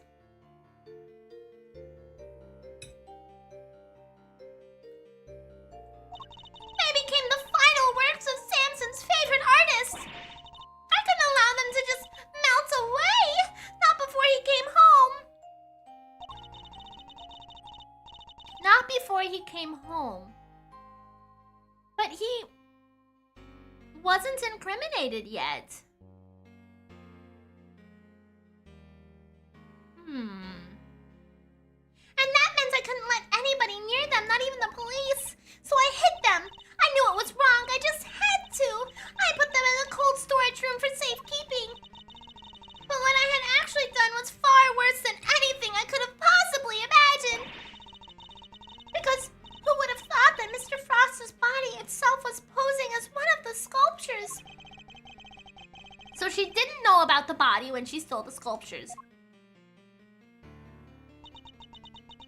Samson is a kind man, a saint. He would never kill anybody ever.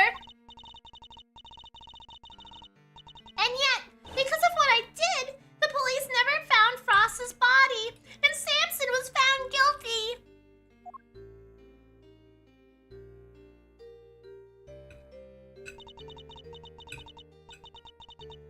After all he'd done for me, he was my family, the only family I've ever had. Oh, He was the most important person in the entire world to me, and I... dudes. After his conviction, I was forced out of our home. I was finally able to return only a few days ago, and when I did... I went to the cold storage room to check up on the sculptures, and that's when I saw it. Mr. Frost's body. It had been there the whole time. Of course, by that point, the statute of limitations had expired. So I did what I did today. Because it was the only way I could think of to make things right. It seems I've misunderstood her intentions. Everything she's done really has all been for Mr. Tangaroa's sake. Hey, what are you thinking about, Mr. Edgeworth? Something that's been puzzling me. Why did Miss Bound use poison gas? Why not a more reliable method? And why disguise the autumn wing as the winter wing? The only reason I could think of is to confuse someone who was here 18 years ago.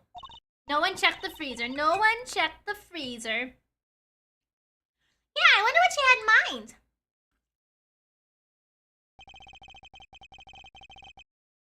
If she is trying to prove that Mr. Tangaroa is innocent, Miss Bound's ultimate goal must be find the true killer. Could she have been trying to discover the identity of the true culprit? Miss Bound, your ultimate aim was to see Mr. Tangaroa cleared of all charges, yes? And to that end, you had to expose the real killer and have the police find the body from 18 years ago. Is my understanding of your intentions correct?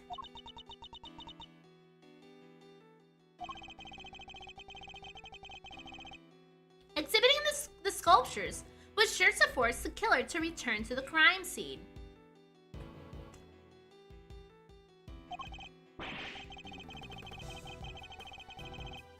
After all, they were the only person apart from you who knew that the body was hidden in the icework. So they would have freaked out thinking the body was about to be discovered and come running, yeah.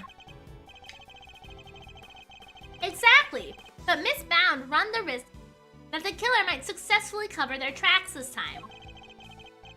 In the worst case scenario, they might have even been able to remove Mr. Frost's body from the crime scene.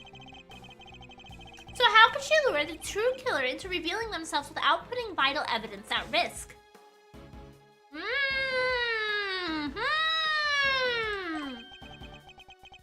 Oh, I see what you're getting at. You're saying that's why the autumn wing was all winter wingy.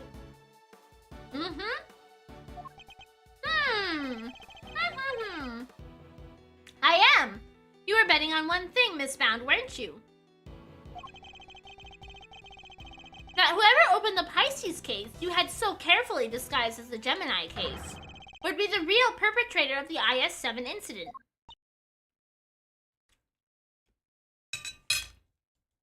No! But that would mean the real killer was... Enough! Not another word! Do you realize the implications of what you are saying, Mr. Edgeworth?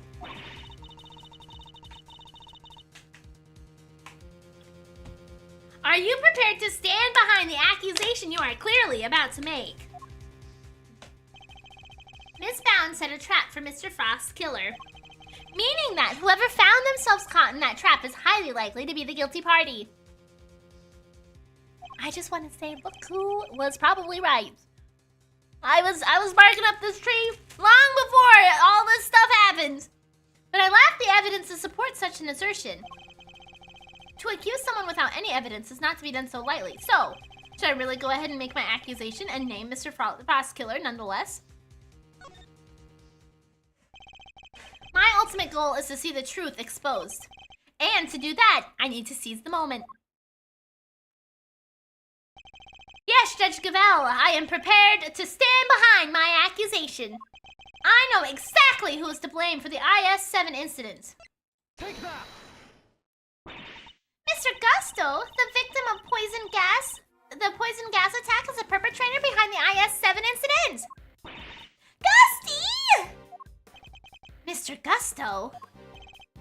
Miss Bound, as we have established, you knew the opening of the gallery would lure in the real culprit. And you set up the poison gas trap in order to catch them. Do you dispute the facts thus far? You're a very impressive man, Mr. Edgeworth, just like your father. And of course, you're absolutely right. Then perhaps you could tell us exactly what happened in your own words. Of course, I have nothing to hide anymore. So I might as well tell you everything. As you said, I set a trap here in the gallery to try and catch Mr. Frost's killer. Before we opened, I made sure the door to the Autumn Wing was the only one that was unlocked. When opening time came, I went around and unlocked the doors of the various rooms.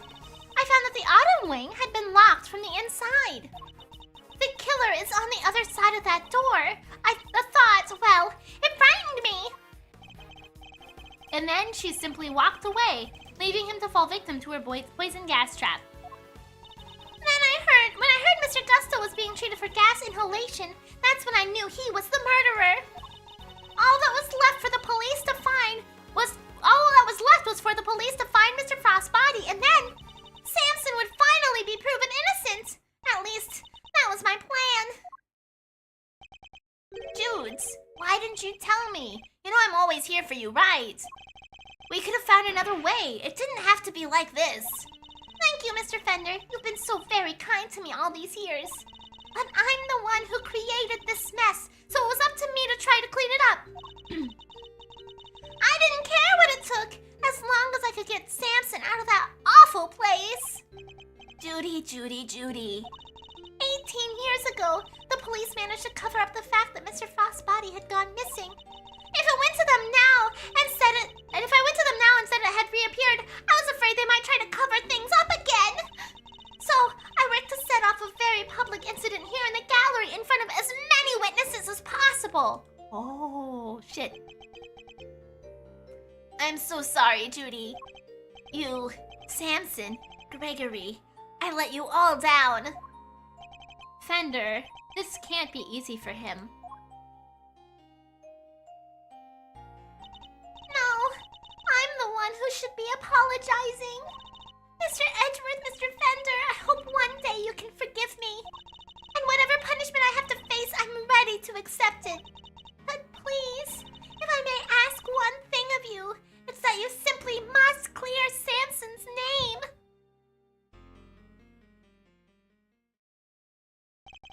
The way the truth of these past 18 years had come to light was unexpected, to say the least.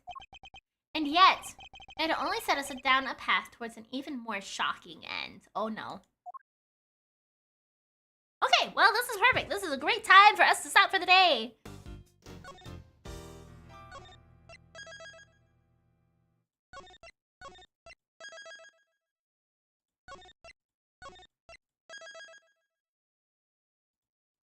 The committee's view.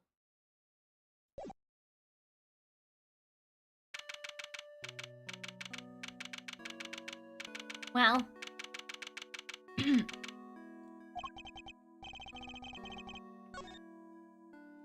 Alright. Oops. Yeah! Oh, oops. Exit. Oh, no, I don't want to save. Yes, exit game. Well, that was a eventful ride today. Holy shit, we went everywhere, man. It was a very busy day. It was a very busy day. We learned a lot of stuff. Wow. Okay. So with that being said, I now also have an additional supportive claim. We have heard mention of the son of Gusto. So if it's not going to be Gusto, which considering we're going into this final act, presuming it is, I'm going to say the next person in my personal suspicion list is the son. I'm gonna say that the son is next because we know that the son was it Artie's son or was it Gusto's son? I think it was Gusto's son who was there during the thing. So I'm gonna assume that Gusto's son's the next culprit if it's not Gusto himself. Yeah, thank you all for hanging out with me. I had a lot of fun. We made a lot of progress. We learned a lot of stuff. Very happy about the progress we made today. I will not be streaming tomorrow. I will be streaming Silksong on Wednesday, Christmas Eve. I will be streaming Silksong on Christmas Eve because I'm not going to be streaming on Christmas Day. That's my plan, is that I will not be here tomorrow, but I will be here the next day for Silksong. If I don't see you before the holidays, I hope you have a wonderful holiday day. A wonderful Merry Christmas, if you would, even if you're not here. I still wish you have a Merry Christmas. I hope that everybody has a wonderful rest of your day, and I'll see you guys next time, whether that's on Thursday or Wednesday or another day in the future. It's always great when you have an opportunity to drop by. Let's see who's streaming right now to go raid into somebody. Ooh, Proxy! I haven't raided Proxy in like forever, so we'll do that. Yeah, I will be back on Wednesday. And if I don't see you before then, have a happy holidays, and I'll see you when I see you. But if I do see you on Wednesday, then I hope you enjoy spending your Christmas Eve with me. I'll see you guys next time, okay? Have a wonderful rest of your night.